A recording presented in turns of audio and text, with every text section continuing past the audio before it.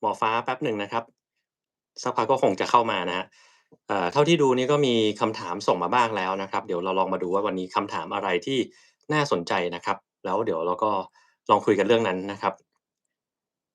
ยินดีต้อนรับคุณจ๊ะเอกเข้าสู่เป็นเมมเบอร์ด้วยนะครับเมมเบอร์ของเรานี่ก็คือเราได้รับการตอบคำถามก่อนแน่นอนนะครับปกติเราจะดูตรงนี้ก่อนเลยนะครับ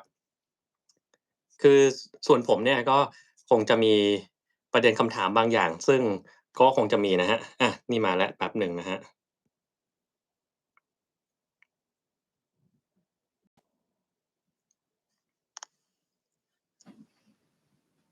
ฮัลโหลสวัสดี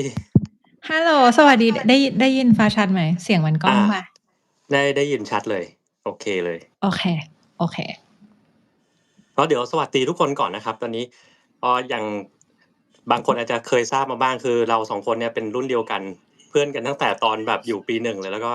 ไม่เจอกันใช่มาค่อนข้างนานตั้งแต่ย้ายมาอยู่อเมริกานะครับยังไงก็เดี๋ยวเอางี้ดีกว่าให้ฟ้าแนะนำตัวเองดีกว่าว่าฟ้าทำอะไรอยู่ที่ไหนยังไงบ้าโอเคงนะฮะแล้วก็เชี่ยวชาญอะไรโอเคก็ขอบคุณแทนมากๆที่ชวนมาแล้วก็สวัสดีทุกคนนะคะก็ชื่อหมอฟ้านะคะชื่อจริงชื่อแพทย์หญิงวรรณิพุทธค่ะนามสกุลสรรพสิทธิ์วงศ์ก็ทำอะไรบ้างก็ปัจจุบันเป็นหมอที่ดูแลเกี่ยวกับด้านไลฟ์สไตล์เมดิซีนก็คือเวชศาสตร์วิถีชีวิตนะคะแล้วก็ด้านชะลอวัยอยู่ที่ศูนย์ส่งเสริมสุขภาพ Vital Life ที่โรงพยาบาลบำรุงราษฎร์แล้วก็อยู่แผนกตรวจสุขภาพคือ Health Screening หรือว่า Check Up Center ของที่บำรุงราษฎร์ด้วยค่ะ แล้วก็อย่างอื่นที่ทำเพิ่มเติมก็คือเนื่องจากพอทำงานมาเยอะๆในของสายเอกชนก็อยากจะไปช่วยอะไรที่เป็นสาย Public บ้างพอไปเรียนเวชศาสตร์วิถีชีวิตเนี่ยก็เลยได้โอกาสจากผู้จัดการโครงการเขาเรียกว่า Calm Center เนาะชื่อภาษาไทยมันจะยาวนิดนึงเขาเรียกว่าคชวจก็คือเป็นโครงการที่พัฒนาความรู้แล้วก็วิชาการด้านเวชศาสตร์วิถีชีวิตอยู่ภายใต้กรมอนามัยนะคะก็ผู้จัดการโครงการก็คืออาจารย์ภูดิตก็เลยชวนฟ้าว่าเห็นฟ้าแบบชอบทำงานแล้วก็ค่อนข้างอินกับเรื่องเวชศาสตร์วิถีชีวิตเนาะกับเรื่องพวกชะลอวัยเนี่ยแหละก็เลยชวนไปทำงานเป็นก็เลยได้มีโอกาสไปเป็นหนึ่งในกรรมการที่บริหารโครงการไปช่วยดูในเรื่องของการให้ความรู้ในฐานะที่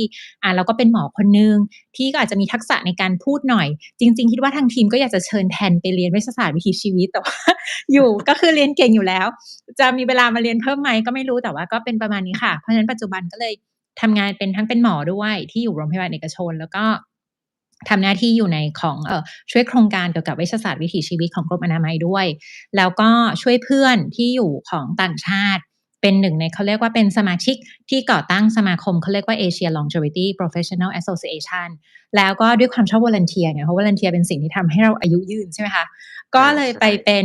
volunteer แปลหลักสูตรเขาเรียกว่า longevity education hub เป็นภาษาไทยกับเพื่อนที่บำรุงราษฎร์อีกคนหนึ่งก็คืออาจารย์หวานอาจารย์สุวรรณาค่ะก็เลยก็ทำหลายอย่างแต่ว่ายังน้อยกว่าอาจารย์แทนนะคะเราค่ะนี่ก็ไม่ได้หลายอย่างจริงๆวันนี้คือกะว่าเรามาลองคุยเล่นกันดีกว่าแล้วก็ไหนๆฟ้าก็มาอยู่สายเรื่องของไลฟ์สไตล์ Medicine ซึ่งมันเป็นค่ะเรื่องใหม่แต่ก็ไม่ถือว่าใหม่มากเท่าไรจรินะคือที่ งๆมันไม่ใหม่หร Harvard อกมันมีมาอืนานแล้วมแต่ว่าจริงถ้าไปดูเนี่ยมันเหมือนเป็นโต๊ะเล็กๆโต๊ะเล็อืมกๆโต๊ะหนึ่งเลยที่ Harvard ไม่ใช่แบบเป็นภาควิชาใหญ่โตเหมือนกับภาคอื่อานที่คนเขารู้จักกันแล้วก็ขนาดที่นี่เนี่ยคนยังไม่ค่อยรู้จักกันเลยไม่รู้ว่าไอ้นี่คือืออะไรมกันแน่ไลฟ์สไตล์ Medicine เดี๋ยวอืมวันเนี้ยก็คงอยากจะถามฟ้าเรื่องนี้ด้วยแล้วก็คือตอนเนี้ยแน่นอนว่าในประเด็นสังคมอะมันจะมีความคาบเกี่ยวกับเรื่องของ Anti-Aging ใช่ไหมแล้วพอมันคาบเกี่ยวกับ ใช่ Anti-Aging มันก็จะมีเรื่องที่แบบคาบเกี่ยวกับเรื่องเฮ้ยเรื่องนี้สายขาวเรื่องนี้สายเทาๆอันนี้แบบอาดำไปๆๆๆเข้าเลยใจเลยมันจะมีเข้าใจเลยเรื่องนี้เกี่ยวข้องกันพอสมควรแล้วก็ถ้ามีคำถามอะไรที่แบบเด่นๆเดี๋ยวจะลองเลือกอันนั้นมาตอบได้ก่อนหรือถ้าก็แบบฟ้าเห็นอะไรชอบก็ลุยได้เลยอืมก็ต้องบอกก่อนว่าออกตัวก่อนว่าคือเป็นคนที่ขอบอกก่อนว่าไม่ได้รู้ทุกเรื่องนะคะจะไม่เคลมว่ารู้ทุกเรื่องยิ่งสมมุติว่าตั้งแต่ฟ้าจบมาก็จะไม่เหมือนแทนคือแทนก็จะไปทาง Harvard แล้วไปเป็นอาจารย์หมอทำเรื่อง Lung Transplant เลยแต่ฟ้าเนี่ยก็คือมาทางสายเขาเรียกว่า Anti Aging คือก็คือสาย Wellness ตั้งแต่16-17ปีที่แล้วเลยเพราะฉะนั้นก็คืออยู่ที่ Vital Life กับบำรุงราษฎร์อะปีเนี้ยทำงานขึ้นปีที่16 ก็คืออยู่ฟีลนี้มาตลอด เพราะฉะนั้นก็จะรู้ว่าในฟีลของคำว่าชะลอวัยคือ anti aging อะใช่เหมือนอย่างที่แทนบอก คือมันมีทั้งสายเทาสายดำสายขาวสิ่งที่แบบดูเป็นศาสตร์มืดมันแบบอันนี้มันจริงหรือเปล่าที่เราเห็นออกมาบ่อยๆและเนี่ยมันเป็นสาเหตุหนึ่งเลยที่ทำไมถึงตัดสินใจเปิดช่องเมื่อตอนต้นปีว่าทำไมถึงดีๆถึงมาทำช่องยูทูบ แล้วก็ทำไมถึงไม่ได้ออกมาดูแบบเป็นหมอจ๋ามากก็มี2ประเด็นประเด็นแรกคือฟ้ารู้สึกว่าฟ้าจะไม่ใช่คนที่แบบเป็นนักรบแบบไฟต์กับคนอื่นว่าเฮ้ยเธอมาพูดเรื่องอันนี้ใส่ดำยังไงหมายถึงสไตล์ฟ้านะก็เลยรู้สึกว่าเวลาฟ้าเห็นอะไรที่มันเป็น information เหมือนบางทีพ่อแม่เราได้มาแล้วเอามาถามอะแทนน่าจะรู้เพราะมันจะใช่ชอบมีการส่งอยู่ในgroup chat มีเป็น LINE เขาจะส่งต่อๆกันมา หลายครั้งเราจะเห็นว่ามันมีข้อมูลทางสุขภาพบางอย่างที่เรารู้สึกว่าเราอ่านแล้วเอ๊ะทำไมถึงส่งแบบนี้ทำไมถึงมีแบบข้อมูลแบบนี้ออกมาซึ่งบางครั้งอะถ้าบางคนไม่ได้เข้าใจที่มาที่ไปของคำแนะนำนั้นจริงๆหรือบางอันมันเป็นออกกึ่งแบบขายของแบบศาสตร์มืดดำจ๋าเราอ่านแล้วมันไม่ใช่แค่เอ๊ะธรรมดามันเอ๊ะแบบเฮ้ยอันนี้มันไม่ได้ก็เลยรู้สึกว่าการที่เราจะช่วยคนอื่นได้คงไม่ใช่แค่มานั่งรอ reactive คอยตอบว่าเฮ้ยอันนี้มันไม่ใช่ฟ้าก็เลยอยากจะทำช่องเพื่อที่จะเหมือนช่วยแชร์เป็นอีก voice หนึ่งต่อให้มันเป็น voice เล็กๆแต่ว่าก็เชื่อว่าคนก็จะมาเจอว่าจริงๆแล้วอะในข้อมูลที่เราหามาแล้วเราคิดว่าอันเนี้ยคือสิ่งที่ถูกต้องมันเป็นแบบนี้แล้วความสนุกของศาสตร์นี้อีกอันหนึ่งก็คือเรื่องที่เราบอกว่ามันถูกต้องนะวันเนี้ยสมมุติย้อนกลับไปดูอีก10 ปีอืมข้างหน้าสิ่งที่ฟ้าพูดวันนี้มันอาจจะกลายเป็นว่าข้อมูลมันอัปเดตแล้วมันบอกว่าเฮ้ยไม่ใช่เช่นเหมือนเราชอบเถียงกันว่ากินไข่มันดีอีกสักพักหนึ่งมีงานวิจัยออกมากินไข่ไม่ดีอีกสักพักหนึ่งก็ออกมาอีกแบบหนึ่งฟ้าว่าอาความน่าสนใจของศาสตร์เนี้ยมันเป็นอย่างนี้แล้วมันก็เป็นการกระตุ้นให้เรารู้สึกว่าเราหยุดเรียนรู้ไม่ได้และกลายเป็นว่ายิ่งเรียนเยอะยิ่ง humble ยิ่งถ่อมตัวยิ่งเราไม่รู้เนาะเออยิ่งมันมันมันยิ่งมีอะไรมันยิ่งถ่อมที่ไม่รู้เยอะตัวว่าเฮ้ยจริงๆแล้วเราไม่ควรยึดมั่นถือมั่นว่าเรารู้หมดแล้วทุกเรื่องแล้วหลายๆครั้งอะสิ่งที่ฟ้าเอามาแชร์ในยูทูบอะจริงๆได้จากคนไข้ด้วยซ้ำเพราะว่ามาจากการแชร์กันเช่นบางคนถามคำถามว่าหมอฟ้าออกกำลังกายตอนไหนดีบางทีเราก็ไม่ได้รู้เป็น absolute ว่าเฮ้ยจริงๆแล้วมันมีไหมว่าออกตอนไหนดีมันก็เป็นที่มาเป็นคุณูปการของคนที่มาหาเราทำให้เราแบบรู้สึกว่าเราต้องไปหาคำตอบเนี้ยมาให้เขาอย่างเงี้ยค่ะ ฟ้าว่าอือันนี้ก็เลยเป็นที่มมาที่ไปแล้วก็ถามว่าทำไมไม่อยากให้มันหมอมากคือรู้สึกว่ามีหมอเยอะแล้วอย่างที่โรงพยาบาลทำคอนเทนต์มาก็หมอเยอะแล้วแล้วฟ้ารู้สึกว่าอืมฟ้าอยากจะให้แบบคนทุกคนจริงๆแล้วตามหลักเวชศาสตร์วิถีชีวิตหรือไลฟ์สไตล์เลยอะเราคิดว่าคนทุกคนคือหมอของตัวเองเราแค่อยากจะเป็นหนึ่งคนที่ equip คือให้อุปกรณ์ที่เป็นความรู้ให้กับทุกคนที่จะได้เลือกใช้ว่าเราจะเอาไปดูแลตัวเองยังไงเพราะว่ามันอยู่ในยุคที่ฟ้าว่ามันไม่มีอะไร one size fit all แล้ว เราแค่ต้องให้ข้อมูลเขาไปแล้วก็เจ้าตัวเองอะพอมีความรู้ปุ๊บเนี่ยมันจะค่อยๆพอเลือกหรือว่ากลั่นกรองได้แล้วว่าไอ้ข้อมูลอื่นๆที่เขาเจอมาที่ไม่ใช่จากเราเนี่ยเขาจะเลือก pick up นำอะไรไปใช้กับร่างกายเขาฟ้าก็เลยเหมือนทำช่องขึ้นมาเพื่อที่อยากจะเป็นเหมือนเพื่อนอีกคนหนึ่งที่ชื่อฟ้าและดันอืม คือดันเป็นหมอที่อยากมาแชร์ข้อมูลสุขภาพให้กับทุกคนก็จะเป็นประมาณนี้ค่ะอันนี้เห็นว่าดีมากคือตอนแรกเราเห็นฟ้าเปิดช่องก็แบบเจ๋งว่ะไปดูดีกว่าแล้วไปดูเนี่ยคือแต่ละเรื่องที่ฟ้าพูดอะมันเป็นเรื่องที่มันเพิ่งมี research มาใในช่ดังๆในๆช่วง10ปีที่ผ่านมาเพราะว่าคือเราอะก็เจอเหมือนกันคนไข้มาถามไอ้เรื่องพวกเนี้ยเออซึ่งเราก็อ่านอยู่แล้วทีเนี้ยมันก็มีแชร์กันมาตามที่ต่างๆจริงเยอะใช่ไหมเราก็เลยไปอ่านเพิ่มรู้เรื่อยๆก็แบบว่ะนี่มันสายเดียวกันเลยเนี่ยนะเอางี้แล้วกันคือเมื่อกี้ฟ้าเกริ่นมาเรื่องหนึ่งเรื่องของการออกกำลังกายว่าอืเวลาไหนมๆๆดี อยากจะให้ลองเล่าในมุมมองของฟ้าว่าเอ๊ะของฟ้าเนี่ยคือมองยังไงถ้าสำหรับของเรานะเรามองอืว่ามๆ มันขึ้นอยู่กับว่าเราต้องการอะไรแล้วก็ชีวิตของเราอะคือวันๆมันทำอะไรบ้างเราก็เลยใช่ออกแบบใช่การออกกำลังกายให้มันเป็นแบบนั้นแต่ถ้าเป็นของฟ้าถูกฟ้าว่าไงอะอะเราก็แบ่งเป็น2เรื่องก่อนว่าสมมุติว่าในการให้คำแนะนำกับคนไข้กับฐานข้อมูลที่มีฟ้าแยกเป็นอย่างงี้นะคือเราเริ่มจากฐานข้อมูลที่มีก่อนว่าฐานข้อมูลที่มีณปัจจุบันเขาแนะนำว่ายังไงอันเนี้ยสนุกมากเพราะว่าพอไปดูปุ๊บเนี่ยงานวิจัยช่วงหลังๆโดยเฉพาะในกลุ่มคนที่เป็นเบาหวานที่ออกมาในปี2024เลยแล้วเมื่อวันอาทิตย์ที่ผ่านมาก็เพิ่งมีลงเป็นบทความอยู่ใน Medscape มันก็จะบอกเลยว่าคนที่เป็นกลุ่มที่เป็นเบาหวานนะคะเป็นเบาหวานแบบ Type 2เนี่ยออกกำลังกายช่วงบ่ายคือ late afternoon มันจะเป็นประมาณ4โมงถึง6โมงเย็นจะลดน้ำหนักได้ดีกว่าช่วงอื่นใช้คำว่าได้ดีกว่าช่วงอื่นแล้วก็มีงานวิจัยที่เขาตีพิมพ์ในพวกวารสารของพวก Physiology อะคือสรีรวิทยาคือดูว่าร่างกายมันทำงานยังไงอันนั้นเขาก็จะไป biopsy ดูกล้ามเนื้อมีการวัดดูว่าอัตราการเผาผลาญน่ะโดยการใช้พลังงานในช่วงต่างๆเป็นยังไง ในไอ้ตัววารสาร Physiology อันนั้นน่ะเขาก็วัดแล้วเขาก็บอกว่าคนที่ออกกำลังกายในช่วงบ่ายจะมีการเผาผลาญโดยใช้พลังงานจากตัวไขมันคือมีการใช้พลังงานจากไขมันเนี่ยช่วงบ่ายเยอะกว่าคนที่ออกช่วงเช้าตั้ง20%มันฟังดู Amazing มากเลย แต่พอตามไปดูอีกว่าคนที่ออกกำลังกายช่วงไหนเนี่ย success ต่อการเขาเรียกว่าออกกำลังกายมากกว่าก็พบว่าดันเป็นคนที่ออกช่วงเช้าแยกกันว่าถ้าเกิดว่าตามแค่งานวิจัยเฉพาะกลุ่มบอกว่าเฮ้ยกลุ่มที่ออกกำลังกายตอนบ่ายอะดูเหมือนจะดีแต่พอเขามีไปทำในกลุ่มที่เป็นลดน้ำหนักอันนี้ไม่ใช่แค่เบาหวานแล้วดันออกมาเจอว่าในกลุ่มที่เลือกที่จะออกกำลังกายตอนเช้าอะโอกาสที่จะประสบความสำเร็จตามเป้าหมายอะเยอะกว่าเพราะฉะนั้นถ้าถามฟ้าถามว่าเวลาเราให้คำแนะนำคนไข้เราก็ imply มาจากข้อมูลที่มีเราก็จะบอกก่อนว่าถ้าสมมติว่าเลือกเวลาได้โดยเฉพาะเป็นคนที่ออกกำลังกายอยู่แล้วถ้าเลือกได้เราเวลาน้อยถ้าเลือกมาออกตอนช่วงบ่ายแก่ๆหรือช่วงเย็นได้แนวโน้มร่างกายมันน่าจะเผาผลาญไขมันได้ดีกว่าช่วงอื่นพูดง่ายๆคือเช่นลงทุน10 บาทแต่ว่าออกช่วงบ่ายเนี่ยคุณอาจจะได้ตังค์กลับมา20สมมติเฉยๆนะแต่ว่าถ้าเกิดว่าออกช่วงเช้าลงทุน10 บาทคุณอาจจะได้ตังค์กลับมา10 บาทเงี้ยแต่ยังไงก็คือได้กำไรกลับมาเหมือนกันไม่ว่ายูจะออกช่วงไหนแต่ถ้าสมมติว่าเป็นคนทำไมมันถึงเป็นช่วงบ่ายถึงดีกว่าในขณะที่ฟ้าคนอื่ชอบนเขาไปเข้าใจฟ้าชอบคำถามนี้มากเป็นคำถามที่ขอตอบก่อนว่าไม่ทราบค่ะแต่จะไปหามาให้แต่ถ้าสมมติว่าเราไปดูจากของเขาเรียกว่าองค์ความรู้เดิมเท่าที่มีเราก็อาจจะคาดเดาได้ว่าเช่นอาจจะเกี่ยวกับการทำงานของพวกฮอร์โมนหรือเปล่าเพราะเรารู้ว่าไอ้ตัวสารเขาเรียกว่าสารเคมีบางตัวที่เราเรียกว่าเป็นพวกกลุ่มอะดรีนาลินคือนอร์เอพิเนฟรินกับเอพิเนฟรินเนี่ยเป็น2ตัวที่มันจำเป็นมากๆในการกระตุ้นให้เกิดการเผาผลาญไขมันนำไขมันไปใช้ก็อาจจะมีความเกี่ยวข้องกับเรื่องของเขาเรียกว่าเป็นการ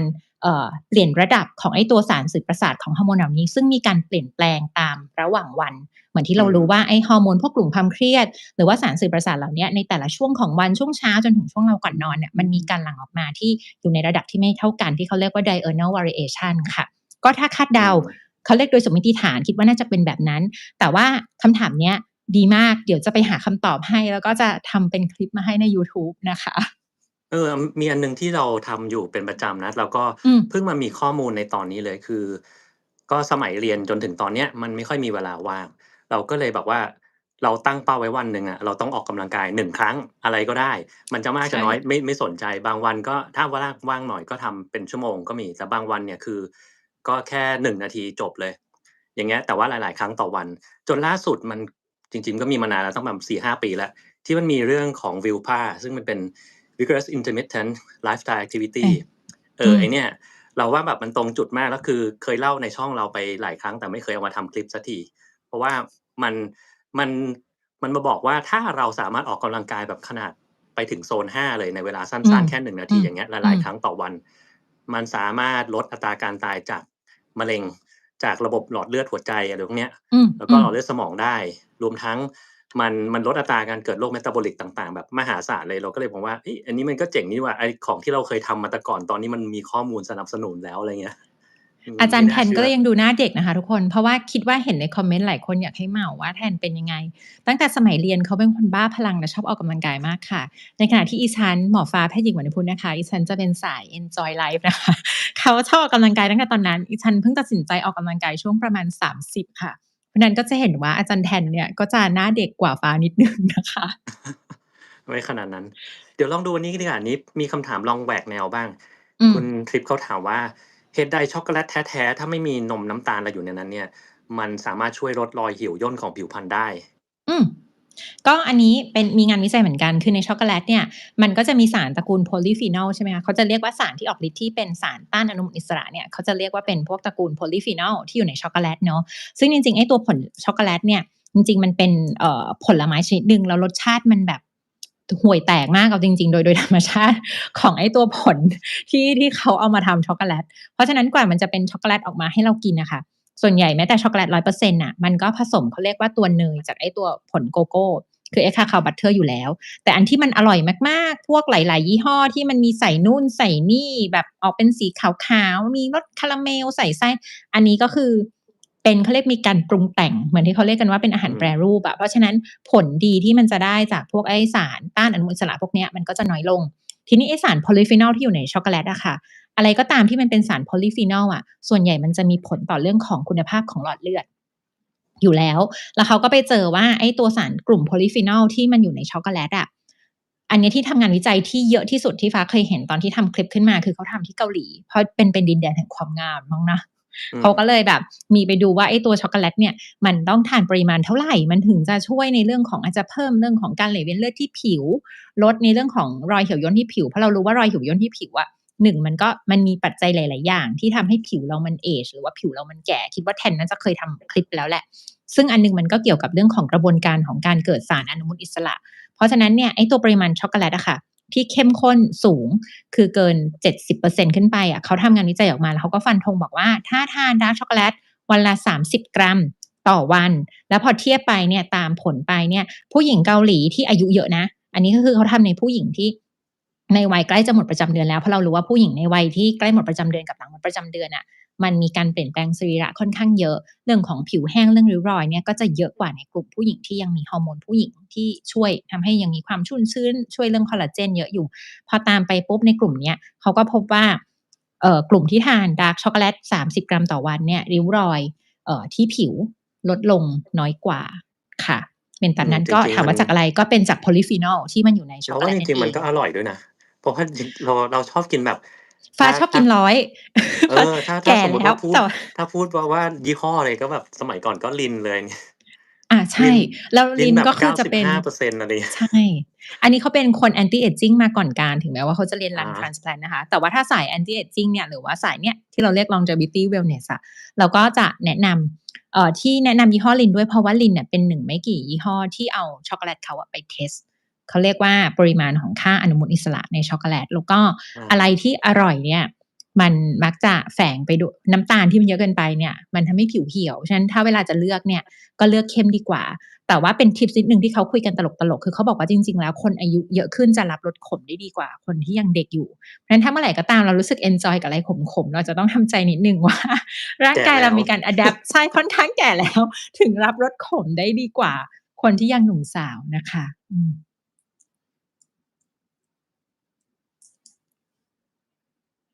เฮ้ยสัญญาณค้าง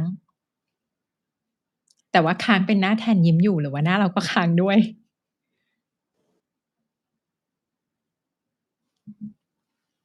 อันนี้น่าจะมันค้างไปนิดหนึ่งแต่ค้างเป็นตอนอ๋อหน้าแทนกำลังยิ้มแบบดีเลยเหมาะสำหรับยิ้มดีเลยมุมกล้อง โอเค ถ้าเป็นฟ้าช่วงกำลัง frost ส่วนใหญ่มันจะต้องเป็นหน้าแบบโอ๊ะๆอะไรแบบตลอ๋อกๆอะแต่ของยูตะกี้ดูดีมาก เอ โอเคคืออยู่เมื่อกี้กำลังจะบอกว่าเราอะชอบของขมมาตั้งแต่เด็กแล้วก็เด็กๆเนี่ยเคยโดนสมัยก่อนตั้งใจเรียนไงนั่งอืมอยู่ในห้องก็จะแบบเรียบร้อยอะไรเงี้ยแล้วมันมีวันหนึ่งครูเขาทำโทษเพื่อนแล้วครูเขาให้อมบอระเพ็ดแล้วโอ้มันขมมากเพื่อนไม่ชอบอืใช่ไหมเราก็มๆๆๆคือแบบตอนนั้นก็ไม่ได้คิดอะไรคิดว่าแบบทำไมครูถึงให้ของดีกับคนอื่นเขาอืมในเมื่อเขาทำไม่ดีเราก็เลยเกเรขึ้นมาเฉยเลยคือเกเรคุยในห้องคุยอะไรเพื่อให้ได้บอระเพ็ดมาอันหนึ่งแล้วเราก็จะไปกิน แล้วครูก็รู้สึกว่าทำไมเรากินบอระเพ็ดแล้วมันดูมีความสุขมากกว่าเด็กทั่วเออไปอะไรเงี้ย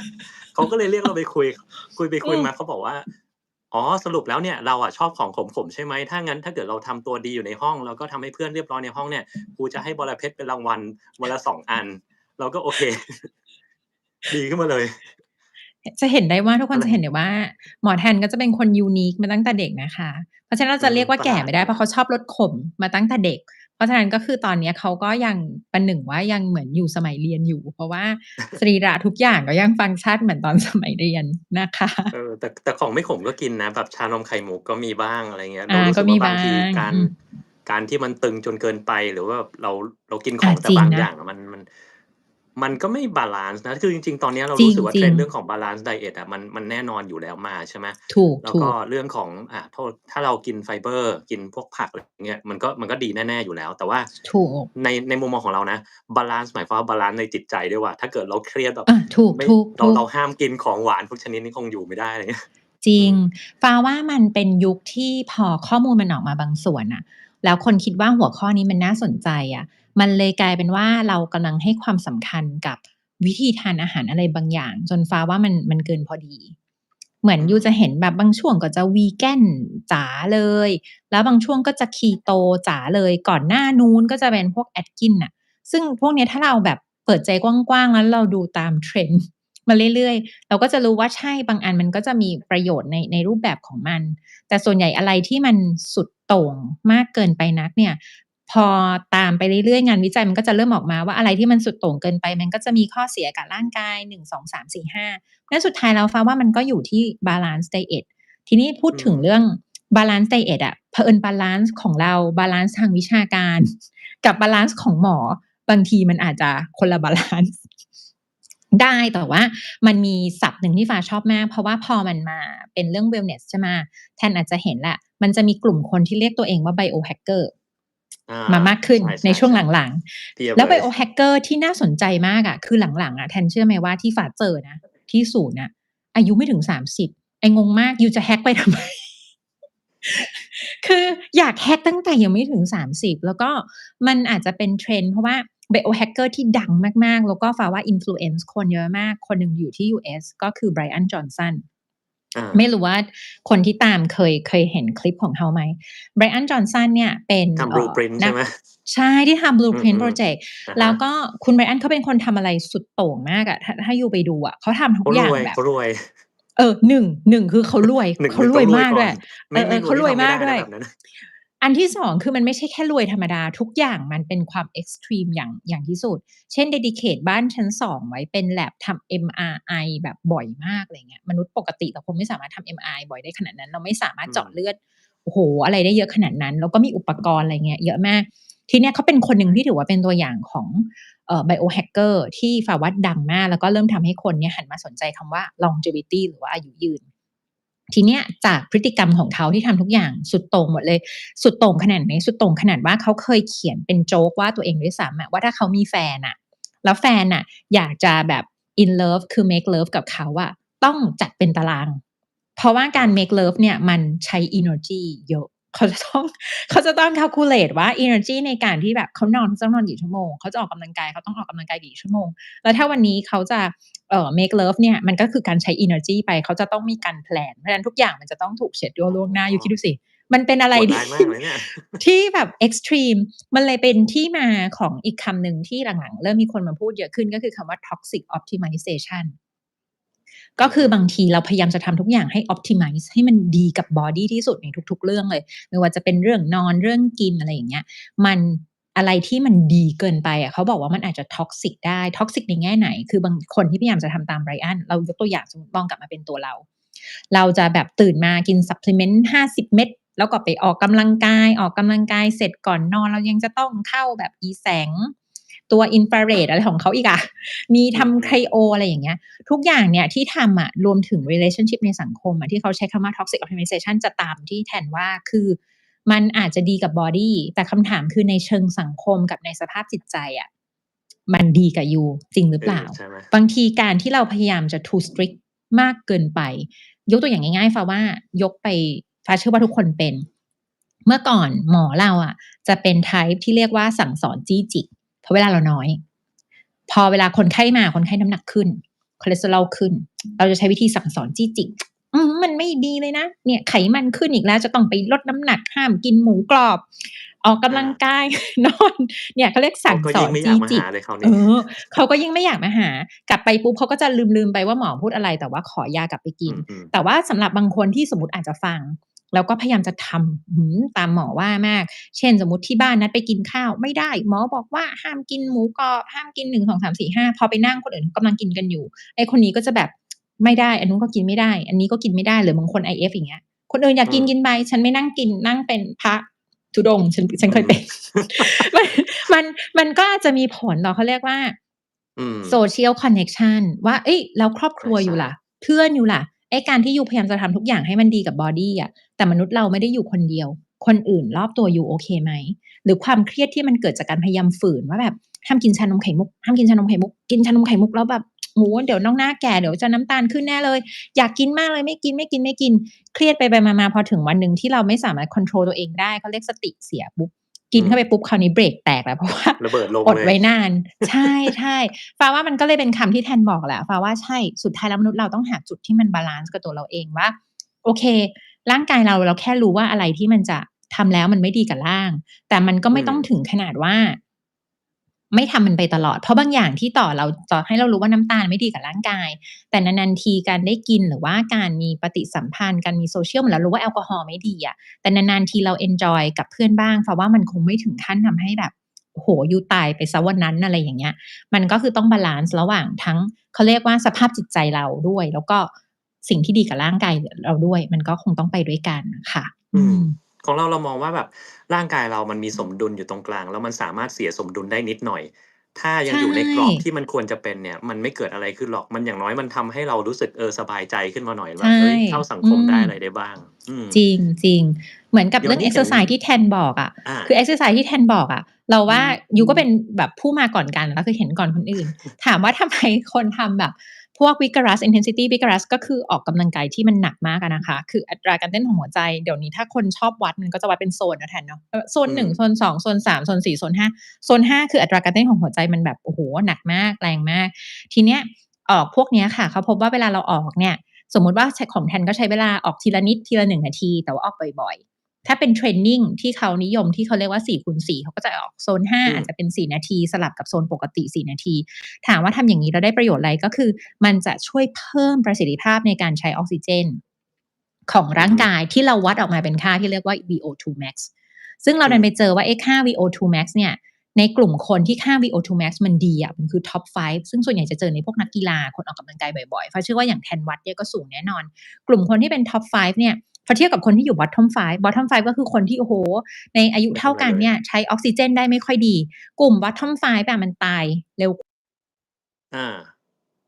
เห็นด้วย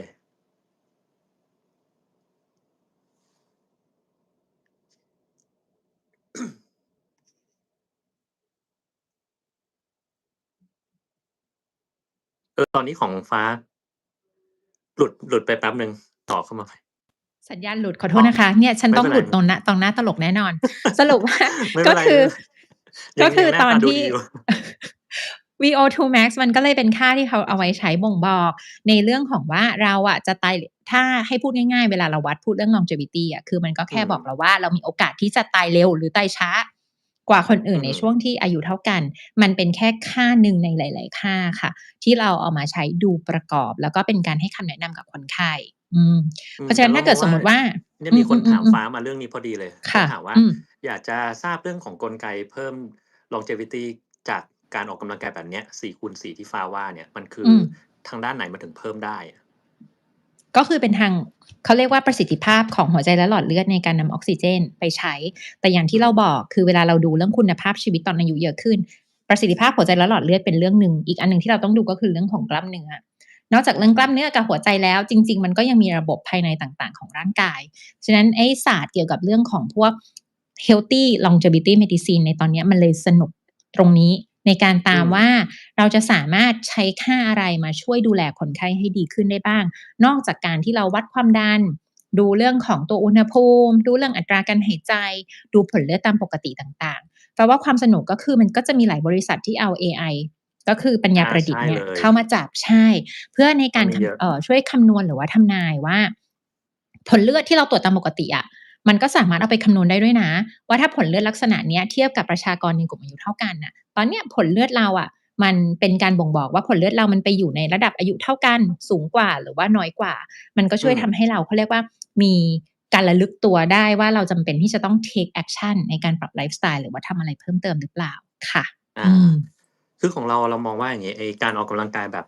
ถ้าไปถึงโซน5หรือทำ HIIT ทำ อืม 4x4 เนี่ยหรือบางคนทำ Tabata หรืออะไรพวกเนี้ยนะใชเรา่เรามองๆว่ามันได้หลายอย่างอย่างแรกเนี่ยคือเรื่องของการที่เราไม่รู้ว่าฟ้าเคยได้ยินคำว่า shear stress ที่มันสามารถที่จะจัดการพวกเซลล์มะเร็งที่มัน metastase ได้เปล่าอืคือปกมๆๆๆติมะเร็งเนี่ยมันจะไม่ชอบการที่มันมีอะไรไปยุ่งกับมันมากเช่นถ้าเรามีการไหลเวียนเลือดที่แบบเร็วและแรงมากๆซึ่งจะเกิดขึ้นเวลาที่เราออกกำลังกายเนี่ย มะเร็งมันก็จะไม่ค่อยชอบเท่าไรมันก็เลอืมยอาจจะมีความเกี่ยวข้องกับการที่สามารถลดการเกิดมะเร็งพวกนี้ได้ เพราะในตอนอืมแรกที่มันเกิดมันต้องตัวเล็กๆก่อนแล้วมันก็กระจายไปตามที่ต่างๆอย่าอางเงี้ยอีกอย่างหนึ่งก็ใช่คือเรื่องของMitochondria biogenesis คือมันสามารถที่จะเวลาที่เราต้องการพลังงานเยอะๆอย่างเงี้ยเราใช้พลังงานมหาศาลเวลาเราออกกำลังกายอืมร่างกายเราก็เปลี่ยนแปลงโดยการ เพิ่มไมโตคอนเดรียทำให้ตัวที่มันมีอยู่เนี่ยมันเก่งขึ้นแข็งแรงขึ้นอืมส่วนไอ้ตัวที่มันห่วยแตกเนี่ยมันก็โดนย่อยทิ้งแล้วก็สร้างเป็นตัวใหม่อาเป็นพวก mitophagy แบบเนี้ยแล้วอืมอันเนี้ยมันก็สามารถทำให้เราแข็งแรงขึ้นได้ด้วยตัวเองอาจริงอย่างในที่เราใช้อยู่ปัจจุบันก็มีคนไข้ที่ก่อนปลูกถ่ายปอดเนี่ยคือเขาก็ถามเราว่าเนี่ยเหนื่อยจะตายอยู่แล้วเนี่ย on oxygen ใส่แบบ5 ลิตรอย่างเงี้ยแล้วแบบเราจะให้เขาออกกำลังกายอีกเหรออะไรอืมเงี้ยใช่แต่เราบอกเขาว่าเข้าใจเนี่ยมันสามารถถ้าเราลองคิดดูเอาง่ายๆนะมีฝาแฝดคู่หนึ่ง2คนเนี้ยทุกอย่างเหมือนกันหมดเลยมีโรคไม่มีโรคปอดปอดเหมือนกันเท่ากันคนหนึ่งเราให้เขานั่งเล่นเกมอยู่ทั้งวันอีกคนหนึ่งนะให้ไปหัดวิ่งทุกวันอืมแล้วลองมาวัดผลกันที่แบบผ่านไปเดือนหนึ่งดูซิว่าใคอืมรออกกำลังกายได้มากกว่าไอ้2คนเนี้ยผ่านไปเดือนหนึ่งปอดมันก็หน้าตาเหมือนกันนั่นแหละมันไม่ได้มีคนหนึ่งปอดใหญ่กว่าอีกคนหนึ่งแต่อาว่าไอ้คนจริงที่มันหัดมันทำไมแข็งแรงกว่าอีกคนหนึ่งได้ก็เพอืราะว่าไอ้อย่างเงี้ยมเออก็ต้องจริง คุยกับคนไข้เรื่องพวกนี้ไปเรื่อยๆจริง ซึ่งดีมันก็เลยเป็นแหล่งที่มาว่าทำไมมันถึงต้องมีงานวิจัยเกี่ยวกับพวกไลฟ์สไตล์พวกอะไรอย่างเงี้ยออกมาเยอะขึ้นเพื่อที่ๆเราในฐานะหมออะก็จะได้มีข้อมูลไปบอกคนอื่นไปบอกคนไข้ที่มาหาเราว่าเฮ้ยเป็นเขาเรียกว่าเป็นการช่วยพยายามสร้างแรงจูงใจว่าทำไมถึงจะต้องไปวิ่งเพราะเราไม่ได้บอกให้คุณเลิกเล่นเกมนะเราแค่ขออาว่าแบ่งเวลาจากเล่นเกมนิดเดียวเองนิดเดียวแล้วคุณจะเอนจอยชีวิตในการเล่นเกมได้นานขึ้นแต่ถ้าเกิดว่าคุณน่ะ โฟกัสอยู่แค่จะเล่นเกมอย่างเดียวแล้วแบบไม่ยอมไปวิ่งอะช่วงเวลาที่คุณจะเอนจอยการเล่นเกมมันก็จะสั้นลงเดี๋ยวอีกหน่อยก็จะเหนื่อยจนไม่มีแรงเล่นเกมอะไรอย่างเงี้ยค่ะแล้วจอันเนี้ยแหละริงๆคือแบบเออถ้าไปถึงขั้นแบบ e-sport คือเขาต้องออกกำลังกายด้วยนะเพราะใช่ไม่งั้นใช่มันสมาธิมันสู้เพื่อนไม่ได้อย่างเงี้ยแล้วจิตใจถูกเขาไม่นิ่งตอนแข่งก็แพ้ถูกเลยได้อยู่ดีเออถูกเลยค่ะแล้วมันก็เออจะมีงานวิจัยออกมาเอาไว้ให้แทนเอาไปเล่าได้อีกเขาเรียกว่าเป็นไอ้พวกตัวneuromuscular function เขาหลังๆเขาก็เจอความสัมพันธ์ชัดเจนแล้วว่าจริงๆในกลุ่มที่ออกกำลังกายอะมันช่วยเรื่องความจำเรื่อง ๆอืม cognitive ๆใได้ดีช่กว่ามากเพราะฉะนั้นในพวกกลุ่มนักกีฬาค่ะจริงๆจำเป็นต้องออกกำลังกายและออกหลากหลายด้วยอืมๆเนาะซึ่งอันนี้เห็นมีอันเนี้ยแบบคุณ น่าสนใจมากค่ะคุณทริปเขาถามเรื่องคลิปของฟ้ามาอันหนึ่งบอกว่าที่คค่ะลิปเรื่องตายช้าด้วย5อาหารเสริมที่บอกว่ามีวิตามินดีน้ำอามันปลาแมกนีเซียม NAD แล้วก็ Fisetin ๆอืของฟ้าเนี่ยมๆๆทำไมฟ้าเลือก5ตัวนี้แล้วแต่ละตัวอ๋อ มันดียังไงบ้างครับไม่ได้เลือกเองนะคะแสดงว่าตอนพูดคุณเห็นคุณอัลลี่พอดีคุณหมอฟ้าพูดเร็วจังใช่ค่ะขอโทษนะคะเดี๋ยวจะพยายามพูดให้ช้าลงในคลิปนั้นน่ะฟ้าเอามาจากบทความในบทความนั้นน่ะเขาสัมภาษณ์เป็นนักวิจัย2คนที่ถือว่ามีชื่อมากเลยในกลุ่มหมอที่เขาทำเรื่องของ Healthy Longevity Medicine ก็คุณหมอ2ท่านนั้นคนหนึ่งเนี่ยชื่อดร Andrea B. Meyer ดร. Andrea B. Meyer เนี่ยเมื่อก่อนเขาอยู่เยอรมนีแล้วก็ไปสอนอยู่ที่แถวออสเตรเลียแล้วปัจจุบันเนี่ยเขาก็เป็นอาจารย์สอนอยู่ที่ NUS คือ National University of Singapore คือไปอยู่ที่สิงคโปร์ค่ะในขณะที่คนหนึ่งเนี่ยเป็นคุณหมอที่อยู่ที่ US ก็คือดร Nir Barzilai ซึ่งดร Nir Barzilai จริงๆทำงานวิจัยเนี่ยในด้านเนี้ยมาแบบนานมากแล้วหลังๆที่แกพยายามจะทำให้สำเร็จอะก็คือสิ่งที่เรียกว่า TAME trial ที่เป็นงานวิจัยจะดูว่าไอ้ตัวยา Metformin น่ะ ถ้าใช้แล้วอะมันช่วยรักษาเรื่อง Aging คือป้องกันโรคต่างๆได้จริงหรือเปล่าเนาะก็จะสัมภาษณ์2คนนี้แล้วพอสัมภาษณ์2คนเนี้ยเพราะว่าณปัจจุบันน่ะตั้งแต่ยุค Wellness ยุค Anti Aging มาเราเชื่อว่าหลายๆคนรวมทั้งแทนด้วยก็จะเห็นว่ามันเป็นยุคที่มีช่วงหนึ่งการเขาเรียกอะไรบ้าคลั่งเกี่ยวกับอาหารเสริมอะมันเยอืมอะมากมันเยอะมากซึ่งฟ้าว่าเข้าใจได้เพราะว่าถ้าเราต้องเลือกระหว่างปรับเปลี่ยนวิถีชีวิตเรากับการที่มันมีตัวช่วยง่ายๆในรูปแบบเม็ดสักเม็ดหนึ่งเนี่ย การที่เราเห็นว่าเฮ้ยมันมีอะไรที่ช่วยเราได้โดยเราไม่ต้องออกกำลังกายเรากินยาเม็ดนี้ได้แล้วเราไม่อ้วนทุกคนก็พยายามจะหาอะไรที่มันช็อตคัตมากกว่าอันนี้เป็นปกติเราไม่จำเป็นต้องโทษตัวเองอันนี้เป็นปกติของมนุษย์ค่ะมนุษย์ส่วนใหญ่ก็จะอยากได้อะไรที่มันเป็นโซลูชันเป็น Quick Solution ที่มันง่ายมากกว่ามันก็จะมียุคหนึ่งที่พวกเรื่องอาหารเสริมอะฟ้าว่ามันโอ้โฮ Popular มากดังมากมันก็เลยเป็นที่มาว่าเขาก็เลยในคนที่สัมภาษณ์ก็เลยไปสัมภาษณ์คนที่ทำงานวิจัยมาเยอะๆเพราะ2คนเนี้ยเป็นนักวิจัย ว่าในโลกที่มันเต็มไปด้วย supplement ที่คนแบบ crazy มากบอกว่าตัวนั้นดีอย่างงี้ตัวนี้ดีอย่างงั้นในการที่เขาทำงานวิจัยมาว่าตัวไหนมันน่าจะช่วยชะลอความตายช่วยชะลอความตายช่วยให้สุขภาพดีได้จริงๆคุณหมอ2ท่านนั้นน่ะเขาก็เลยเลือกมาแค่2ตัวที่เขาพบว่ามันมีงานวิจัยอยู่เยอะก็ได้แก่ตัววิตามินดีแล้วก็ตัว อืม fish oil แมกนีเซียมตัว NAD precursor อย่างพวก NMN แล้วก็ตัว Fisetin ทีเนี้ยในตัวทั้งหมดที่ออกมานะตอนที่เขาพูดช่วงน่าจะอยู่ช่วงประมาณต้นปีที่เขาให้สัมภาษณ์ไปเพราะว่าจนถึงปัจจุบันมันก็มีอัปเดตออกมาอีกแล้วเชื่อว่าแทนก็น่าจะมีเล่าไปบ้างแล้วอย่างวิตามินดี ทางคุณหมอต่อมไรท่อทางสมาคมเขาล่าสุดก็มีออกมาสรุปว่าไม่จำเป็นต้องตรวจหรอก วิตามินดีเพราะว่าวิตามินดีจริงๆแล้วเนี่ยถ้าเกิดว่าเราทานจากอาหารที่มันเป็นแหล่งตั้งต้นของวิตามินดีอย่างพวกปลาแซลมอนเห็ดไข่เพียงพอเจอแดดเพียงพอ15นาทีต่อวันเนี่ยไม่น่าจะขาดอันนี้คือตามที่เขาแนะนำนะคะอืมเพราะว่าเราก็รู้อยู่แล้วว่าวิตามินดีอะก็จะช่วยในเรื่องของกระดูกแหละแน่นอนส่วนไอ้ตัวอย่างอื่นที่เขา propose ขึ้นมาถามว่างานวิจัยมันชัดเจนไหมส่วนใหญ่มันก็ไม่ได้เป็นในคนแบบชัดเจนมันก็จะเป็นในแบบทดลองเช่นอาจจะช่วยเรื่องของภูมิคุ้มกันได้ในระดับเซลล์อาจจะมีความสัมพันธ์ว่ากลุ่มคนที่วิตามินดีอยู่ในระดับที่ค่อนข้างสูงคือเกิน30ก็จะมีอัตราที่จะเป็นโรคมะเร็งบางชนิดน้อยกว่าเช่นมะเร็งลำไส้ใหญ่อะไรอย่างเงี้ยค่ะแต่ว่าถามว่ากลไกมันเป็นยังไงมันเป็นสาเหตุตรงไปตรงมาไหมว่ากินวิตามินดีแล้วจะไม่เป็นมะเร็งคงไม่ได้เป็นแบบนั้นอันเนี้ยคือข้อด้อยของงานวิจัยของพวกอาหารเสริมเพราะว่ามันเป็นแบบนี้น้ำมันปลาสนุกกว่านั้นน้ำมันปลาของคุณหมอคาร์ดิโอคุณหมอโรคหัวใจของล่าสุดที่เขามี publish ออกมาก็บอกน้ำมันปลาเปลืองเงิน ถ้าพัดจำไม่ผิดนะใช่ไหมแทนเสริมได้เขาก็บอกมาเลยว่าน้ำมันปลามันเปลืองเงินถ้าคิดว่าจะกินน้ำมันปลาเพื่อที่จะลดคอเลสเตอรอลฟันธงไปเลยไม่ช่วยแล้วถ้ากินเยอะเกินไปอาจจะเพิ่มความเสี่ยงเกิดเป็นหัวใจเต้นผิดจังหวะก็ได้ด้วยนะแต่ในหลอดทดลองเช่นกันพวกน้ำมันปลาเนี่ยโอเมก้า3เนี่ยมันก็มีแบ่งไปอีกว่าโอเมก้า3เนี่ยมีชนิดที่เป็นเขาเรียกว่า EPA กับตัว DHA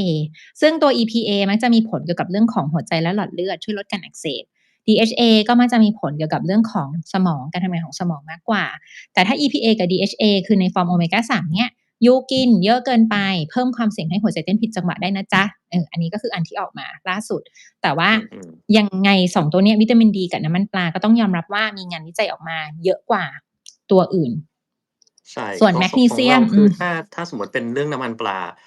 เอ่อความเห็นเรานะ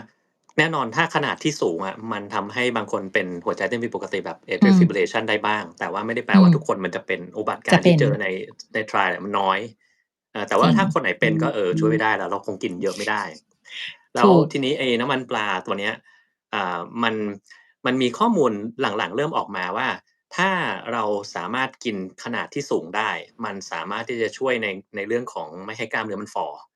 แล้วก็ในพวก exercise เนี่ยมันจะช่วยเรื่องพวกนี้ได้แต่มันต้องเป็นขนาดสูงเท่านั้นไม่ใช่แบบขนาดจิ๊บๆแบบกรัม2กรัมอะไรเงี้ยมันต้อง 4-5 กรัมขนาดนั้นเลยซึ่งก็อาจจะมีปัญหาได้ข้อหนึ่งก็คือถ้าใครที่ไวต่อไอ้โรคหัวใจเต้นผิดจังหวะเนี่ยมันก็เป็นหรือถ้าเกิดว่าคนไหนที่มีเรื่องของคอเลสเตอรอลที่มีปัญหามันก็จะมีเพราะโดยปกติไอ้น้ำมันปลาเนี่ยมันเอามาใช้ในการลดไตรกลีเซอไรด์แล้วปัจจุบันมันก็มีการสกัดเอาเฉพาะน้ำมันปลาแบบอีพาเดลแพงมากค่ะแม่icosapen เป็นตัวใหม่ใช่ไหมใช่แล้ว icosapen นี่มันคือแบบมันก็คือน้ำมันปลาดีๆนี่แหละมันไม่ใช่อะไรเลยถูกเพียงแต่ทำให้เพียวเพราะว่าจริงๆที่เราทานกันเป็นอาหารเสริมอะมันไม่บริสุทธิ์นะคะทุกคนเราต้องไปดูด้วยว่าเปอร์เซ็นต์ที่เราได้ EPA กับ DHA อะในนั้นน่ะมันอยู่ที่เท่าไหร่ใช่บางยี่ห้อก็30%ไม่รู้ฟ้าเคยใช้เว็บไซต์ชื่อ IFOS ป่ะยังเลยมันเป็น International Fish Oil Society หรืออะไรสักอย่างหนึ่ง Standard เนี่ย International Fish Oil Standard ซึ่งไอเนี้ยมันจะลงทะเบียนของ Fish Oil ทั่วโลกไว้แล้วอันไหนที่มีเปอร์เซ็นต์อะไรเท่าไหร่เนี่ยมันจะบอกส่วนว่ามันก็จะบอกอะไรไว้เลยที่มันมีของเจือปนเปื้อนน่ะก็จะไม่ผ่าน Standard มันก็จะไม่อยู่ในนั้นดังนั้นถ้าเกิดว่าใครอยากจะกินน่ะไปดูในเว็บเนี้ยอย่างน้อยก็ยังมีอะไรที่แบบเชื่อถือได้หน่อยเชื่อถือได้บ้างเพราะจริงๆฟ้าว่าผลข้างเคียงหลายอันจริงๆบางทีมาจากสารเจือปนแหละเนาะมันอาจจะไม่ใช่จากตัว EPA DHA โดยตรงแต่อาจจะมาจากตัวอื่นที่เขาใส่เหมือนเป็นพวกฟิลเลอร์ทำให้มันมีความคงตัวอะไรเงี้ยจริงๆเหมือนแบบกินปลาได้ปลอดจริงๆแต่ขณะเดียวกันน่ะงานวิจัยที่แทนบอกอะฟ้าว่ามันชัดมากเลยยูสังเกตสิมนุษย์เราพยายามจะทำงานวิจัยอะไรแบบนี้ทั้งที่จริงๆเรารู้อยู่แล้วว่าการป้องกันไม่ให้กล้ามเนื้อมันรีบหรือว่าฝ่ออะขอแค่ยูให้ความรักกับกล้ามเนื้อคุณสักนิดอาทิตย์ละ 1-2 วันต่อสัปดาห์คุณก็ป้องกันให้กล้ามเนื้อไม่ฝ่อได้แล้วแต่ว่าคนจะชอบทำจริงง่ายกว่าที่จะต้องมานั่งเสี่ยงกิน fish oil แบบ 4-5 กรัมแต่ว่านั่นแหละฟ้าว่าข้อดีอย่างหนึ่งก็คือมันเป็นกิเลสบางอย่างของมนุษย์ทำให้เกิดความก้าวหน้าทางการแพทย์เพียงแต่ว่าถ้าเกิดไปดูจริงๆถามว่าถ้าให้แนะนำคนที่เรารักจริงๆฟ้าก็จะบอกว่ายอมขยับกล้ามเนื้อแค่ถ้าอายุเยอะแล้วเกิน65ขอแค่1วันต่อสัปดาห์เป็นแบบ total body อะมันก็ช่วยป้องกันไม่ให้อยู่กล้ามเนื้อฝ่อได้แล้วนะแล้วก็ต่อให้ฟังจริงต่อให้ฟังคลิปนี้แล้วรู้สึกว่า80แล้วจะออกได้เหรอ กล้ามเนื้อความมหัศจรรย์อย่างหนึ่งอะค่ะต่อให้มันจะฝ่อลงมันจะฟีบลงแต่คุณสมบัติหนึ่งที่ยังอยู่จนวันที่เราตายอะคือการตอบสนองต่อโหลดหมายความว่าถ้าให้มองโหลดเป็นความรักอะนะหมายความว่ากล้ามเนื้อเป็นอวัยวะที่พร้อมจะรับความรักตลอดเวลาเพราะฉะนั้นถ้าเป็นไปได้ต่อให้คุณ80แล้วแค่มีกำลังใจแรงที่คิดว่าอยากจะออกอะเราแค่ต้องพยายามหาช่องทางช่วยแนะนำให้ได้ว่าถ้า80แล้วถ้าจะต้องออกกำลังกายแบบเสริมกล้ามเนื้อควรจะต้องออกอะไรหรือว่าไปหาที่ไหน และอันนี้แหละคือโจทย์ที่ฟ้าว่าทางรัฐบาลเขาพยายามทำอยู่เพราะว่าเขาก็เห็นแล้วว่ามันจำเป็นมากๆที่เราจะต้องเปลี่ยนแนวทางในการดูแลคนไทยอะทุกคนไม่ใช่เหมือนเมื่อก่อนว่าเฮ้ยเรารักษาเฉพาะตอนคนไข้ป่วยไปหาหมอค่อยรักษาเขารู้แล้วว่าณปัจจุบันโดยสภาพสังคมโครงสร้างประชากรโดยโรคต่างๆที่มีอะ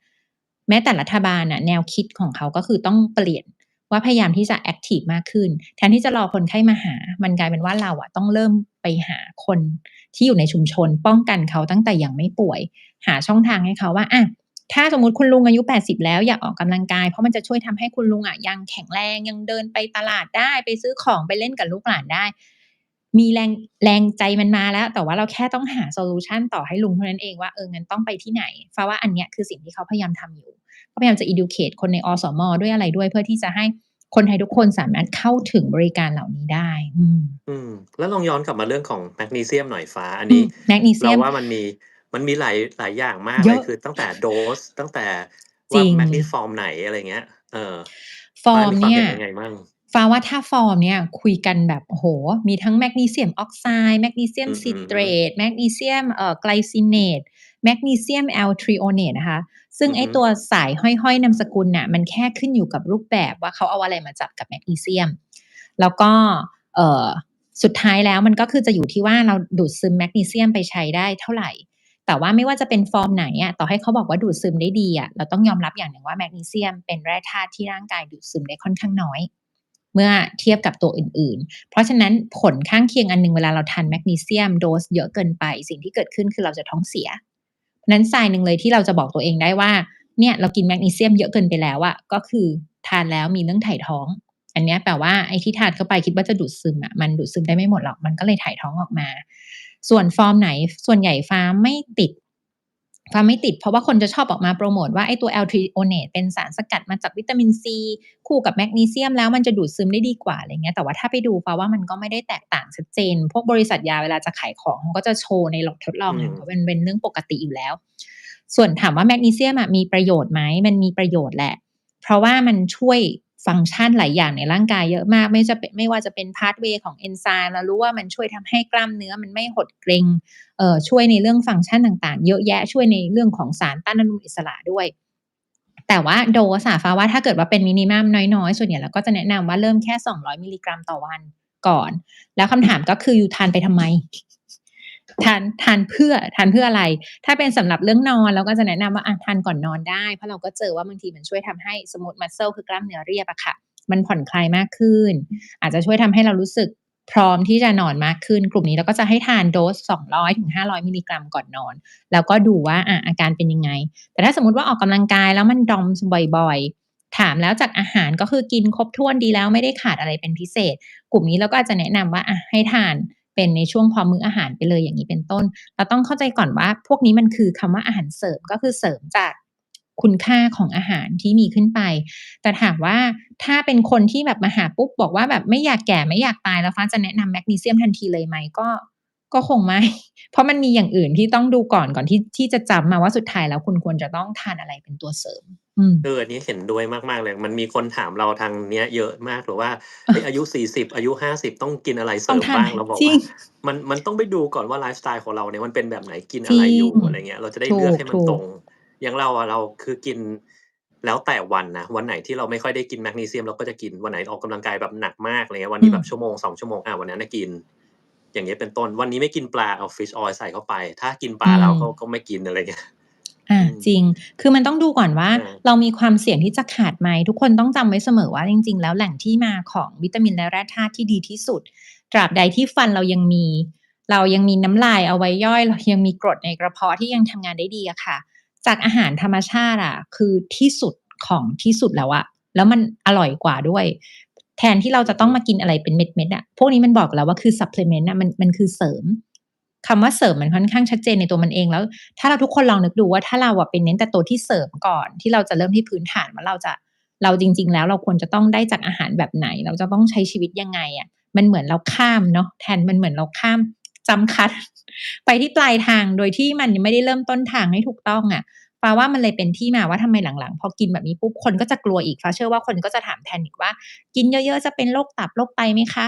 กินอันนี้ได้เท่าไรถึงจะพอมันก็จะเป็นอย่างเงี้ยเพราะว่าเวลาเราทำอะไรที่มันช็อตคัตอะฟ้าว่ามันก็จะมีสิ่งที่อืมเราต้องกังวลมันก็วนไปตามมาเรื่อยค่ะใช่มันก็วนไปเรื่อยๆแล้วตัวต่อมาคือฟ้าบอกว่าตัว NAD ใช่ไหม NAD precursor ของฟ้าก็คือมี NMN NR อะไรอย่างงี้ใช่ไหมแล้วก็ NR แล้วก็อาอีกตัวหนึ่งที่หลังๆที่เปเปอร์เริ่มตามมาคือ Urolithin อ้อ Urolithin ก็จะเป็นตัวที่เป็นตัวนี้ยังไม่เคยพูดเขาเรียกว่าเป็นมาเปลี่ยนเป็นไอ้พวกเนี้ยเพิ่มไอ้ตัว NAD ได้อยู่ดีแต่ฟ้าว่ากระแสของตัว NAD precursor คือ NAD บวกเนี่ยมันเป็นเอนไซม์ตัวหนึ่งซึ่งองค์ประกอบอันหนึ่งไอ้ตัว N มันมาจาก Nicotinamide คือวิตามิน B3 วิตามิน B ฟอร์มหนึ่งอยู่แล้วอะนะคะซึ่งไอ้ตัวเนี้ย เราเจอว่าตอนอายุเยอะขึ้นน่ะมันระดับมันลดลงจริงแต่ที่คนน่ะหันมาเห่อมันมากๆอะฟ้าว่าเพราะ Influencer ที่เป็นนักวิจัยอีกคนหนึ่งที่อืมคนไทยชอบพูดถึงบ่อยๆคือดร David Sinclair อืมดร David Sinclair แทนน่าจะคุ้นเคยอยู่บ้างเพราะว่าเขาทำ คุ้นเค lab ยอยู่ที่มากเลยอยู่ที่ Harvard เนาะแล้วช่วงอาหลังๆเขาก็จะมี drama นิดหน่อยเนาะก็จะมีไอ้พวกในฟีลเนี้ยมันก็จะมีอันนี้อยู่บ้างเรื่องที่แทอ๋อ นตะกี้พูด drama ตอนมาค่อนข้างเยอะตอนต้น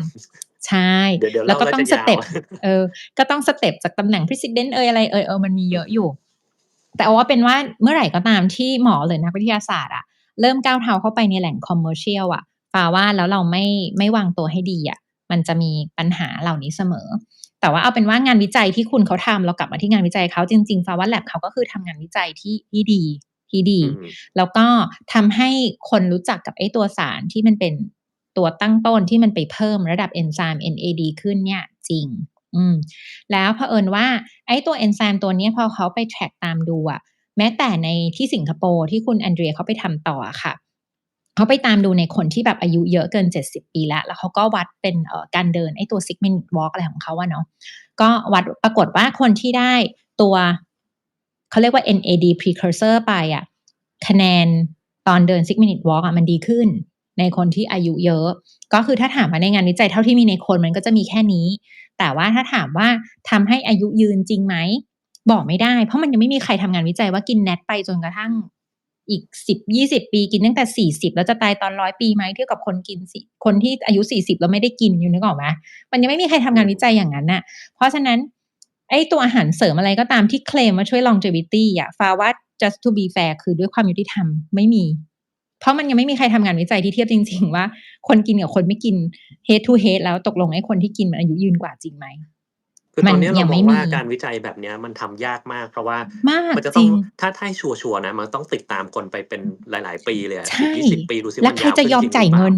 จริงมันเป็นไปไม่ได้อยู่แล้วตอนนี้สิ่งที่เขาทำก็คือเราเราเห็นว่าของฟ้าก็น่าจะเคยมีตรวจได้แล้วแหละคือตรวจพวกแบบ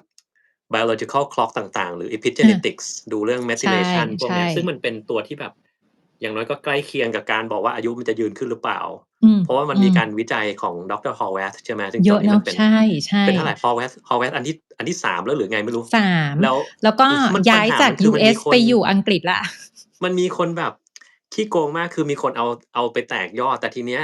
คือที่เราเจอมาของอเมริกาเนี่ยมีประมาณ11-12เจ้าที่รับตรวจ อืม epigenetics แต่คือมันต้องลงไปดูอีกว่าที่ไหนที่เขาทำแบบอันใหม่แล้วก็ที่ไหนที่มี algorithm variability สูงมากเพราะว่าจริงมันเคยมีคนน่ะมาลองทดลอง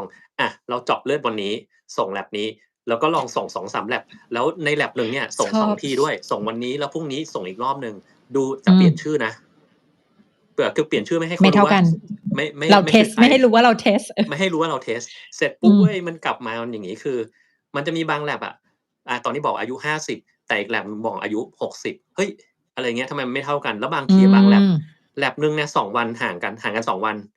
50กับอีกอันหนึ่งก็60เฮ้ยมันจะต่างกัน10ปีได้เหรอมันเลยจริงทำให้แบบรู้ว่าจริงๆแล้วอะข้างในมันมีเอไอ algorithm ซึ่งถ้าใครไม่ได้อัปเดตอะแล้วเราไปใช้บริษัทนั้นเนี่ย มันก็จะเออเพี้ยนได้ แต่จริงว่าคนนจริงอกมันไม่มีทางรู้เลยจนกว่าจะทดลจริงองแบบนี้ไงจริงที่อเมริกามีและมีแบบจให้ริง เอาน้ำลายป้ายแล้วส่งไปเยอะแยะเลยเราก็แบบนี่ต้องดูก่อนนะเอฟ้าอว่าอันเนี้ยและอันเนี้ยแหละคือสาเหตุว่าทำไมฟ้ากับเพื่อนคืออาจารย์หวานอะตัดสินใจแปลไอ้ longevity education hub เป็นภาษาไทยเพอืมราะว่าในอันนั้นน่ะคนที่เขียนน่ะคือทีมที่เขาเป็นทีมนักวิจัยแล้วก็คุณหมอด้วยมีหลายคนชื่ออเล็กซ์ชาวรอนคอฟที่ทำ In Silico อันนี้เขาจะมาทาง AI แบบจ๋ามากแล้วก็มีดร. Mortenอยู่ที่ University of Copenhagen ที่เดนมาร์กนะคะแล้วก็มีคุณอเล็กซี่มอสคาเลฟเป็นนักวิจัยเหมือนกันอยู่ที่รัสเซียแล้วก็ดรเอเวอร์ลินบิชชอฟอันนี้เป็นคุณหมอด้าน oncologist คือคุณหมอทางด้านมะเร็งและแกสนใจเรื่องการใช้ AI ทีมเนี้ยเขาก็บอกว่าณปัจจุบันน่ะไอ้ฟิลเนี่ยมันมี clock ขึ้นมาเยอะมากมันมี supplement ขึ้นมาเยอะมากที่พูดว่ามันเป็น longevity test longevity supplement แต่ว่าการที่เราจะเหมือนรู้เท่าทัน Product หรือผลิตภัณฑ์ใหม่ๆเหล่านี้ไม่ว่าจะเป็นคุณหมอหรือว่านักลงทุนหรือว่าคนทั่วไปอะเราจำเป็นต้องมีความรู้พื้นฐานระดับหนึ่งในการที่มันจะตามไปอ่านแล้วมันก็ตัดสินใจได้ว่าเทสเนี่ยเราควรจะเทสไหมบริษัทนี้มันแบ็กกราวด์เป็นยังไงเพราะว่าอันเนี้ยมันเป็นอืมอันหนึ่งที่ทำให้ตัดสินใจแปลเป็นภาษาไทยแต่กลับมาที่เรื่องเทสก่อนเทสมีอย่างที่แทนบอกเลยแล้วก็ส่วนใหญ่อะความท้าทายคือจริงๆถ้าเราไปดูเนื้อแทนเนาะไอ้พวกตัวคล็อกพวกเนี้ยเอาจริงๆมันก็คือยังอยู่ในขั้นเขาทำมาเพื่องานวิจัยอย่างดรฮอวาร์ดอะ อือฮึฟ้าเคยเจอเขาตอนไปประชุมที่ดับลินปีที่แล้วเขาคือนักวิจัยที่เหมือนเวลาดูหนังแล้วไม่คิดว่าจะได้เจอเป็นเป็นคน introvert ที่น่ารักแล้วก็เป็นนักวิจัยแบบนักวิจัยจริงๆอะไม่ได้เป็นคนอืมแบบใจแบบเงียบๆนั่งฟังอะไรเงียบๆแล้วเวลาถามเนี่ยก็จะตอบอะไรแบบเป๊ะเป๊ะเป๊ะเป๊ะอะมีความแบบเป็น objective data ค่อนข้างสูงแต่ว่าน่ารักมากแล้วเขาก็ตอนที่ฟ้าเจอเขาก็บอกเลยว่า Harvard Clock ของเขาอะเวลาคำนวณสมมติเป็นอายุออกมาค่ะไม่ว่าจะ50-60อะเขาทำมาเพื่อ predict mortality rate คือมันเอาไว้ทำนายว่าโอกาสที่เราจะม่องเท่งที่เราจะบายบายอืมจากโลกนี้ไปอะเท่ากับคนที่อายุเท่าไหร่แล้วตอนนี้ที่เขาทำอะเขาทำสำหรับสัตว์เลี้ยงลูกด้วยนมทั้งหมดเลยเพื่อที่ก็จะได้ช่วยเรื่องของไอ้พวกตัวสัตว์เขาเรียกอะไรนะสัตว์สงวนได้อ๋อด้วยอะฮะที่ฟ้าใช่เขาก็เพราะฉะนั้นน่ะไอ้ตัว clock พวกเนี้ยส่วนใหญ่อะมันจะเป็นการทำไปเพื่อทำนายว่าโอกาสที่เราจะซี้แหง่แก่อะตอนเนี้ยเท่ากับคนอายุเท่าไร ถ้าสมมติว่าเรายิ่งอายุน้อยแปลว่าอัตราที่เราจะม่องเท่งอะก็จะน้อยกว่าคนที่อายุเยอะกว่าอันเนี้ยคืออืมของพวก clock แต่ทีนี้จะเหมือนที่แทนบอกเลยคือต้องไปดูด้วยว่าไอ้บริษัทเนี้ยมันใช้ algorithm ของ test ไอ้ตัว clock อันเนี้ยจากงานวิจัยของใครถ้ามันเป็นงานวิจัยที่ไม่ค่อยน่าเชื่อถือระบบการคำนวณไม่น่าเชื่อถือมันก็จะเพี้ยนแล้วไอ้ lab ที่มันเพี้ยนแบบเนี้ยเขาเรียกว่ามันขาด reproducibility คือมันไม่มีความแม่นยำ ไม่มีความแม่นยำคือมันโอ้โฮค่ามัน fluctuate ไหม lab พวกนี้ไม่เหมาะที่จะตรวจเพราะว่าจริงๆคนตรวจก็จะงงตกลงว่าอืมยังไงวันนี้โอกาสจะมันแปลว่าตายเท่ากับคนอะไรใช่ไหม60พรุ่งนี้ฉันจะตายเหมือนคนอายุ50แล้วยังไงเดี๋ยวพรุ่งอืนี้มฉันจะแบบว่าโอกาสจะแบบเป็น100หรือเปล่ามันไม่มีความแม่นค่ะแล้วจริงๆอันตัว lab ที่แม่นเนี่ยเขาจะบอกเลยว่าด้วยความที่มันใช้ algorithm จับตำแหน่งคือ epigenetic หรือว่าไอ้ตัว methylation ที่แทนเล่าอะค่ะทุกคนบางคนเนี่ยเขาเรียกว่าเป็นพันธุกรรมปลายเปิด คือมันจะมี genomic ใช่ไหมรหัสพันธุกรรมอันเนี้ยคือเราเปลี่ยนไม่ได้แล้วพันธุกรรมเรามาเป็นยังไงเช่นทำไมหมอแทนหน้าตาอือฮึหล่อแบบนี้ทำไมหมอฟ้าแบบเวลาภาพค้างแล้วหน้าตลกแบบนี้คือเราเปลี่ยนไม่ได้แล้วนะเพราะว่าเกิดมาเป็นยังไงก็คือแบบเป็นอย่างงั้นมันก็พันธุกรรมมันก็เป๊ะๆของมันอยู่เสร็จปุ๊บเนี่ยเหนือจากพันธุกรรมเนี่ยที่เมื่อก่อนมีช่วงหนึ่งเขาจะชอบพูดว่ามัน switch on switch off คือมันเปิดหรือปิดได้มันก็คือขั้นตอนที่เราเรียกว่า epigenetic ก็คือ epigenetic ก็คือหมายความว่ามันมีกรุ๊ปบางกรุ๊ปมาจับกับไอ้ตัวรหัสพันธุกรรมของเราในกรณีนี้คือเป็นกลุ่มไอ้ methyl เขาเลยเรียกว่า DNA methylation แล้วเขาก็ไปคำนวณว่าไอ้ตำแหน่งที่มันจับพวกเนี้ยเวลาเอาเอไอเข้าไปจับแต่มันต้องดูประชากรเยอะแล้วก็ตามเป็นระยะเวลาพอสมควรถึงจะเอามาคำนวณบอกได้ว่าแพตเทิร์นในการเกาะแบบเนี้ยมันเท่ากับค่าเฉลี่ยของคนอายุเท่าไรถ้างานวิจัยมันทำมาไม่ดีโอกาสที่เพี้ยนมันก็เยอะมันก็ทำให้เราเสียตังค์ไปแต่ว่าได้ผลไม่แม่นยำฟ้าว่าอันที่มันค่อนข้างแม่นแล้วก็หนึ่งในทีมที่ฟ้าชอบแกมากๆคือดรจอร์จเชิร์ชอะแทนเคยได้ยินไหมที่แกทำไอ้ตัว clock ที่เรียกว่า Dunedin Pace เอออันนี้ยั Dunedin งไม่เคยได้ยิน Pace เลยเนี่ยแทนลองไปดูมันชื่อ Dunedin Pace เพราะว่าไอ้ตัว Dunedin Pace เนี่ยมันเป็นตัว clock ที่เขาเอาวัดเป็น rate of aging ดูอัอืมตราการแก่ไม่ได้ดูเป็นอายุแล้วดูอัตราอืมดูอัตราเร่งว่ามันจะเอจจิ้งช้าหรือเร็วค่ามันก็จะอยู่ประมาณ0.6ถึง1.4เพราะฉะนั้นเวลาเราวัดอันเนี้ยมันก็จะเป็นตัว predict ว่าในณวันนั้นที่เราตรวจในช่วงนี้ไลฟ์สไตล์เราอะมันเร่งให้เราแก่เร็วขึ้นหรือว่าช่วยชะลอให้เราแก่ช้าลงเพราะฉะนั้นอันนี้ก็จะเป็นอีกอันหนึ่งที่ฟ้าว่าถามว่าตรวจไปทำไมฟ้าว่าเหมาะกับคนที่พยายามจะทำอะไรดูกับตัวเองที่อยากจะ take action เปลี่ยนแปลงร่างกายตัวเองมันก็เป็น tool อันหนึ่งที่ดีเวลาเราตรวจร่างกายประจำปีว่าปีเนี้ยที่เรามาหาหมอปกติเราดูแต่ไขมันน้ำตาลแต่ไลฟ์สไตล์เราอะมันเป็นณตอนเนี้ยมันเร่งให้เราแก่วัยหรือว่ามันทำให้เราชะลอวัยทำให้มันช้าลงเพราะบางทีบางอย่างที่เราคิดว่ามันอาจจะช่วยทำให้เราเนี่ยชะลอวัยแต่เรา toxic optimize มันเกินไปบางทีมันก็ทำให้ rate of aging อะมันเร็วกว่าปกติได้ฟ้าว่าประโยชน์มันก็อยู่ตรงนี้ใช่แล้วก็ถ้ามันมีข้อมูลอย่างนี้ออกมาเรื่อยๆเรื่อยๆเรื่อยๆอีกหน่อยมันน่าจะมีฐานข้อมูลที่มันกว้างพอจนกระทั่งเราก็อาจจะมีความรู้เพิ่มว่าอ๋อตกลงงั้นในคนกลุ่มนี้เป็นโรคแบบนี้การออกกำลังกายที่เหมาะสมอาจจะกลายเปลี่ยนเป็นตอนเช้าอาจจะเหมาะกว่าก็ได้อย่างเงี้ยค่ะเป็นต้นอืมันก็มเป็นความสนุกของงานวิจัยก็ย้อนกลับไปเหมือนตอนต้นที่เราคุยกันว่ายิ่งเราเรียนยิ่งทำงานยิ่งอ่านวิจัยเยอะอะเราจะยิ่งถ่อมตัวลงเรื่อยๆว่าอ๋อจริงๆเรื่องนี้อาจจะเป็นเรื่องที่เราไม่รู้เพราะเรารู้ว่ามันมีความรู้ใหม่เกิดขึ้นอยู่ตลอดเวลาค่ะอืมอืมนั่นน่ะสิแต่จริงๆพวกนี้รู้ไปเยอะๆนะมันก็กลับมาเหมือนกับสมัยก่อนทุกคนก็แบบเบสิกนอนให้พอดีเราใช่ก็ต้องกินอาหารให้สมดุลออกกำลังกายซึ่งแบบถูกตอนนี้พยายามจะไปหาเหตุผลว่ามันดียังไงแต่เออเรารู้มาตั้งนานจริงแล้วว่ามันดีสุดท้ายก็จริง ต้องถอยกลับไปทำเหมือนเดิม พูดง่ายๆคือเหมือนพ่อกับแม่บอกเรามาตั้งนาน อืม แล้วใช่บอกมาแล้วตั้งว่ามันดีนานเนี่ยพวกเราแต่เราอาจจะต้องไปเรียนปเถียงริญญาเอกมาเพื่อที่จะตอบของพวกนี้ที่จริงพ่อแม่รู้มาตั้งนานแล้วอะไรงี้เหรอใช่ไหมแล้วตอนนี้เราก็พยายามจะทำงานวิอืมจัยเพื่อที่จะหาเหตุผลมาอธิบายว่าทำไมมันถึงดีมันดีจริงไหมมันอาจจะๆเอมาจากอ ลึกๆในความอยากขบถของเราว่าเราไม่เชื่อโอ๊เขายเดี๋ยวสักก็ได้ พักหนึ่งแบบพ่อแม่ก็ขำเนี่ยพูดดูดิทำงานวิจัยไปตั้งเยอะสุดท้ายก็ตอบเหมือนกันเปี๊ยบเลย ตอบมาเหมือนเดิมจริงๆ อืมจริงๆถ้าเรายอมรับแบบใจกว้างๆมันเป็นอย่างนั้นจริงๆเนาะทันเนาะมันใช่เป็นอย่างนั้นจริงๆเหมือนสมัยเด็กๆที่เรามีแล้วเขาก็จะเป็นยุคของ5อแอนจำได้ใช่เปล่า5ออาหารอากาศออกกำลังกายอารมณ์อะไรอย่างเงี้ยเออแล้วสักใช่พักหนึ่งมันก็จะหายไปฟ้าว่ามันเป็นยุคที่ของเก่ามันถูกทำให้เซ็กซีกว่าเดิมถ้าเป็นเชิง ๆอื marketing มคือมันถูกทำให้ดูน่าสนใจดูทันสมัยแต่ๆเราต้องแบบ หัวใจ ของมั rebrand นจริงเป็นการ rebrand การดูแลสุขภาพอย่างหนึ่งแต่จริงๆหัวใจของมันน่ะ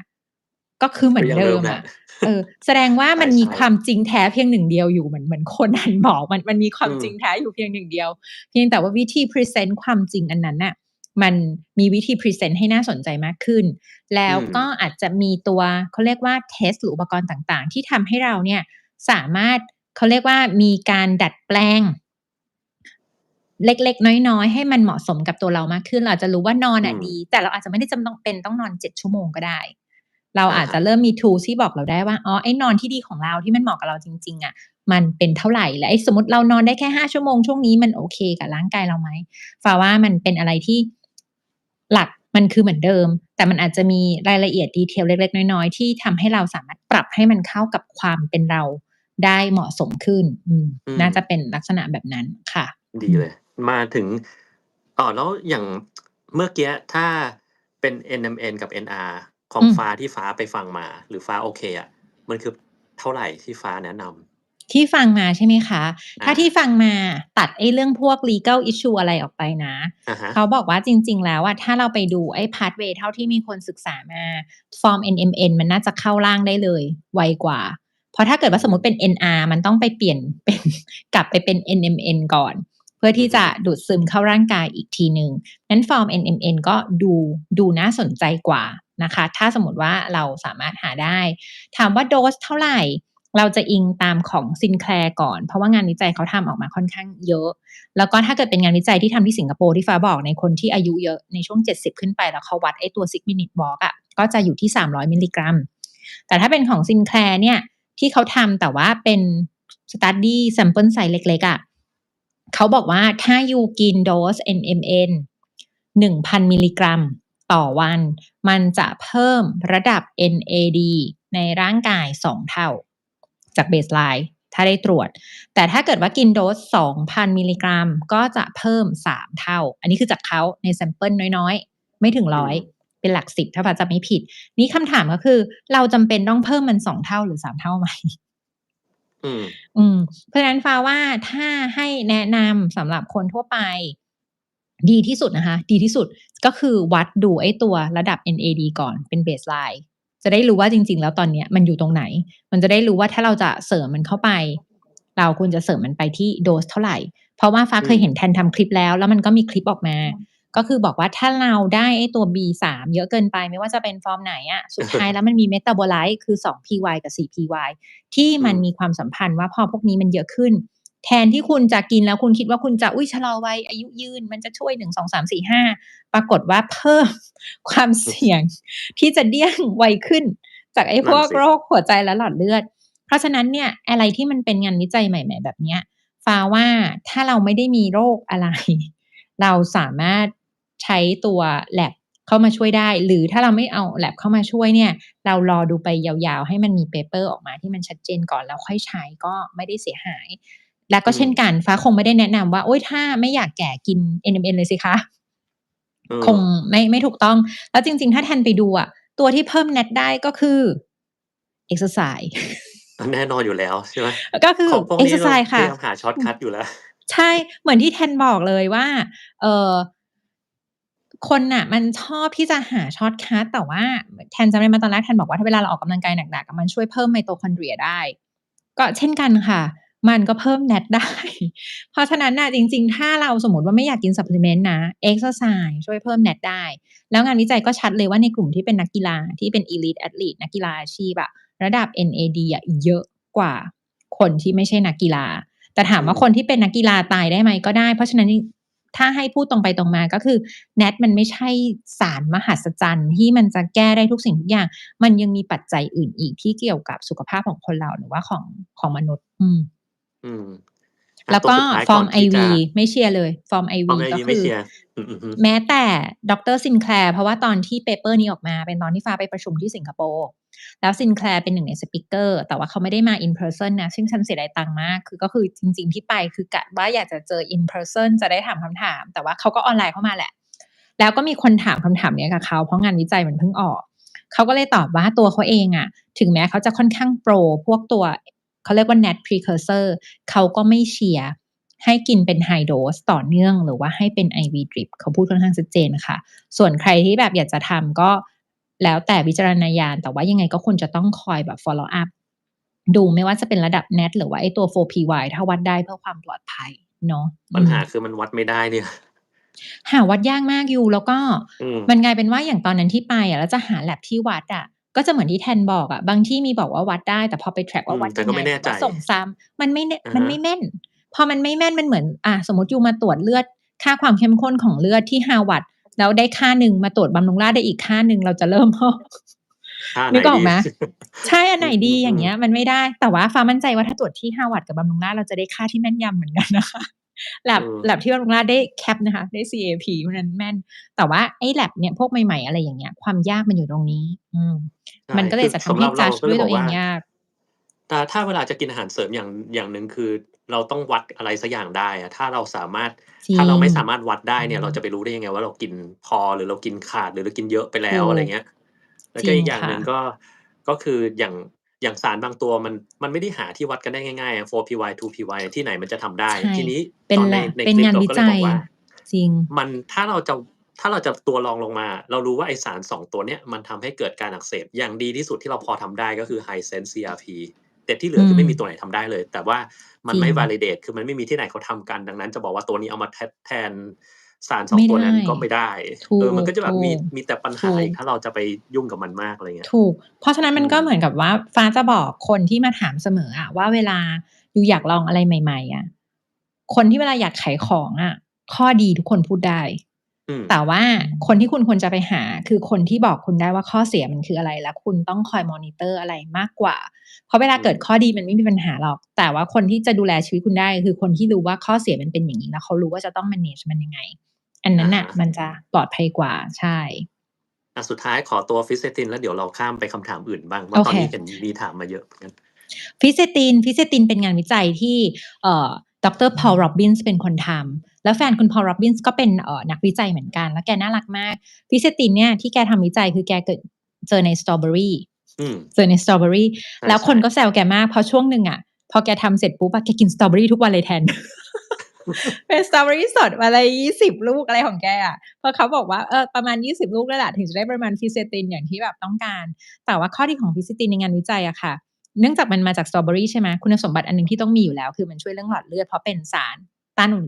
านอนุมูลอิสระที่เราเรียกว่ากลุ่มโพลีฟีนอลแต่ที่เขาไปเจอว่าฟิเซตินน่าสนใจเพราะในงานวิจัยอะพบว่ามันช่วยกระบวนการขจัดของเสียออกจากร่างกายได้ที่เราเรียกว่าออโทฟาจีตัวออโทฟาจีมันก็จะเป็นที่มาที่เราเคยได้ยินว่าทำไมคนถึงมีไฮป์เกี่ยวกับเรื่องทำเรื่องฟาสติ้งอะไรอย่างเงี้ยเดี๋ยวถ้ามีโอกาสเดี๋ยวเราก็เล่ากันต่อเนาะว่าไอ้ตัวฟาสติ้งอ่ะจริงๆมันก็มีทริคของมันอยู่ไม่ใช่ว่าอยู่ทำ time restricted fast แค่16 ชั่วโมงแล้วอยู่จะได้ออโทฟาจีเนอะมันไม่ได้มันไม่ถึงแต่เขาพบว่าไอ้ตัวฟิเซตินเนี่ยในงานวิจัยก็พบว่ามันช่วยกระตุ้นกระบวนการของออโทฟาจีได้แล้วก็น่าสนใจว่ามันอาจจะไปช่วยในเรื่องของการชะลอ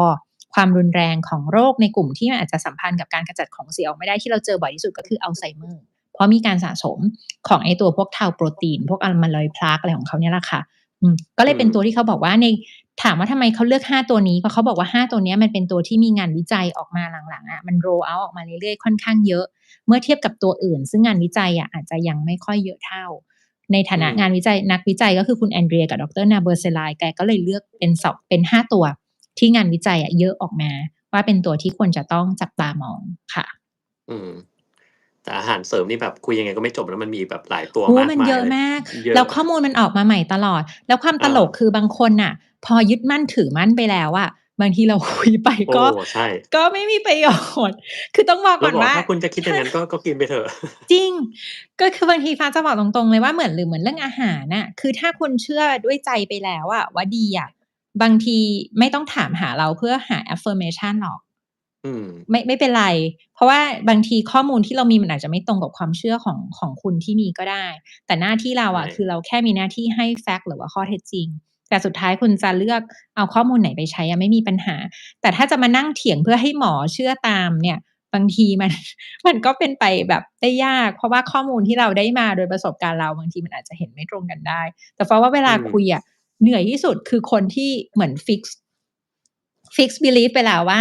มันต้องเป็นอย่างนี้มันต้องเป็นอย่างนี้ซึ่งจริงๆข้อมูลมันออกมาใหม่ๆเรื่อยๆแล้วบางทีของที่มันเคยเป็นอย่างนี้เมื่ออาทิตย์ที่แล้วณอาทิตย์นี้ถ้ามันมีงานวิจัยออกมางานวิจัยใหม่ออกมามันอาจจะไม่เป็นแบบนั้นก็ได้นั่นสิอันนี้เพราะฉะนั้นน่ะทุกคนก็จะต้องตาม trend ไปเรื่อยๆนะคะเพราะข้อมูลมันออกมาเรื่อยๆค่ะสมมุติวันนี้เราพูดกันแบบนี้แต่ว่าปลายปีมันมีงานวิจัยใหม่ออกมาความรู้ที่เราแชร์กันในวันนี้มันก็อาจจะมีการเปลี่ยนไปอีกว่าวิตามินดีมันอาจจะกลับมาแบบดีมากหมอเอนโดไครน์หมอต่อมไรท่ออาจจะแนะนำว่าให้ตรวจทุกคนก็ได้นึกออกไหมคะเราก็ต้องคอยตามอะไรพวกเนี้ยไปเรื่อยๆค่ะอันต่อมาบอกว่าในการปรับพฤติกรรมที่เป็นเสาหลักของสุขภาพได้แก่การกินออกกำลังกายนอนหลับใช้การเลิกใช้สิ่งเสพติดจัดการความเครียดแล้วก็ความสัมพันธ์กับผู้คนรอบข้างคิดว่าสิ่งไหนที่ปรับเปลี่ยนยากที่สุดเป็นคำถามที่ดีมากแล้วก็คนถามแสดงว่าตบมือให้นะคะแสดงว่าต้องไปอ่านเกี่ยวกับเรื่องเวชศาสตร์วิถีชีวิตหรือว่าไลฟ์สไตล์เมดิซีนมาแล้วดีใจมากแต่อันเนี้ยอยากจะย้อนไปจิดนึงที่แทนพูดตอนต้นว่าเมื่อก่อนแทนก็เจอว่ามันเป็นโต๊ะเล็กๆกันเนาะอยู่ในฮาร์วาร์ดแทนรู้ไหมว่าตอนที่ฟ้าสนใจเรื่องไลฟ์สไตล์เมดิซีนน่ะฟ้าก็บินไปประชุมที่ฮาร์วาร์ดเพราะที่อื่นมันยังไม่มีก็บินไปประชุมเมื่อ 6-7 ปีที่แล้วเลยเพราะว่าอยากรู้ว่าไลฟ์สไตล์เมดิซีนน่ะคืออะไรเพราะตอนนั้นน่ะอยู่ในฟีลแอนตี้เอจจิ้งมาเราก็จะอยู่เกี่ยวกับพวกฮอร์โมนพวกซัพพลีเมนต์แล้วพอเราลองดูแลคนไข้ไปเราก็จะรู้ว่าแค่ให้ฮอร์โมนหรือให้ซัพพลีเมนต์น่ะไม่ใช่คำตอบเพราะถ้าให้แค่ฮอร์โมนกับซัพพลีเมนต์ให้ยาคนไข้อาจจะดีขึ้นแป๊บหนึ่งแต่มันไม่ยั่งยืนแปลว่ามันไม่ใช่แปลว่ามีบางอย่างที่มันหายไปแล้วเราก็ไปเจอว่ามันก็น่าจะเป็นเรื่องไลฟ์สไตล์นี่แหละตอนบินไปเรียนปุ๊บตอนนั้นก็คือประมาณ 6-7 ปีที่แล้วด้วยความที่เราก็ไม่ได้มีคอนเนคชันอะไรเนอะเราก็เลยไม่สามารถทำให้เกิดหลักสูตรแบบไลฟ์สไตล์เมดิซีนเหมือนที่ทางทีมอาจารย์พรเทพทำได้เพราะฉะนั้นเนี่ยทีมอาจารย์พรเทพที่เป็นนายกสมาคมของเวชศาสตร์ป้องกันฟ้าว่าก็เป็นคุณูปการของอาจารย์ที่กลับมาคุยกับทีมที่กรมอนามัยแล้วมีวิชั่นที่อยากจะทำอันนี้ก็เลยเพิ่งมีตัวเวชศาสตร์วิถีชีวิตในไทยเมื่อประมาณ3 ปีที่ผ่านมา นะคะแต่ว่าของที่ US อะจากโต๊ะเล็กๆอะกว่าจะตั้งขึ้นมาเป็นสมาคมได้ก็เพิ่งตั้งได้20ปีที่แล้วเองแทนถ้าเทียบกับ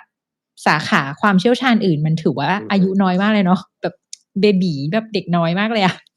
ในขณะที่สาขาอื่นมันโอ้โฮมีมาตั้งนานแล้วแต่ว่าไลฟ์สไตล์เมดอะเพิ่งมีแล้วที่ไทยก็ถือว่าใหม่มากเช่นกันแล้วก็ในตัว6เสาหลักอะค่ะที่พูดมาเมื่อกี้เขาพูดครบหมดเลยนะมีเรื่อง sleep คือเรื่องนอน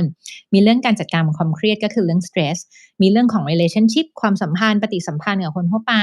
มีเรื่องการหลีกเลี่ยงของพวกโลหะหนักแล้วก็เรื่องของการกินแล้วก็เรื่องของกิจกรรมทางกายก็คือพวกออกกำลังกายถามว่าอันไหนยากที่สุดฟ้าว่าอันเนี้ยไม่มีเป็นคำถามที่ดีแต่คำตอบก็คือมันไม่มีเป็นเขาเรียกว่า one answer สำหรับทุกคนน่ะค่ะเพราะแต่ละคนอือฮึน่ะจริตไม่เหมือนกันบางคนน่ะความท้าทายดันเป็นเรื่องนอนแต่บางคนความท้าทายก็เป็นเรื่องการกิน เพราะฉะนั้นเวลาเราให้คำแนะนำในเรื่องของการปรับเปลี่ยนวิถีชีวิตอะหมอที่ทำเรื่องไลฟ์สไตล์เมดอะเราจะไม่สั่งเราจะไม่เป็นสั่งสอนจี้จิกเหมือนเมื่อก่อนเราจะไม่บอกเราจะไม่ได้ตัดสินใจให้แต่เราจะช่วยหาให้ว่าสมมุติว่าพี่เชอรี่ชนนี่เผอิญเห็นชื่อพี่เชอรี่ชนนี่ขึ้นมาขอบคุณนะคะมอบช็อกโกแลตให้สมมุติพี่เชอรี่ชนนี่มาหาฟ้าแล้วคุยกันเสร็จเรียบร้อยบอกว่าอยากจะปรับวิถีชีวิตใน6 pillar เนี้ย ส่วนใหญ่อะฟ้าจะให้เขาเลือกเองว่าใน6อืมอันเนี้ยเขารู้สึกว่าเขาอยากจะปรับ pillar คือใน6แฟกเตอร์เนี่ย6ปัจจัยเนี่ยเขาสะดวกใจที่จะปรับเปลี่ยนพฤติกรรมตัวเองอะในอันไหนก่อนแล้วถ้าเขาเลือกเสร็จปุ๊บเราค่อยไปช่วยเสริมว่าอะสมมุติว่าอยากจะปรับเรื่องนอนงั้นเรื่องนอนของพี่โชนี่ตอนนี้เป็นอย่างงี้เราปรับยังไงได้บ้างจะเป็นอย่างงี้ค่ะ เพราะฉะนั้นถามว่าอันไหนมัน challenge ที่สุดฟ้าว่าของแต่ละคนน่ะมัน challenge ต่างกันอื challenge มต่างกันแต่อันที่คนมักจะ ignore หรือว่าละเลยมากที่สุดอะฟ้าว่าเป็นเรื่องของ stress กับ relationship เพราะอันอื่นน่ะคนพูดบ่อยไม่ว่าจะอือฮึเป็นนอนต้องนอนยังไงกินอาหารยังไงออกกำลังกายยังไงยูจะเห็น influencer แบบคนมาให้ความรู้เยอะมากมีแบบเยอะแยะล้านแปดแบบเต็มไปหมดเลยเรื่องโลหะหนักสารพิษ chelation อะไรก็มีสมาคมอะไรของเขาแบบเยอะไปหมดเลยเนาะพวกนี้จะพูดอะฮะบ่อยแต่เรื่อง relationship ในสังคมกับเรื่องของตัวการจัดการความเครียดอะความเครียดจริงๆคนก็พูดเยอะแต่ว่าคนที่จะมีเขาเรียกว่าการมี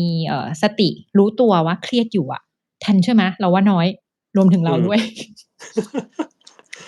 มันถึงเป็นที่มาว่าทำไมหลังๆตัวฟ้าเองอะคิดว่าเป็นคน awareness ไม่ค่อยดีนะสติไม่ค่อยดีนะคะทุกคนก็เลยชอบเรื่องของ IoT คือเรื่อง Internet of Things เชื่อในเรื่องการใช้ wearable device ก็เลยเป็นสายที่ชอบพวกแกดเจตมากเพราะว่าเวลามันมีเรื่องของฟีดแบ็กคือมีตัวเลขมาตอบเราเนี่ยมันจะทำให้การหลอกตัวเองของเราอะลดลงเราจะรู้การหลตัวได้อกตัวเองมากขึ้นว่า อื เรามจะเลิกหลอกตัวเองเพราะตัวเลขมันค่อนข้างชัดเราก็จะไม่ค่อยหลอกตัวเองเราจะยอมรับว่าอ๋อมันเป็นอย่างนี้ แต่ในคนที่สมมุติมี awareness ที่ดีกับตัวเองอยู่แล้วอะมีสติรู้ว่าอันเนี้ยเครียดอันนั้นน่ะเป็นสัญญาณที่ดีแต่ส่วนใหญ่ที่ฟ้าเจอคนไข้มาฟ้าว่าคนส่วนใหญ่เราใช้ชีวิตกับแรงกดดันจากภายนอกที่จะต้องใส่ใจค่อนข้างเยอะยิ่งหลายๆคนมีครอบครัวด้วยมีลูกด้วยมีภาระรถจะติดไหมนายกจะเปลี่ยนหรือเปล่าสวจะเป็นยังไงอะไรอย่างเงี้ยหรือบางทีแม้แต่ก็ชอบตามข่าวว่าแม่หมูน้องนายใบเฟิร์นเขาเลิกกันเพราะยูนึกออกไหม มันมีสิ่งอืที่แบบมๆก็มันไม่ใช่เรื่องของเราดึงควาเลยนะเนี่ยมสนใจใช่ขนาดไม่ใช่เรื่องของเรานะแต่ว่าเราอะมักจะชอบแต่เหให้มือนเป็นเรื่องความสำคัญของเราแล้ว ใช่ๆแล้วทุกคนก็เลยจะเหมือนลืมไปว่าไอ้เรื่องพวกเนี้ยมันทำให้เราเครียดโดยที่เราไม่รู้ตัวฟ้าอืเจอมหลายๆคนเลยที่มาแล้วสมมุติมาวัดฮอร์โมนสมมุติใช้พวก IoT ค่า HRV ต่ำมากแต่เขาจะบอกไม่นะพี่ไม่เครียดพี่ไม่เคยรู้สึกเครียดแต่ไอ้ตัวดาตาอย่างอื่นที่มันบอกเรื่องสรีรวิทยาในร่างกายเรื่องฮอร์โมนเรื่องอะไรมันบอกเป็นฝ่ายตรงข้าม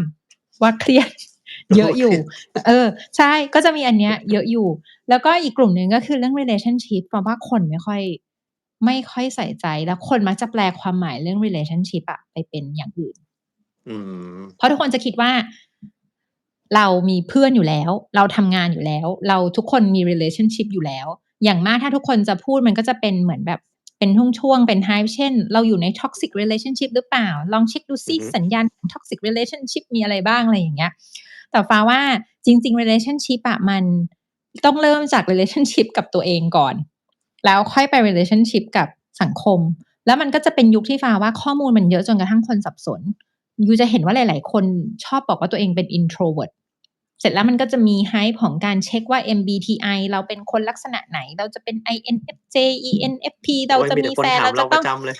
ตลกจริงๆแล้วก็จะมีแบบลัก Enneagram ลัก1ลัก2ลัก3อะไรอย่างเงี้ยอืมๆซึ่เข้าใจงแปลว่าที่มาที่ไปอะมันมีเป็นไปเพื่อให้เราเข้าใจตัวเองมากขึ้นแต่อืมๆมันไม่ได้เป็นตัวที่เอาไว้กำหนดว่า เราจำเป็นจะต้องเป็นแบบนั้นในความรู้สึกฟ้านะเหมือนมันเป็นไป สมัยก่อนคนไปผูกดวงกันไงจะแต่งงานกันใชนี่แบบดวงไม่เข้า่กันแต่งไม่ได้ ๆตอนนี้ก็คือเปลี่ยนจากผูกดวงเป็นผูกรักเป็นพวก หรืออะไร MBTI กัน อย่างงี้แล้วเดี๋ยวในอนาคตทุกคนอาจจะไปผูกถึง DNA ก็ได้ก็คือตรวจ DNA ก่อนว่า DNA เราจะเป็น type ไหนเดี๋ยวยีนยูไม่ดีเราไม่คู่กันเดี๋ยวฟ้าว่าในอนาคตเนี่ยเดี๋ยวอาจจะมีอืม ยีนไม่ดีไม่แต่งนะอะไรอย่างเงี้ยอืมใช่ยิ่งตอนนี้มันมีที่อเมริกาไม่รู้ฟ้ารู้หรือเปล่ามันมีข้อมูลของ DNA รั่วไปเป็นข่าวโอ้ใหญ่มากฟ้องร้องกันแบบเยอะแยะแล้วคืออืข้อมมูล DNA ถ้ามันรั่วไปเนี่ยคนทั่วไปได้ไปมันไม่มีอะไรหรอกแต่ถ้าเกิดว่าเป็นคนที่แบบมันฉลาดหน่อยใช้เอไอแล้วเล่นเรื่องเนี้ยมันไปทำอะไรได้อีกเยอะเลยสามารถจรู้ริงเลยว่าเราจะเป็นยังไงแล้วบางทีมันทำอะไรแปลกๆมาได้เยอะแยะจริงเมื่อกี้จริงเห็นฟ้าพูดถึงเรื่อง IoT กับ HRV อะไรพวกเนี้อืยมๆแล้วก็ wearable device อยากจะให้ฟ้าลองคุยเรื่องพวกนี้หน่อยว่ามันคนถามมาเยอะแล้วเราเคยทำคลิปไปบ้างแล้วแต่อยากมองมุมมองฟ้าว่าถ้าเป็นพวก Smart Watch หรือพวกwearable device ต่างๆตรวจ lactate ตรวจกลูโคสตรวจอะไรพวกเนี้ยหลายๆอย่างฟ้าเห็นว่ามันเป็นยังไงเชื่อถือได้แค่ไหนฟ้าว่า wearable device ที่เอ่อวัด lactate ได้ฟ้าเห็นคนเริ่มใช้บ้างแต่ว่ายังยังไม่ค่อยเยอะแต่อันที่น่าจะมีผลวิจัยชัดคนใช้ชัดแน่ๆอันดับแรกเลยอะคือวัดน้ำตาลอือฮึตัว continuous glucose monitoring หรือว่า CGM ฟ้าว่าดีไม่ได้ดีเฉพาะคนที่เป็นเบาหวานแต่ว่าดีสำหรับคนที่ไม่ได้เป็นเบาหวานด้วยแต่ว่าอยากดูแลสุขภาพหรือว่าอยากลดน้ำหนักหรือแม้แต่ในนักกีฬาค่ะ เพราะว่าฟ้าเคยติดด้วยนะ แต่ว่าที่ US อะข้อดีมันมีหลายยี่ห้อ มี Dexcom 7 มี Freestyle Libre มีแบบหลายยี่ห้อนะแต่ที่ไทยอะที่ขึ้นทะเบียนอยตอนนี้มีแค่3ตัวเองของ Medtronic เคยขึ้นแล้วมันโดนออกแล้วเขาไม่ต่อทะเบียนอะหายไปแล้ว อื Freestyle ม Libre ก็ไม่ขึ้นซึ่งไม่รู้ว่าทำไม อาตัวที่ขึ้นตลกมากอยู่ดีออกมันตลกมากจริงๆถ้าจะซื้อ Freestyle อะอยู่ต้องไปซื้อสิงคโปร์สงสารคนไข้ไหมที่ขึ้นอืมทะเบียนในไทยตอนนี้นะคะที่ค้นอยู่อะก็จะมียี่ห้อ iCan มียี่ห้อ iCan มียี่ห้อ IDEXX แล้วอีกยี่ห้อหนึ่งมันจะขึ้นเป็นตัว CT อะเป็นYuwell Yuwell iCan แล้วก็ IDEXX มีแค่3ยี่ห้อเท่านั้นเองซึ่งถาอืมว่ามความแม่นยำมันเป็นยังไงทุกคนต้องเข้าใจก่อนว่า เวลาเราวัดไอ้ตัว CGM อะมันจะเป็นเครื่องเล็กๆเนาะแล้วก็ติดจะอยู่ที่ท้องแขนเราก็ได้หรือว่าที่พุงเราก็ได้นะคะส่วนใหญ่ตำแหน่งที่ติดมันก็จะมี2ตำแหน่งแล้วเวลาเครื่องมันแปะเข้าไปปุ๊บอะมันจะเป็นสายไฟเบอร์เล็กๆเนาะมันไม่ได้เป็นเข็มค้างเหมือนตอนเราเจาะปลายนิ้วอะเวลาปลายนิ้วเราเจาะมันต้องเป็นเครื่องที่มันเป็นเข็มเล็กๆจิ้มปุ๊บแล้วเราก็เจาะเลือดปลายนิ้วใช่ไหม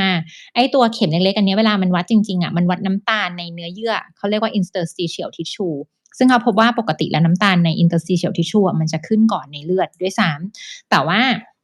เวลาเราวัดไอ้ตรงใน interstitial อะจริงๆมันมีตัวกวนอยู่เช่นพวกสารถ้าช่วงไหนที่เราเจออะไรที่มันเป็น stress มีเขาเรียกว่า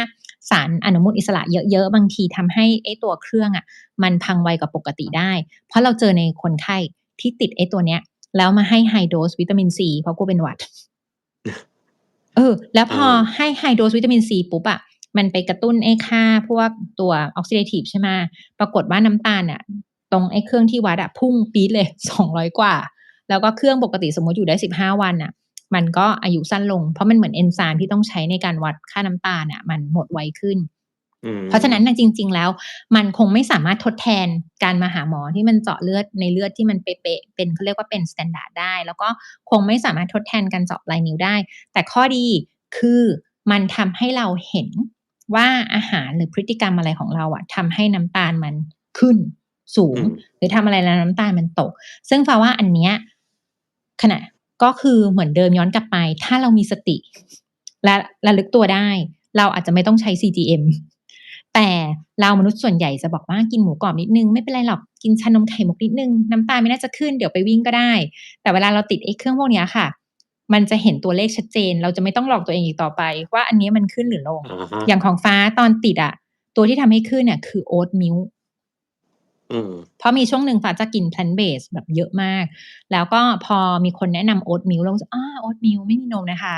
เป็นนมที่มาจากพืช มันน่าจะดีต่อสุขภาพแน่นอนค่ะ เห็นไหมคะแม้แต่หมอก็พลาดได้ กิน oat milk เข้าไปนะคะตอนติด CGM เนี่ยน้ำตาลพุ่งไป250ทุกทีเลยค่ะ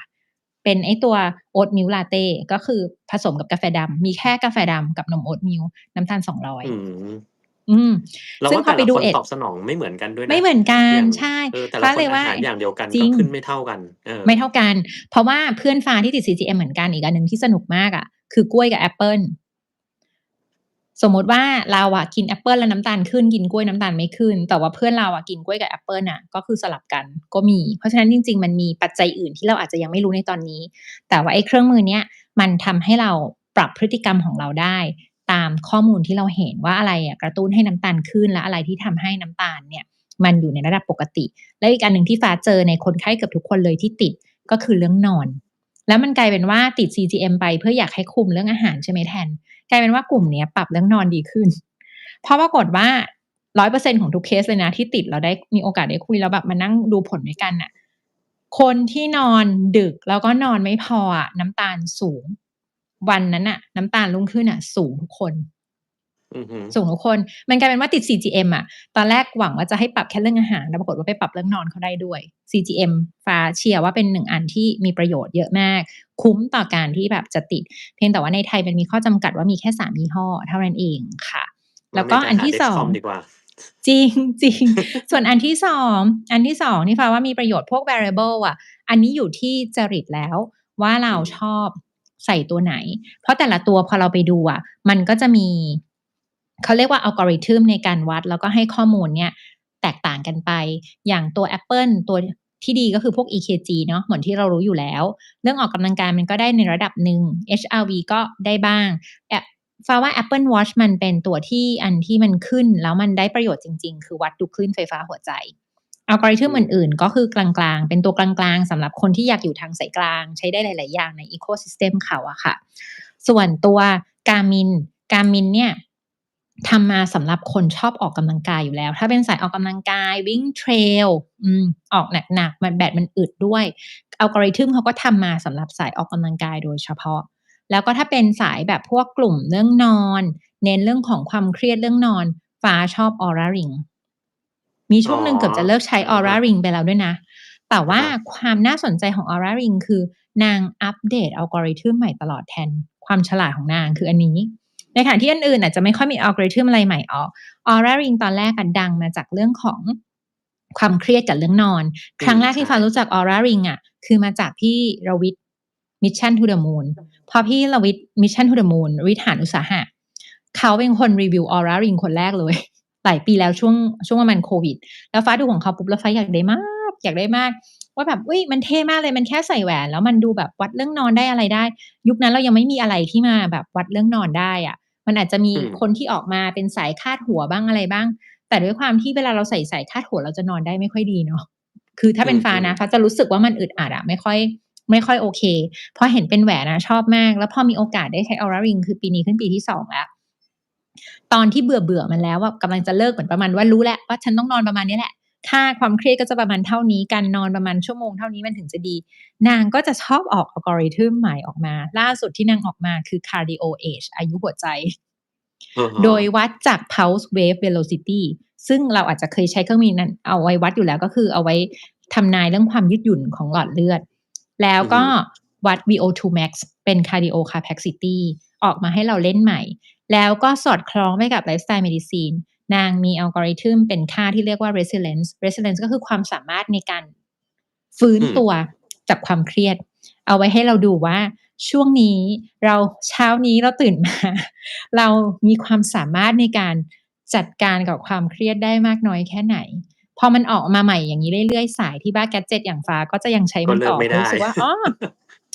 ดีแล้วก็มันดีมีอะไรให้เล่จะสนุกนตลอดเวลาใช่แล้วมันก็จะอือฮึสนุกในการที่พยายามจะไปอ่านเพราะเวลาเขาจะออกพวกเนี้ยเขาจะเขียนเป็น white paper มาถ้าเป็นสายชอบแกดเจ็ตมากๆเนี่ยฟ้าจะชอบคุยกับเพื่อน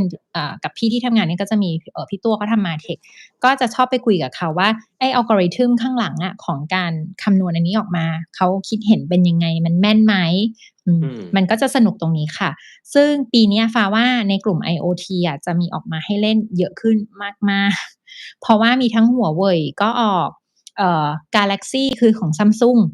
Samsung จริงๆก็มี Galaxy Watch อยู่แล้วแต่เห็นว่าปีนี้จะออก Smart Ring มาด้วยก็ลองตามดูกันว่ามีไหมแล้วก็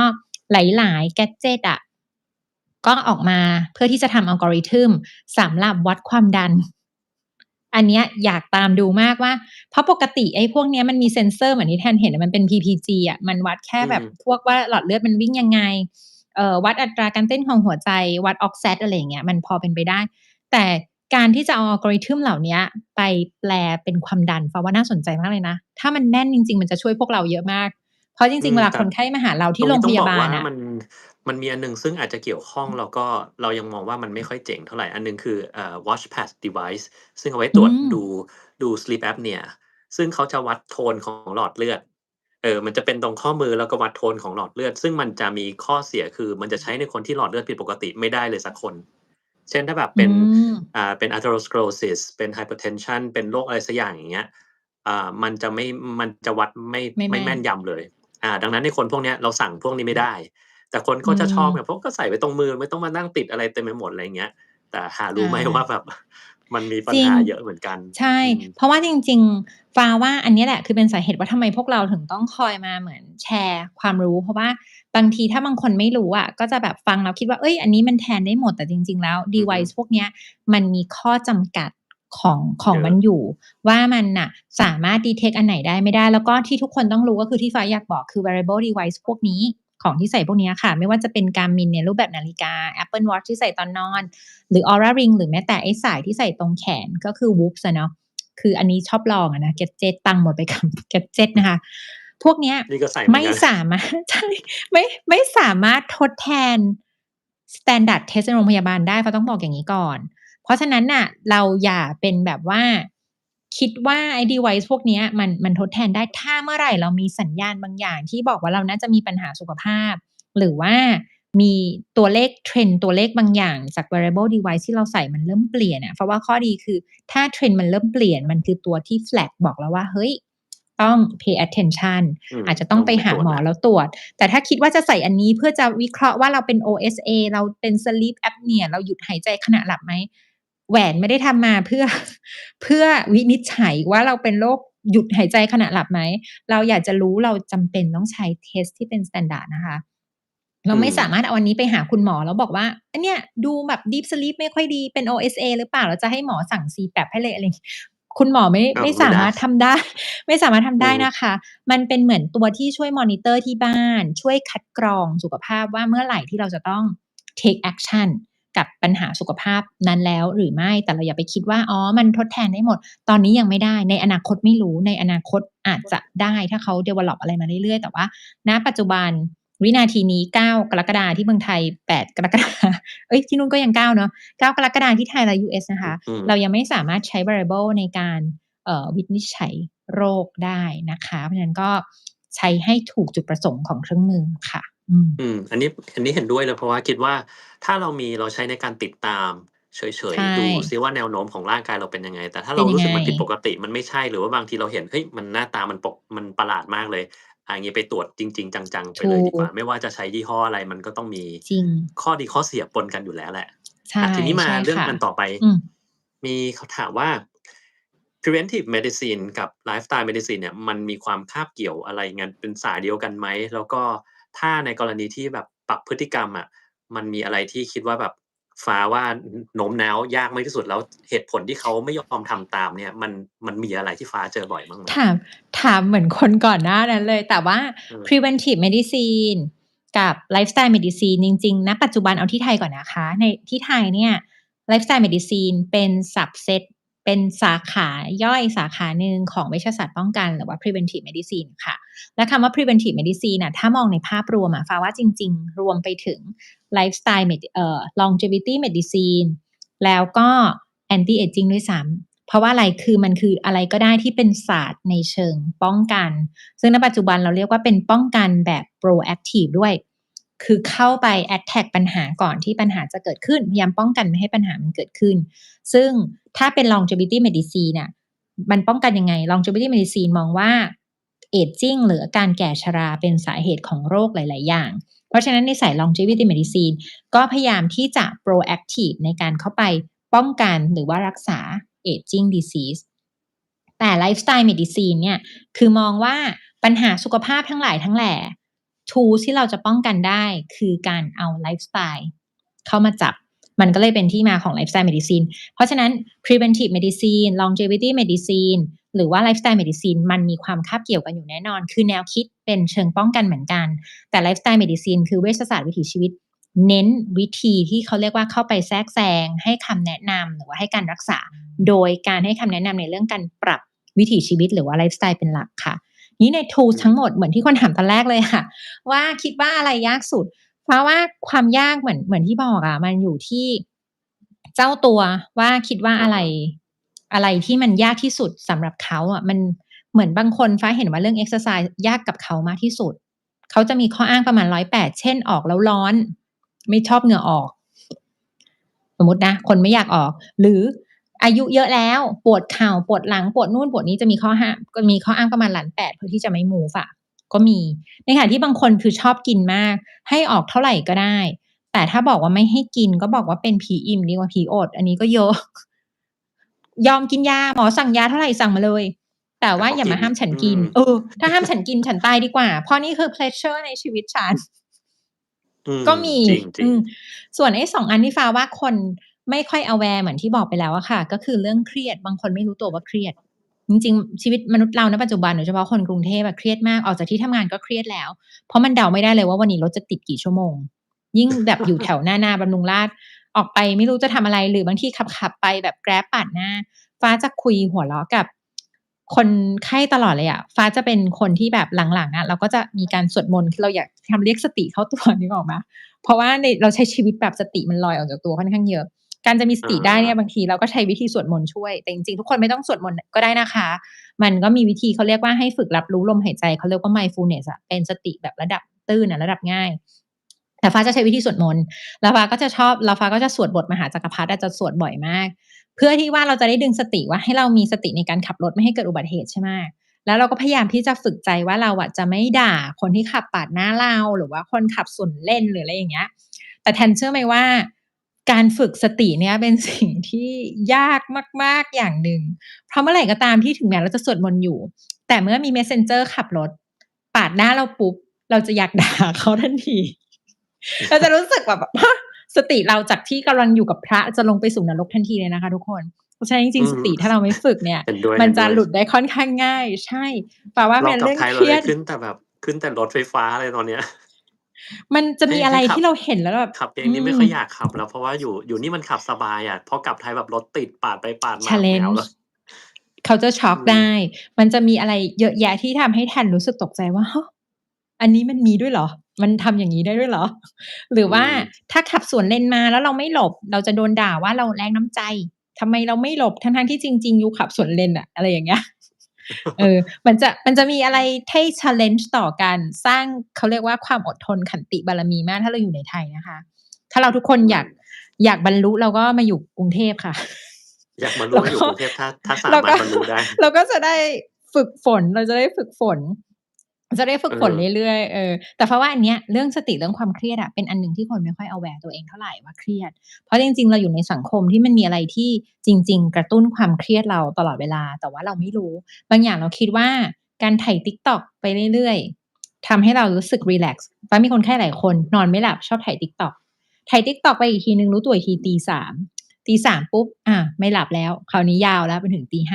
หรือบางทีติดดูซีรีส์อะไรพวกเนี้ยจริงๆเรารู้สึกว่าเราเอนจอยกับมันอยู่นะแต่จริงๆมันทำให้เกิดสเตรสกับร่างกายนึกออกไหมคะอันเนี้ยเป็นอันหนึ่งอืม ที่คนไม่ค่อยรู้แล้วก็เรื่อง เฮ้ยเราว่าอั relationship นหนึ่งอืมที่เขาน่าจะทำนะก็คือ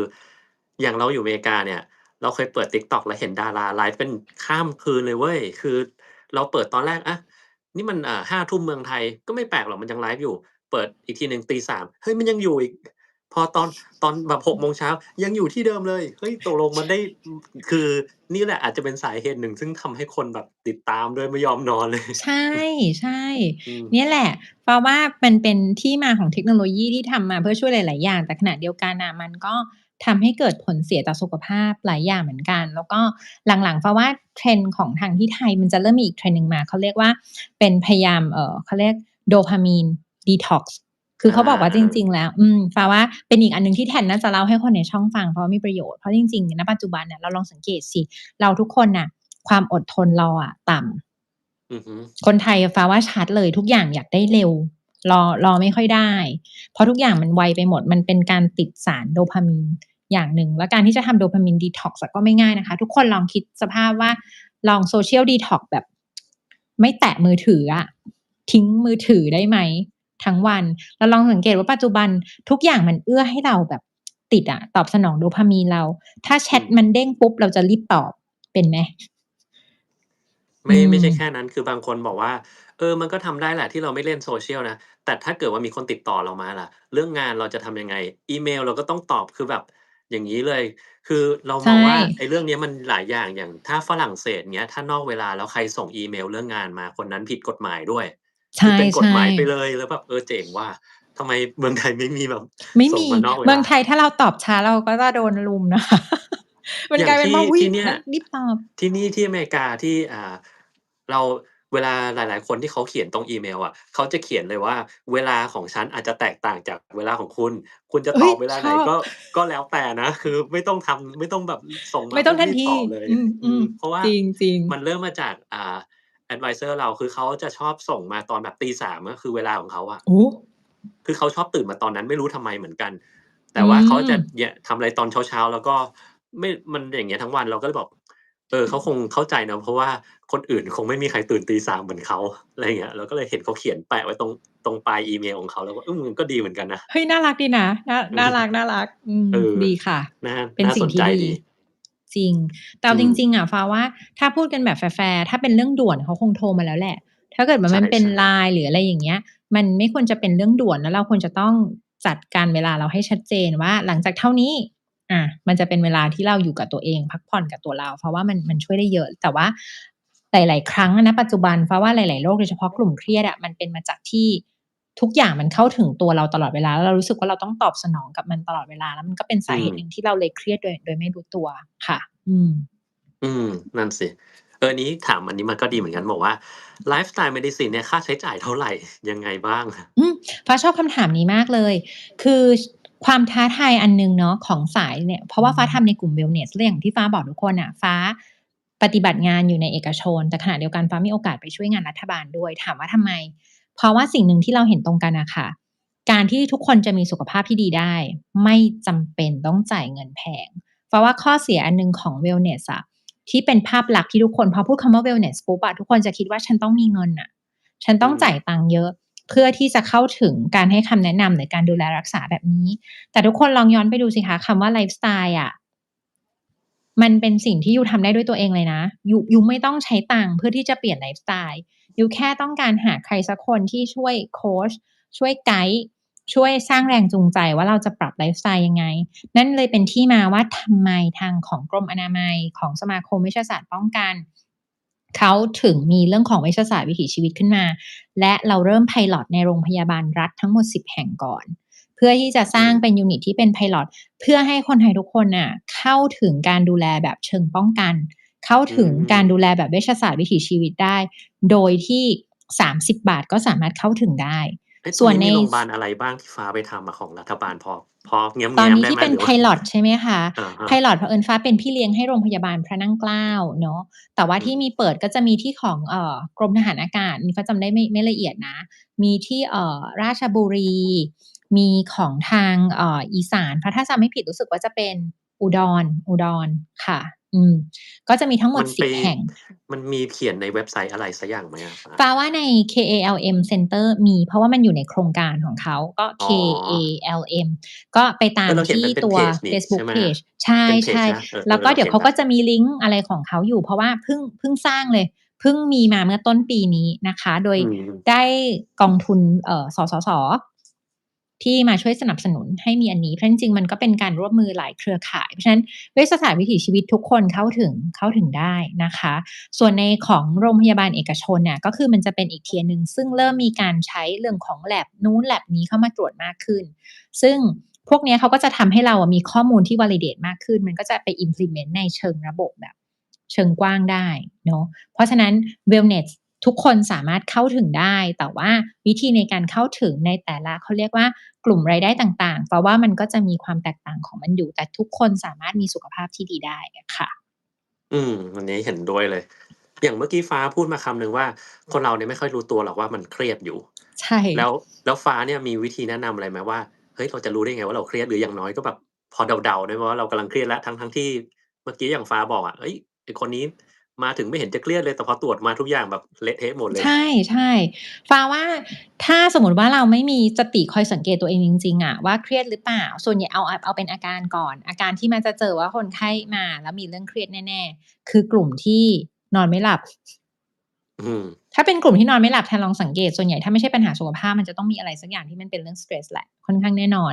อันดับที่2คือพวกที่ชอบบอกว่าตัวเองเบิร์นเอาต์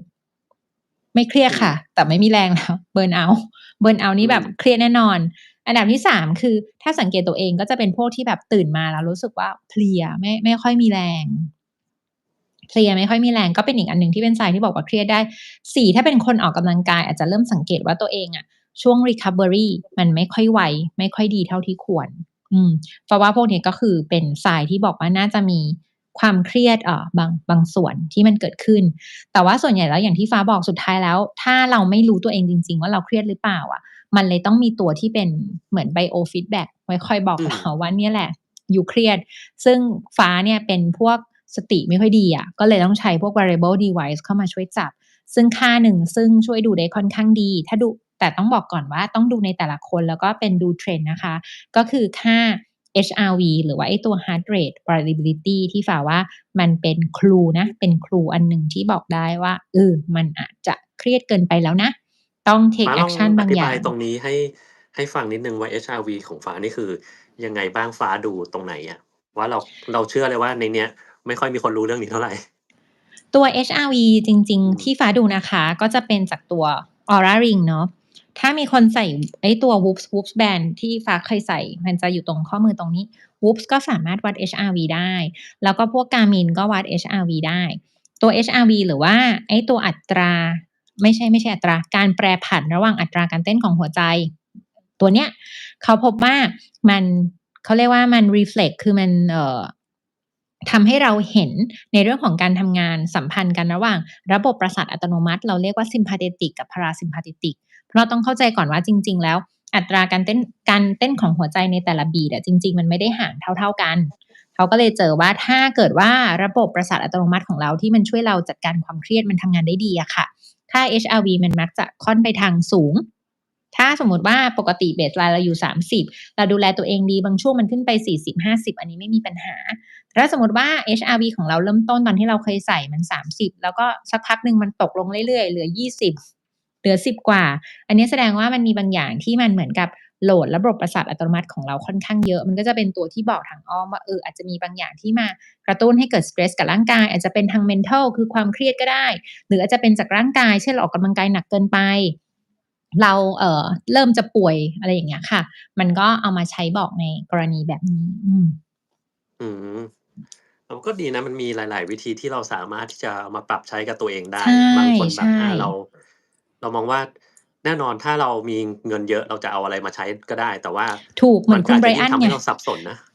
ถ้าเรารวยเหมือน Brian Johnson เราจะจ้างหมอ30คนมาช่วยเราแปลผลก็ได้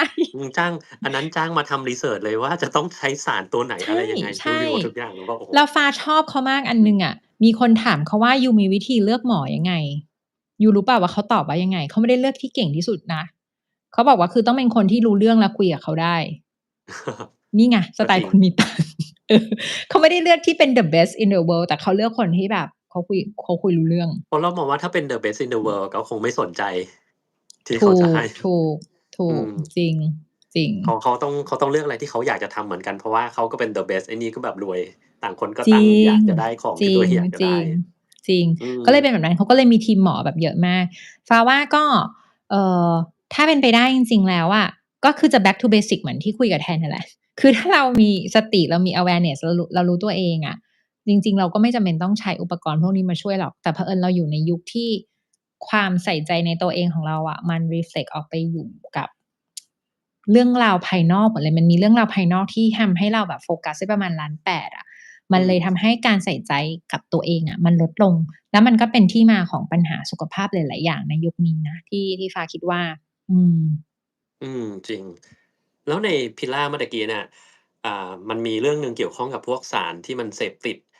เดี๋ยวนี้เนี่ยมันก็มีหลายตัวมากมายใช่ในใช่ในของฟ้าเนี่ยคือฟ้าเคยเจอเรื่องอะไรบ้างไหมเพราะสมัยก่อนก็คงจะมีแต่บุหรี่อะ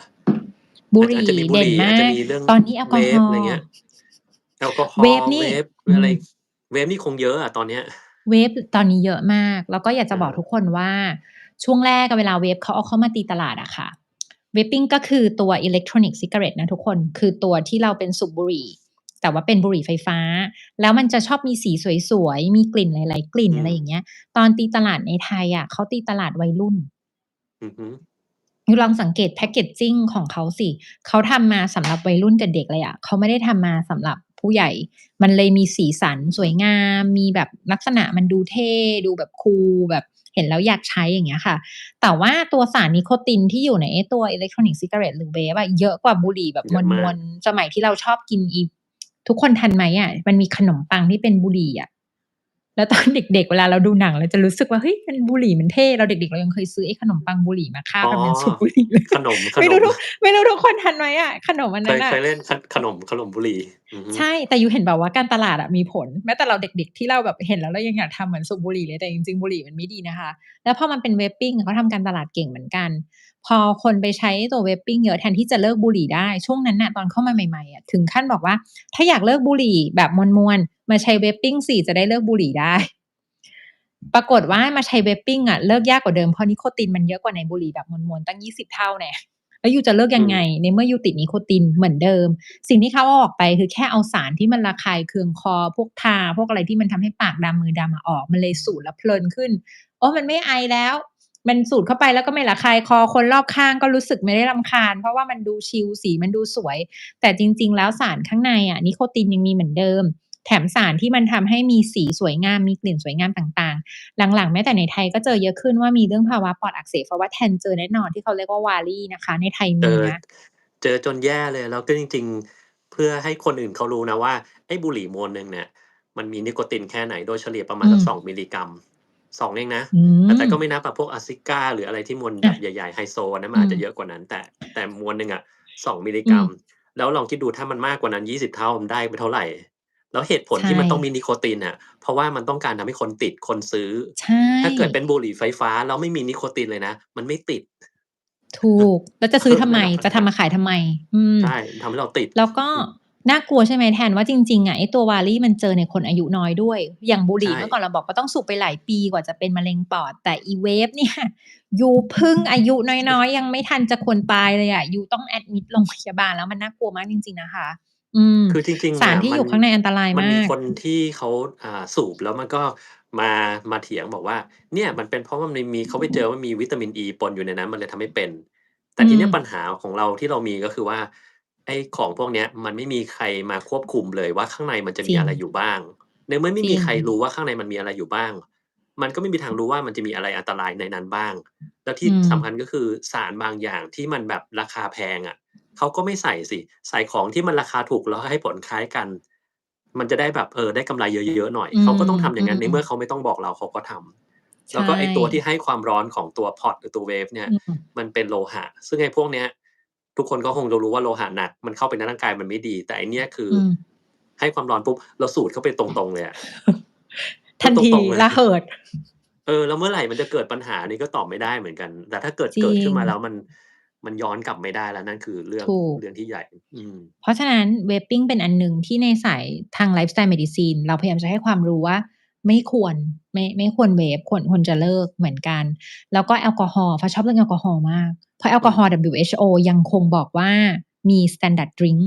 แต่เปเปออืร์หลังๆอมอกมาก็จะเริ่มบอกแล้วว่าแค่1ดริงก์ก็เพิ่มความเสี่ยงแล้วนะคะ ใช่เพราะฉะนั้นเราต้องมารอดูกันต่อไปว่า Standard Drink จะยังคงอยู่ใน WHO หรือไม่ๆถ้าทุกคนอยากรู้ว่า Standard Drink คืออะไรคือเขาจะบอกว่าผู้ชายกินได้เท่านี้ผู้หญิงกินได้เท่านั้นขึ้นอยู่กับว่าชนิดของแอลกอฮอล์ที่เรากำลังพูดถึงมันอืมคืออะไรแล้วบางคนก็พูดไปถึงงานศึกษาเมื่อ20ปีที่แล้วที่มันเป็น U shape ใช่ไหมอืมฟ้าต้องเจอคนเอามาเถียงแน่นอนบอกว่าเนี่ยเฮ้ยเลิกหน่อยหรือกินให้น้อยหน่อยเขาก็บอกว่าเนี่ยการศึกษาครั้งนี้มันบอกว่าถ้าเราไม่กินเลยมันไม่ได้ประโยชน์กินนิดหนึ่งอะใช่มันได้ประโยใช่ชน์ถ้ากินใช่เยอะเกินไปถึงจะไม่ได้ประโยชน์แปลว่าเรากินนิดหใช่นึ่งมันย่อมต้องได้แล้วเขาก็จะได้ประอ้างแบบโอ้โฮโยชน์กว่า ช่วยทุกอย่างบนโลกนี้แบบซึ่งมันไม่คือใช่ อ้างทุกอย่างมาเลยมันไม่ถูกจริงอืมจริงแล้วหลังๆอะฟ้าก็เลยบอกว่าแต่พวกเนี้ยฟ้าฟังแล้วฟ้าก็ถ้าฟ้าไม่รู้ฟ้าจะยอมรับตรงๆว่าฟ้าไม่เคยเห็นเปเปอร์นั้นอะเราก็ดูอืมฟังไว้แล้วเราก็รอดูไปในระยะยาวว่าเป็นยังไงเพราะจริงๆอะคนที่พูดกับฟ้าอันนั้นน่ะเป็นคุณหมอต่างประเทศเพราะว่าฟ้าไม่ดื่มแอลกอฮอล์เลยมาตั้งแต่ไหนแต่ไรอืมแล้วเพราะว่าฟ้าไม่ชอบความรู้สึกตัวเองตอน Hank ตั้งแต่สมัยที่แบบ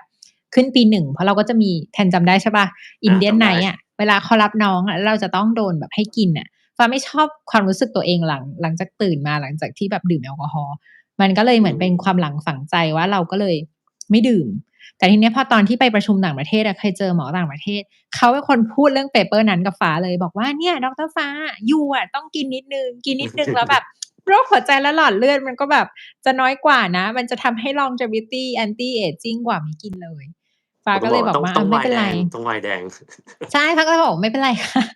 ฟ้าถึงบอกว่าไอ้พวกเนี้ยมันก็เอาเหตุผลมาจับแล้วมันก็แล้วแต่จริตของเราด้วยเราไม่จำเป็นต้องทำทุกอย่างที่เปเปอร์มันออกมาแล้วบอกว่าทำอันนี้แล้วทำให้เราอายุยืนก็ได้อย่างอืมงานวิจัยล่าสุดก็ออกมาแล้วบอกว่าแอลกอฮอล์เนี่ยจริงๆแค่ดริงก์เดียวอะมันก็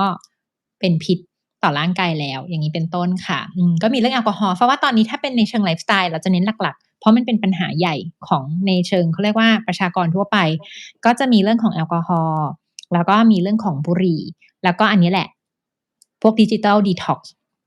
อืมเรื่องติดมือถือทุกคติดมือถือนอาจจะไม่ได้รู้สึกว่ามันเป็นสารเสพติดแต่มันคือสารเสพติดอย่างหนึ่งเพราะมันกระตุ้นติดโดพามากๆเลย มีนใช่มันกระตุ้นโดพามีนเหมือนกันนะคะแล้วของแล้วก็ที่ไทยเจอทำหืกันอฟ้าเจอๆๆกัญชาไหมของเราเนี่ยมีกัมมี่อ๋อไม่เยอะมากที่อเมริกาของฟ้าไม่ค่อยของฟ้าไม่เลยโชคดีโชแล้วคดีไปโชคดีทำให้มากไม่ต้องเข้าไปข้องแวะกับการบอกว่าเอมันจะอกลับไปอยู่ยาเสพติดหรือเปล่าวันนี้อันนี้คือเรื่องแบบระดับการเมืองระดับอะไรเยอะแยะไปหมดซึ่งบางทีแบบพอเราเล่าเราไม่ถูกใจเขาก็จะมาเฮ้ยเราได้ผลประโยชน์อะไรหรือเปล่าอะไรเงี้ยอือืมมแต่ที่อเมริกาเนี่ยไม่มีปัญหาเพราะว่ามันถูกกฎหมายมานานแล้วแต่ตอนแรกอะที่มันบอกว่าถูกกฎหมายอะมันก็เริ่มจากการที่บอกว่าใช้ในทางการแพทย์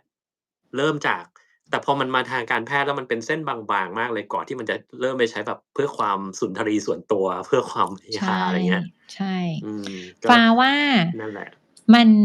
ไอ้พวกเนี้ยมันมีทั้งข้อดีข้อเสียจริงๆฟ้าไม่ได้ against ของการที่เขาจะเอามาใช้ทางการแพทย์นะแต่ฟ้าว่าการออกกฎควบคุมอะมันที่ยากไทยนะมันไม่มันไม่ครอบคลุมอะมันเลยทำให้เกิดปัญหาว่าคนเอาไปใช้ในทางอื่นนอกเหนือจากสิ่งที่เขาอาจจะตั้งใจว่าให้เอามาใช้เพื่อเกิดประโยชน์มันกลายเป็นว่าเกิดโทษเสียมากกว่า ฟ้าโชคดีหน่อยอยู่เอกชนฟ้าเลยไม่ค่อยเจอแต่ถ้าไปคุยกับเพื่อนๆที่อยู่ในโรงพยาบาลรัฐในช่วงที่ออกมาใหม่ๆอะมันมีปัญหาเยอะมากรวมถึงกระท่อมด้วยว่ามันทำให้น้องนักเรียนด้วยนะขอย้ำว่าเป็นนักเรียนอืมที่มีอาการที่เป็น toxic จากกัญชาหรือว่ากระท่อมเนี่ยต้องเข้าไปแอดมิตในโรงพยาบาลของรัฐอืมเพราะใช่ฉะนั้นมันเป็นปัญหาค่ะคือจริงๆของพวกเนี้ยถ้าเราออกมาแล้วเรามีกฎครอบคลุมที่มันค่อนข้างชัดเจนอะเขาเรียกว่ามีระบบการจัดการที่มันเป็นระบบตรวจสอบได้ชัดเจนอะฟ้าไม่ against นะแต่พอเวลาเรารีบออกอะไรมาสักอย่างแล้วการควบคุมมันไม่ดีพอมันกลายเป็นว่าในเชิงสังคมแทนที่มันจะเกิดประโยชน์มันจะดีกับเศรษฐกิจมันดันเกิดโทษกับในกลุ่มคนที่เราอาจจะเผลอมองข้ามไปมันก็เป็นอะไรที่เราคงต้องมาช่วยกันแก้แหละอืมอย่างของเรามองอย่างงี้คือในในกัญชามันมี CBD กับ THC ไอ้ตัวอืมที่เรามักจะไม่ค่อยชอบกันก็คือ THC ซึ่งเป็น ใช่ Psychoactive แล้วมันจะใช่ทำให้เราแบบเพี้ยนขึ้นมาได้แล้วจริงๆมันอืมีวิมจัยออกมาแล้วมีตั้งนานแล้วว่าคนที่ใช้ตัวเนี้ยมากๆโอกาสเกิด Schizophrenia สูงขึ้นใช่อา ใช่สูงขึ้นกว่าทุกอย่างที่มันเป็นสารเสพติดที่มีมาในโลกนี้เลยอืมส่วนคนที่เขาโปรกัญชาเขาก็จะไม่อ้างตัวนี้เพราะว่าไม่รู้อืมมองข้ามตัวนี้ไปแล้วใช่ก็จะไปอ้างถึงเรื่อง CBD แต่ปัญหาคือ CBD CBD เนี่ยมันจะมันจะมีความกึ่งกลางอยู่บางอย่างซึ่งแบบอย่างเอาเรื่องที่เราถนัดแล้วกันในอืมฐานะที่เราทำเรื่อง Sleep เยอะเราก็แบบอยากจะบอกเรื่องของอืมถ้า THC กับ Sleep เนี่ยไม่ดีแน่ๆไม่ดีอืมแน่ๆเพราะว่ามันจะไปยุ่งวุ่นวายกับเรื่อง REM sleep เรื่องของ Deep sleep อะไรเงี้ยมันเสียหมดแต่ถ้าเป็น CBD ล่ะไอ้ CBD เนี่ยปัญหาคือข้อมูลมันไม่ชัดเจนเลย อืมถ้าเราให้ขนาดน้อยๆเช่น5มิลลิกรัมอย่างเงี้ยร่วมกับ THC อะมันจะนอนไม่ดีอืมมันตรงกันข้ามกับที่เราคิดแต่บางทีขนาดเยอะขึ้นไปนิดหนึ่งนอนดีขึ้นมาหน่อยหนึ่งแต่ว่าarchitecture ของการนอนหลับน่ะมันอาจจะไม่เหมือนเดิมดังนั้นอของ า CBD เนี่ยอาจจะมีผลดีบ้างในโดสบางอย่างแต่อืมยังไม่ชัดเจนในเรื่องทั้งหมดดังนั้นอืมถ้ามันไม่ชัดเจนในเรื่องทั้งหมดเนี่ยมันก็บอกอะไรมันก็ยากยังไม่ควรถูกเหมือนแต่สิ่งที่ ซัปลิเมนต์เราที่เราคุยกันตเจอมา อนแรกอืมแต่สิ่งที่เราเจอมาหลายๆครั้งคือคนที่บอกว่าเอาน้ำมันกัญชาไปหยอดใต้ลิ้นแล้วนอนอือามๆปัญหาคืออย่างงี้แรกๆอะมันหลับได้แต่ผ่านไปอืม สักพักหนึ่งอะมันหลับไม่ได้แล้ว tolerance อืมมันจะทนมันก็ต้องเพิ่มขึ้นอะไรอย่างเงี้ยแล้วอาก็เรื่องของarchitecture ของการนอนหลับมันเสียทีนี้มันสำคัญมากเพราะว่า REM sleep อะตอนนี้เรารู้แล้วว่ามันไม่ใช่แค่ช่วยเรื่องของความจำความคิดสร้างสรรค์จริงหรืออะไรพวกเนี้ยแต่มันเกี่ยวข้องกับ longevity ด้วยถ้าเกิดคนไหนไม่มี REM sleep นะแบบอายุสั้นลงกว่าปกติอีกอืมเราก็เลยคิอืม ดว่าเฮ้ยถ้าอะไรที่ไปยุ่งกับมันมากๆเนี่ยคุณอาจจะไม่ปกติแล้วนะ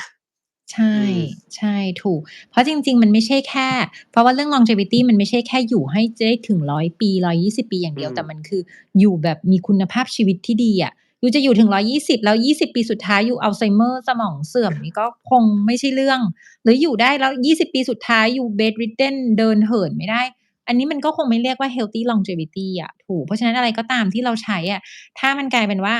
อะคุณอยากจะอายุยืนขึ้นแต่อายุยืนแบบที่แบบมีโรคนู้นโรคนี้ฟ้าว่ามันก็ไม่ควรจะเป็น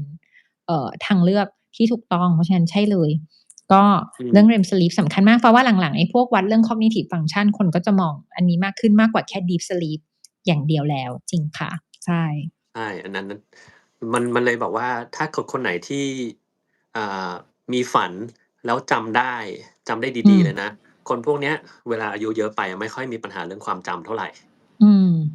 กับใครที่ยังมีความคิดสร้างสรรค์ยังรู้สึกว่าเวลาที่เรามีหน้าที่อะไรสักอย่างเรายังรู้สึกว่าเฮ้ยมันสนุกกับมันยังมีอาความรู้จริงสึกเหมือนเป็นเด็กอยากรู้อยากเห็นอย่างเงี้ยพวกเนี้อืมยแก่ช้าหน่อยแต่ถ้าคนที่แบบโอ๊ยไม่เอาแล้วนั่นไปเรียนวาดรูปไม่เอาเราแก่ไปแล้ว ไปไปทำอะไรใหม่ๆไม่อยากทำไอ้เนี่ยแก่เร็ว จริงแล้วก็เป็นอันหนึ่งเลยอะที่ฟ้ารู้สึกว่ามันก็เลยมีเป็นเหมือนมูฟเมนต์ว่าเขาพยายามจะยืดอายุเกษียณให้มันนานขึ้นแต่ขณะเดียวกันอืมฟ้าว่าสิ่งที่เราต้องทำคือทำยังไงก็ได้ให้อายุคนถ้าจะเกษียณยาวขึ้นเราก็ต้องทำให้เขามีสมรรถภาพที่เหมาะสมที่จะเกษียณช้าลงเพราะฉะนั้นมันคงไม่ใช่ว่าทุกคนเหมาะที่จะเกษียณตอน70หรือ80แต่ว่าเนี่ยคือ challenge ที่ฟ้าว่าเป็นอันหนึ่งที่เราคงต้องแบบเหมือนมองหรือว่าช่วยกันทำ เพราะว่าไม่งั้นยังไงเราก็รู้อยู่แล้วว่าประชากรไทยตอนนี้ยังไงก็เข้าสังคมผู้สูงอายุเรียบร้อยแล้วนะคะคือเรามีประชากรที่อายุเกิน60เกิน20%แน่นอนแล้วชัดเจนเพราะฉะนั้นถ้าเราไม่ช่วยดูแลให้คนกลุ่มนี้เขาสุขภาพดีหรืออีก10ปีข้างหน้าก็จะมีคนที่อายุที่จะเข้า60เพิ่มไปอีกถึง30%แน่นอนเนี่ยเราไม่ดูแลให้เขามีสุขภาพดีดูแลตัวเองได้ มันจะกลายเป็นว่ากลุ่มคนที่เป็นยุคเนี่ยอายุน้อยๆ30-20ตอนเนี้ยอีกหน่อยยูจะกลายเป็น the bag ของทั้งสังคมอะต้องเลี้ยงเด็กด้วยเลี้ยงคนแก่ด้วยไม่มีประเทศไหนบนโลกนี้อยู่ได้อะถ้าเกิดสภาพสังคมมันเป็นแบบนั้นเนาะอืมเห็นด้วยเพราะว่าตอนนี้คนมีลูกลดลงพอมมีคนากคนมีลูกลมาดลงเสร็จปุ๊บแล้วก็มากมีคนอายุเยอะอยู่ก้อนหนึ่งกับคนที่อายุลดลงใช่ ไม่มีลูกอย่างเงี้ยก็เหมือนฟ้าว่าเลยเป็น The จ Bag ริงต้องมันจะเป็นแบกแล้วกลายเป็น The Bag เออแล้วก็ถ้าอืมสมมุติเกษียณแล้วอะค่ะแล้วมีโอกาสเรียนฟ้าว่าเราไม่จำเป็นต้องแค่เรียนวาดรูปหรือเรียนภาษาใหม่อะไรเงี้ยสมมุติชอบดูซีรีส์เกาหลีจะได้คุยกับหลานรู้เรื่องอย่างเงี้ยยูเรียนภาษาเกาหลีไปก็ได้ไม่ต้องพูดเหมือนอืมเขาก็ได้เราสามารถใช่พูดภาษาเกาหลีสำเนียงไทยภาษาเกาหลีสำเนียงใต้ได้เก๋จะตายเพราะว่าสมมุติอะดูอันนี้เรามีแรงจูงใจจะดูอันนี้หรือบางคนติดซีรีส์จีนเรียนภาษาจีนเลยค่ะ มันเป็นการกระตุ้นสมองอย่างหนึ่งหรือถ้าชอบดูดวงไปเรียนดูดวงก็ได้เดี๋ยวนี้ฟ้าเห็นว่าอืมมีคอร์สเปิดดูดวงแล้วไปนั่งผูกดวงเอาก็ได้ว่าเราจะได้มาดูดวงให้ลูกหลานได้ว่าช่วงนี้แบบดาวนั้นอา เข้าดาวนี้เข้าหรือเปล่าอันนี้อันนี้อะไรอย่างเงี้ยอันนี้เห็เห็นไหมนด้วยมากเลยเพราะว่าปัญหาอย่างหนึ่งที่ทุกคนต้องเจอแล้วมันไม่ค่อยมีใครสนใจก็คือว่าในเมื่อตอนเนี้ยเป็นสังคมผู้สูงอายุใช่ไหมแต่ผู้สูงอายุกับคนอายุน้อยอะมันคุยกันไม่รู้เรื่องเออเด็กอยู่กับคจริงนแก่มันมันไม่ชอบอะไปเจอก็แบบขี้บ่นจังบ่นอะไรก็ไม่รู้เนี่ยจำจี้จำไชน่ารำคาญส่วนไอ้คนที่อายุเยอะก็บอกเด็กรุ่นเนี้ยมันไม่รู้อะไรมันไม่ค่อยแบบเคารพผู้ใหญ่มันไม่มีความอดทนมันเป็น Gen Z อะอืไรก็ไม่รู้มอะไรเงี้ย เราก็เลยคิดว่าจริงมันควรต้องมีอะไรสักอย่างที่แบบมาทำให้คน2กลุ่มเนี่ยคุยกันได้อยู่กันได้จริงเพราะว่าคนแก่ถ้าจริง ถ้าแบบเด็กเขาไม่สนใจ เด็กเขาไม่อยากมาหาอ้าวเราก็อยู่คนเดียวอย่างงี้เหรอ? ไม่มีคนดูแล ไม่มีใครจรสนิใจเลยง นะ ลำบากกว่าเจดริิม ง แล้วก็อืม อันเนี้ยเป็นอันที่ฟ้าชื่นชมที่สิงคโปร์มาก ถ้ามีคนได้มีโอกาสไปดูสารคดีอยู่ถึง 100 ปีอะค่ะ ตัวไอ้ Live to 100 ของ Blue Zone อะ ที่ทีมที่เขาทำเรื่องสารคดี Blue Zone คือทีมของคุณ Dan Buettner เขาทำอะ ที่สิงคโปร์ข้อดีอย่างหนึ่ง พอเขามีวิชันว่าเขาอยากจะให้คนในประเทศเขา เพราะคนในประเทศเขาอะคนแก่เยอะนะ คนแก่เยอะมาก คนที่สูงอายุอะเยอะมาก เขาก็เห็นว่าอันเนี้ยสำคัญ แล้วอันหนึ่งที่เขาเจออะ ฟ้าชอบเขาอันนี้มากเลย เขารู้ว่าคนที่อายุเยอะอะ คุณภาพชีวิตอะจะดีกว่าถ้าอยู่ใกล้ลูกหลานครอบครัวใหญ่ เขาอก็เลืม ยออกเป็นนโยบายว่า ถ้าเกิดว่าลูกคนไหนแต่งงานแล้วเลือกที่จะซื้อบ้าน หรือว่าซื้อห้องอยู่ใกล้ ๆ กับคุณพ่อคุณแม่อะ รัฐบาลสิงคโปร์อะเขาเหมือนจะช่วยลดภาษีให้ คือเหมือนเป็นนโยบายที่เอื้อเพื่อให้ครอบครัวอยู่ใกล้ชิดกันมากขึ้น เพราะเขารู้ว่าการที่ผู้สูงอายุอะได้อยู่ใกล้กับลูกหลานน่ะ คุณภาพชีวิตเขาจะดีกว่าไปอยู่คนเดียว แค่แบบ 2 คน อืฟ้าว่าอันเนี้ยม เป็นอันหนึ่งที่น่าสนใจมาก ๆ เพราะฉะนั้นเนี่ย ถ้าใครยังโชคดีมีคุณพ่อคุณแม่ คุณปู่คุณย่าอยู่ ถึงท่านจะบ่นนะคะ เราจะต้องยิ้มไว้ค่ะ เพราะว่าเรากำลังช่วยให้ท่านมีคุณภาพชีวิตที่ดี แล้วก็อายุยืนขึ้น เราจะต้องคิดแบบนี้ไว้ เราอย่าไปคิดว่าท่านแบบว่าขี้บ่นแล้วเราไม่อยากฟังเขา ไม่ได้นะคะ ยิ่งปล่อยให้ท่านอยู่คนเดียวเนี่ย คุณภาพชีวิตท่านก็จะยิ่งแย่ค่ะ แล้วก็ออีืกคีย์หนึ่ม งที่ฟ้าชอบมาก ๆ เลย คือมันมีงานวิจัยเรื่อง subjective age อันนี้ฟ้าชอบที่สุด เพราะฟ้าว่าทำง่ายที่สุด เขาพบว่าคนที่ subjective age คือความรู้สึกว่าตัวเองอายุเท่าไรค่ะ ถ้าอืม เรามีความรู้สึกว่าเราอะอายุเด็กกว่าวัย คือตามวันเดือนปีเกิดเราจริง ๆ เขาพบว่าคนกลุ่มเนี้ยอัตราการเสียชีวิตต่ำกว่าคนที่คิดว่าตัวเองแก่แล้ว เพราะฉะนั้นอืม การตื่นมาตอนเช้ายิ้มให้ตัวเองในกระจก แล้วบอกว่าฉันยังเหมือนเด็กอายุ 25 อยู่ นั่นคือสิ่งที่ถูกต้อง และเป็นสิ่งที่ทุกคนทำได้ เป็นปัจจัยหนึ่งที่เขาเรียกว่าเป็นปัจจัยบวกที่จะทำให้เราเนี่ยคุณภาพชีวิตดีขึ้นได้ง่าย ๆ ที่ทำได้ด้วยตัวเองนะคะ อืม อืม อันนี้บอกว่าต้องไปดูหลานมา เฮ้ย แต่ โอ้ แตใ่ช่ นี่เเห็น ห็น พ ที่แทนเอา อือฮึ นักแสดงมาสัมภาษณ์ใช่ไหม? มีแต่คนออกมบอกว่าา ดูแล้วร้องไห้ เลยไม่กล้าอืดูเลย เพม ราะว่าชีวิตไม่พร้อมจะร้องไห้ในตอนนี้นะคะ ไม่อยาก ร้องไห้ ฉันไม่อยากเพิ่ม สเตรส ให้กับตัวเอง แต่เรก็เาลยไมมอง่ไดว้่าดู มันเป็นการร้องไห้ที่ดี ที่ดูมีความสุขและสวยงาม มันไม่ใช่แบบอืม หนังเศร้า อะไรอย่างเงี้ย หนังเศร้า หนังอะไรที่มันแย่ อะไรอย่างเงี้ย มันทำให้คน 2 คนที่อยู่ต่างเจเนอเรชันกัน มันเข้าใจซึ่งกันและกัน อย่ใาชงเราโชคดีที่่ แบบ ตอนนั้นน่ะทาง GDH เขาติดต่อเรามาให้เราไปดูตอนที่มันยังไม่เข้าโรงเลยอะ โอเอ้ อ เนี่ย อืม VIP ตัวจริงนะคะ ไม่ เขาติดต่อผ่านทางพ่อเรามา เพราะพอดีก็แบบอพ่อเราเขาเป็น า ๆ ๆ ๆ เขาทำหลักสูตรอะไรสักอย่างอยู่ แล้วคือเราจำชื่อไม่ไอด้แล้ว า ๆ ๆ แล้ว คนที่เรียนเขาก็คุยกับพ่อเรา "เฮ้ย เราไปดูได้ไหม?" อะไรอย่างเงี้ย เราก็ไปดู ก็อืไปตั้งแต่ก่อนม มันจะตัดคัตสุดท้าย เราก็ไม่รู้ว่าตัดคัตสุดท้ายเสร็จแล้วมันจะเป็นยังไงนะ อืม อาจจะเปลี่ยนไปจากที่เราเคยดูก็ได้ แต่ว่าอดูแล้วก็ดี แล้า วเราก็บอกเขาว่า "เฮ้ย หนังอย่างเงี้ยมันไม่ควรจะเก็บไว้ในประเทศไทยนะ เพราะว่ามันน่าจะเข้าถึงคนได้ทั่วโลก" ก็เลย อืม จริง ลองบอกเขาว่า "เฮ้ย ลองไปประเทศอื่น ๆ บ้าง มันน่าจะเวิร์กอยู่" อะไรอย่างเงี้ย อุก๊็ ย ซึ่งก็ดังเลยนะ ซึ่ไงปก็ดปรัะเทศงเลย อื่นก็คือดังเลยจริง ใดัชง่ เลย ๆ อือืม ม แต่แบบเรามองว่ายายแต๋วแกเป็นหนึ่งในคนอายุเยอะที่แบบดีมาก เพราะว่าแกเริ่มทำทุกอย่างด้วยความที่อยากจะทำ มีความคิดสร้างสรรค์ ไม่คิดว่าอายุเยอะขนาดนี้แล้วมันจะทำนั่นทำนี่ไม่ได้ อะไรอย่างเงี้ย จริง ฟแกก้า็เปว็่นาตัอันนวอยี่้างแหลเละย เป็น ไม่เคยแสดจริง งมาก่อน ใช่เปล่า อายุขนาดเนี้ยแบบ 78 แล้ว แบบ เฮ้ย มาแสดงหนังดีกว่า เจ๋งว่ะ เจ๋งเนาะ ซึ่งอืจริง ม ๆ อะอยากให้หลาย ๆ คนน่ะมี เขาเรียกว่าความคิดแบบนี้แหละ เราอย่าไปเอาอายุมาเป็นตัวกำหนดว่า ถึงวัยเท่านี้แล้วฉันต้องเลิกทำนู่นทำนี่ จริง ๆ การที่เรายังอยากเรียนรู้อะไรตลอดเวลาเหมือนที่แทนบอกอะ ฟ้าว่ามันช่วยทำให้สมองเราอะมันยังทำงานได้ดี มันเหมือนชีวิตเรายังมีไฟ ถ้าเป็นภาษาญี่ปุ่นที่คนชอบแปลหนังสือ ก็คือ Ikigai อะ Ikigai อะ ว่าเรามีอืม เป้าหมายในการตื่นมาของวันนี้อะว่าเราอยากทำอะไร อืม ใช่ มันต้องมีคนเคยอ่านหนังสือเรื่องนี้แน่ ๆ เลย Ikigai มนี ะ ฟ้าว่ามี เพราะว่าคนพูดกันเยอะมาก เอามาโอ้ เขียเยอะ นนู่นเขียนนี่ ใช่ แต่นี่ฟ้าว่าจะมัน บอกว่าเรากลับไทยไปเราก็ไปยืนอ่านจนจบเล่ม แล้วไม่ได้ซื้อด้วย ดูขี้โกง ไม่เป็นเทคนิคที่ดีร้านหนังสือเขาทำมาเพื่อการนี้ไงถูกไหมอ่านอือ่านจบทั้งม เล่มเลยนะอ่านจบเสร็จปุ๊บแล้วก็วางไว้ที่เดิมแล้วก็แบบโอ้ไม่เอาไปทำอย่างอื่นต่อเพราะว่าพออ่านก็เป็นจบแล้วเรา get point แล้วไงแล้วเราก็ get เลย point ไม่แล้วได้อ่านจก็ริงเลยอ่านซึ่งจริงๆมันไม่ได้มีแค่ญี่ปุ่นถ้าคนได้ดูสารคดีฟ้าชอบดูสารคดีอย่างหนึ่งตรงที่บางทีเขาไปหาข้อมูลเหมือนเปิดโลกเราว่าที่อื่นเขามีแบบนี้แล้วฟ้าว่ามันสนุกมากอย่างที่ตรงนิโคย่าเขาก็มีคล้ายๆกันเขาเรียกว่า Plan de Vida ถ้าฟ้าจำไม่ผิดนะแต่มันแปลว่า Plan of Life อะ คือเหมือนคนในโซนเขาที่อายุยืนอย่างหนึ่งเลยจนแบบ80 ปี100 ปีอ๋อแบบชิลโอเคๆคือเข้าใจแล้วเขามีใช่เขามีเป้าหมายเขามีเป้าหมายในชีวิตว่าเขาตื่นมาวันนี้เขาแบบจะทำอะไรฟ้าว่าอันเนี้ยเป็นอันหนึ่งที่ฟ้าว่ามันส่งผลกับคุณภาพชีวิตโดยเฉพาะในกลุ่มคนหลังเกษียณฟ้าว่ามันชัดมากๆว่าบางทีอะหลายๆคนน่ะพอหลังเกษียณปุ๊บบางทีเหมือนแบบ lost ไปเลยเพราะว่าเคยทำงานตลอดแต่ว่าตื่นมาเช้าวันนี้พอไม่ได้ไปทำงานแล้วบางทีไม่รู้ว่าจะทำอะไรอะค่ะแต่ว่าอืถ้าเรายังหามอะไรที่เราสนใจได้อะไปทำอะฟ้าว่ามันช่วยกระตุ้นจุดไฟนะแทนเนาะมันทำให้สมองได้ทำงานอะไรอย่างเงี้ยมากเลยใช่ลองเลือกดูว่าเราอยากจะทำอะไรแล้วก็เผอิญที่โรงพยาบาลน่ะก็มีโอกาสได้คุยกับกลุ่มหนึ่งซึ่งฟ้าชอบมากชื่อทีม Young Happy ทีม Young Happy เนี่ยคนที่เป็นครีเอตขึ้นมาเขาชื่อคุณแก๊ปถ้าฟ้าจำไม่ผิดคุณแก๊ปเขาเคยเป็นนักบินมาก่อนแล้วแรงบันดาลใจเขาอะก็คือว่าเขาอยากจะดูแลคุณพ่อที่เกษียณแล้วให้มีสังคมอะไรที่ทำอะไรได้เป็นแบบแอกทิวิตียังแอคทีฟอยู่ซึ่งอืมถ้าสมมติว่ามีบางคนที่ฟังอยู่แล้วก็มีทีมผู้สูงอายุอะลองไปดูในเว็บไซต์ได้นะคะยังแฮปปี้เขาเป็นคอมมูนิตีที่ทำมาสำหรับคนที่อายุเยอะแล้วเลยอะแล้วเป็น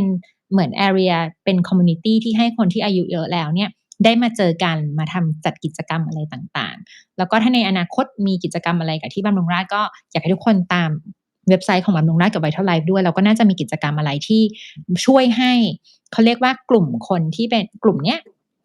เขาแอคทีฟมากขึ้นทำอะไรที่สามารถ enjoy life ได้มากขึ้นค่ะอืมอืมอันนี้เห็นด้วยเลยแล้วก็เมื่อกี้ฟ้าพูดว่าที่เขามีการศึกษาตามที่ต่างๆที่มีคนอายุเยอะเนี่ยเอ่อแน่นอน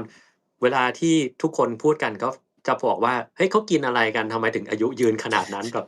เนี่ยใช่ประจำเลยใช่ไหมเขากินอะไรซึ่ง ถึงเก่งจั งจริงถึงอายุยืนซึ่งจริงแบบจริงมันเป็นในแง่มุมของคนไทยเนาะที่เรามองในแง่เดียวแต่ว่าเรามองว่าชจริงๆเนี่ยอบจริง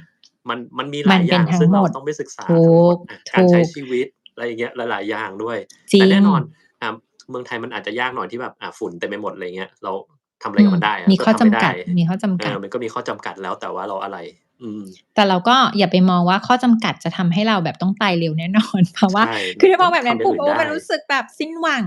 แต่ว่าจริงๆแล้วการมีข้อจำกัดจริงๆมันก็เป็นแรงท้าทายอย่างหนึ่งว่างั้นมีอะไรบ้างที่เราทำได้มันไม่ใช่อืมแค่มีฝุ่นปุ๊บแล้วเราทุกคนจะต้องสุขภาพแย่หมดมันก็ยังมีอีกหลายปัจจัยที่เราสามารถดูแลตัวเองได้เพื่อที่จะรอว่าวันหนึ่ง PM 2.5มันอาจจะดีขึ้นหรืออาจจะมีวิธีในการที่ป้องกันตัวเองได้ดีขึ้นเนาะ แล้วก็เหมือนที่แทนบอกอะอันเนี้ยฟ้าว่าชัดมากเพราะว่าฟ้าเคยไปพูดให้สถานทูตอิตาลีแล้วตอนนั้นน่ะสถานทูตอิตาลีอะเขาทำเป็นอิเวนต์เกี่ยวจะโชว์ว่าอาหารอิตาลีอะมันดีต่อสุขภาพแล้วอืมก็มีโอกาสได้คุยกับเชฟชื่อเชฟ Enrico แกแบบทำพวก risotto แบบเก่งมากทำให้ Queen Elizabeth อะไรเงี้ยก็คือเป็นแบบ signature เมนูเลยพอได้นั่งคุยกันน่ะอันหนึ่งที่เราเห็นตรงกันคือเวลาเราจะไปดูว่า คนที่อยู่100 ปีไม่ว่าจะเป็นโซนไหนก็ตามอะยูจะไปพิกแค่ว่าเขากินอาหารอะไรหรือว่าเขาไม่กินอะไรหรือเขากิน supplement ตัวไหนอะมันไม่ได้เพราะว่าการที่เขาอยู่จนถึง100 ปีอย่างนั้นได้มันมีปัจจัยเข้ามาเกี่ยวข้องกว่า1ปัจจัยซึ่งก็ไม่ใช่แค่สภาพแวดล้อมมันอยู่ที่วิถีชีวิตเขาด้วยว่าเขาเดินเหินบ่อยๆมันไม่ใช่แค่เรื่องอาอืมหารอย่างเดียวมันไม่ใช่แค่เรื่องออกกำลังกายอย่างเดียว มันไม่ใช่แค่เรื่องการมีเป้าหมายในชีวิตอย่างเดียว แต่มันคือการประกอบกันทั้งหมดอะค่ะทั้งหมดในทุกๆ6ด้านที่เป็นวิถีชีวิตเราเนี่ยแหละที่มันทำให้คนในประเทศนั้นๆโซนนั้นๆน่ะเขามีคุณภาพชีวิตที่ดีแต่ว่าชอบมากๆเวลามีคนถามแบบเนี้ยเพราะว่ามันเป็นการจุดประกายให้เราไปหาคำตอบมาให้ว่าเอ๊ะมันอืมมีไหมว่าไอ้ตัวคีย์ที่มันต่างเนี่ยมันคืออะไรเนาะค่ะอืมอืมอย่างที่หนึ่งเราเห็นตอนเราไปเที่ยวประเทศจีนมีแบบคนแก่ๆแต่แบบแบกของหนักกว่าคนหนุ่มเสียอีกอืมจริงแก่แบบเฮ้ยรุ่นอย่างงี้เราเรียกแบบรุ่นอาม่าที่ถ้าอยู่ประเทศไทยก็คงจะนอนอยู่กับที่ดูทีวีเอาพัดมาพัเออดๆอย่างงั้นน่ะ ใช่ไหมอืมแต่โน่นพอไปจีนปุ๊บไปเที่ยววันแรกคือเห็นอาม่าเนี่ยหน้าตาเหมือนกันเลยแต่แบกแบกไม้แบกฟืนอย่างเงี้ยแบบโอ้โฮอา โหดสลัดมากเราเพราะฉะนั้นถ้าก็เจ๋งเลยเราอะทำอะไรที่แอ็กทิฟได้ตั้งแต่ช่วงสมมุติเราฟังตอนนี้เราเริ่มที่50เราเริ่มที่60ถ้าเราทำอะไรที่มันเขาเรียกว่ามีการใช้กล้ามเนื้อได้บ้างแล้วก็อย่างน้อยไม่สมมุติอาจจะไม่ต้องทำเพิ่มก็ได้ไม่ต้องอยากไปแบบแบกเหล็กได้เหมือน Hercules หรือแบบเป็น Iron Man ก็ได้นะคะแต่ว่าอย่างน้อยอะฟ้าว่าเป็นอันเนี้ยเป็นมาร์กอันหนึ่งที่เราใช้มอนิเตอร์ตัวเองได้ถ้าเราไม่มีโอกาสมาวัดอะไรที่มันแบบชัดเจนคือให้ดูอืว่ากิจมกรรมชีวิตประจำวันของเราอะ เรายังทำกิจกรรมนั้นๆได้ปกติได้ง่ายเหมือนเดิมหรือเปล่ายกตัวอย่างง่ายๆลุกจากเก้าอี้เรายังสามารถลุกจากเก้าอี้โดยที่มันไม่ต้องเกาะไม่ต้องเซไม่เกาะนู้นเกาะนี้อืมได้เหมือนปกติหรือเปล่าเราเดินขึ้นลงบันไดได้ง่ายๆสบายๆเหมือนเดิมหรือเปล่าถ้าเมื่อไหร่ก็ตามอะไอ้กิจวัตรประจำวันที่เราทำอะมันเริ่มยากขึ้นแฮะไม่ว่าจะด้วยรู้สึกเหนื่อยง่ายขึ้นหรือกล้ามเนื้อมันรู้สึกไม่มีแรงมันก็จะเป็น sign หนึ่งเลยที่บอกว่าอะเนี่ยน่าจะเริ่มมีปัญหาแล้ว ว่าคุณเริ่มแก่ลงกว่าเดิมแล้วคุณต้องเริ่ม take action บางอย่างเพื่อที่จะป้องกันไม่ให้มันเสื่อมไปกว่านี้เพราะว่าอันนี้ก็เป็นอีกอันหนึ่งที่เราสามารถเอามาเป็นตัวสังเกตตัวเองง่ายๆได้ค่ะจริงๆอันนั้นก็เป็นอันหนึ่งที่เราใช้เทสต์คนไข้ที่ใช่ไหมปลูกถ่ายปอดด้วยนะคืออืมเราจะมีอันหนึ่งที่โรงพยาบาลเราจะเรียกว่า frailty index คือ frail นี่คือคนที่แบบไม่ค่อยมีแรงทำอะไรไม่ค่อยได้แล้วอืมเราก็จะมีวิเปราะธีเทสต์ว่าบางเปราะบางประมาณนั้นน่ะเราบอกว่าเฮ้ยถ้าอย่างงั้นเนี่ยลองลุกออกจากเก้าอี้แล้วเดินไปเดินมาสิเงี้ยอืมถ้าลุกออกจากเก้าอี้แล้วเขาต้องแบบเท้าอย่างเงี้ยหรือว่าเอามือดันใช่อะไรเงี้ยอันนั้นก็แปลว่าแบบแรงขาไม่มีแล้วเริ่มแย่แล้ว แล้วเดินน่ะจริงกระด๊อกกระแด๊กแบบบาลันซ์มันไม่ค่อยดีอืหันกลับมามก็เงอะๆงะๆอย่างเงี้ยอันนี้ก็แปลว่าเฮ้ยอย่างงี้น่าจะมีความเปราะบางสูงมีโอกาสที่แบบเดินๆแล้วจะล้มอะไรเงี้ยเยอะใช่สายตาโอเคหรือยังหูเขาแบบอาจจะไม่ได้ยินอะไรอย่างเงี้ยคือแบบต้องมานั่งจริงแก้เรื่องพวกนี้เยอะพอสมควรเหมือนกันใช่อืมดี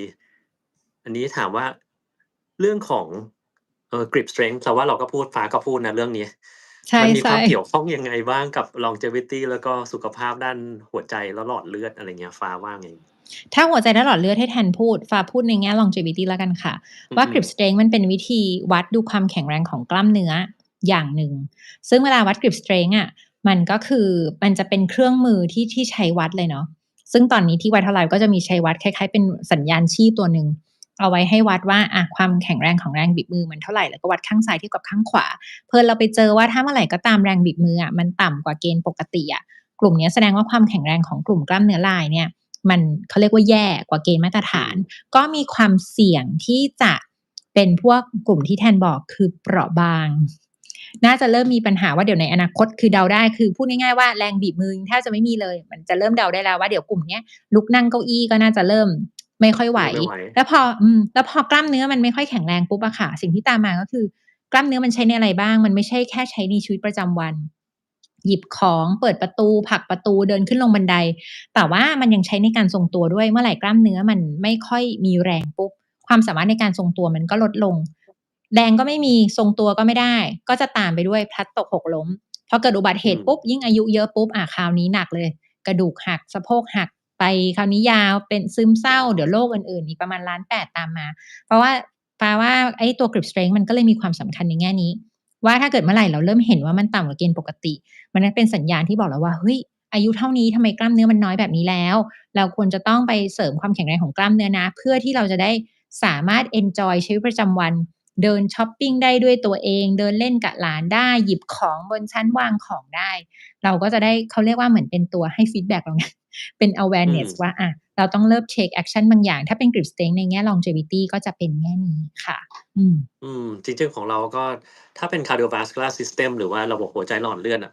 คือเราต้องมีความแข็งแรงประมาณหนึ่งของระบบอืมเนี้ยเพื่อที่จะให้กล้ามเนื้อมันได้รับเลือดเพียงพอที่จะทำการบีบตัวใช่ไหมแล้วก็ไม่ใช่แค่เรื่องนี้อย่างเดียวมันต้องมีอีกเรื่องหนึ่งก็คือเรื่องของระบบประสาทอืมเราจะลองสังเกตว่าบางคนเนี่ยกล้ามเนื้อมันเท่ากับอีกคนหนึ่งนะแต่ทำไมคนหนึ่งมันดูยกของหนักได้มากกว่าอีกคนจริงจริงทั้งๆที่กล้ามมันขนาดเท่ากันเลย เหมือนจริงถ้าชี้ให้ชัดเจนเลยคือถ้าใครที่มาสายออกกำลังกายคงจะรู้จักพวก power lifter ใช่ไม่ได้ตัวใหญ่เลยนะไม่ได้กล้ามใหญ่ด้วยยกได้จริงมากกว่าคนกล้ามใหญ่อีกต่างหากเพจริงราะว่าอะไร ราะว่าคนพวกเนี้ยคือระบบประสาทของเขาอะมันสามารถที่จะกระตุ้นให้กล้ามเนื้อทุกไฟเบอ Muscle ร์ทำงา Fiber นได้ทุกอันจริงสมมุติเรามีไฟเบอร์10อันอย่างเงี้ยตามเส้นมือเราคนธรรมดาทั่วไปเพื่อเล่นกล้ามอย่างเดียวมันอาจจะกระตุ้นได้สักครึ่งหนึ่งอย่างเงี้ยครึ่งอืมหนึ่งครึ่งบนอืมครึ่งล่างมันทำไม่ได้แต่คนที่ฝึกเรื่องระบบประสาทจริงๆจังๆอะมันกระตุ้นได้ทุกอันพร้อมกันมันก็เลยแรงจริเยอะกว่างทั้งๆที่ขนาดกล้ามมันก็เหมือนกันจริงอันนี้มันก็เลยเห็นด้วยเลยมีเรื่องของระบบประสาทเข้ามาเกี่ยวอืม ข้องกับหัวใจหลอดเลือดด้วยอืมแล้วมันก็เลยถึงมันก็สัมพันธ์กันหมดเนาะแทนเนาะว่าทำไมเขาอืมถึงบอกว่าออกกำลังกายมันเลยช่วยดีเลย์ทำให้ไม่สมองเสื่อมด้วยแล้วมันใช่ก็เลยมีผลช่วยเรื่องของหลอดเลือดหัวใจด้วยเห็นไหมคะทุกคนฟังเสร็จปุ๊บเราต้องไปขยับร่างต้องแล้วนะคะ ออกกำลังกาย ใช่คือขอแค่วันละถ้าสมมุติว่าไม่เคยออกเลยอะเปเปอร์หลังๆเพราะว่ามันยิ่งออกมาเอื้อให้กำลังใจเรามากเลยนะว่าจริงๆถ้าไม่เคยออกเลยอะทุก1ชั่วโมงขยับตัวแค่1นาทีจาก0น่ะเป็น1นาทีเราก็ได้ประโยชน์แล้วอะดีกว่าไม่ทำอะไรใช่เลยแล้วเดี๋ยวจาก1นาทีเราก็จะเพิ่มไปได้มากขึ้นเรื่อยๆค่ะอืมเรามองว่าถ้าเราเริ่มออกกำลังกายทีละนิดอะแล้วเราก็ตั้งเป้าแบบสั้นๆนิดๆหน่อยๆอะ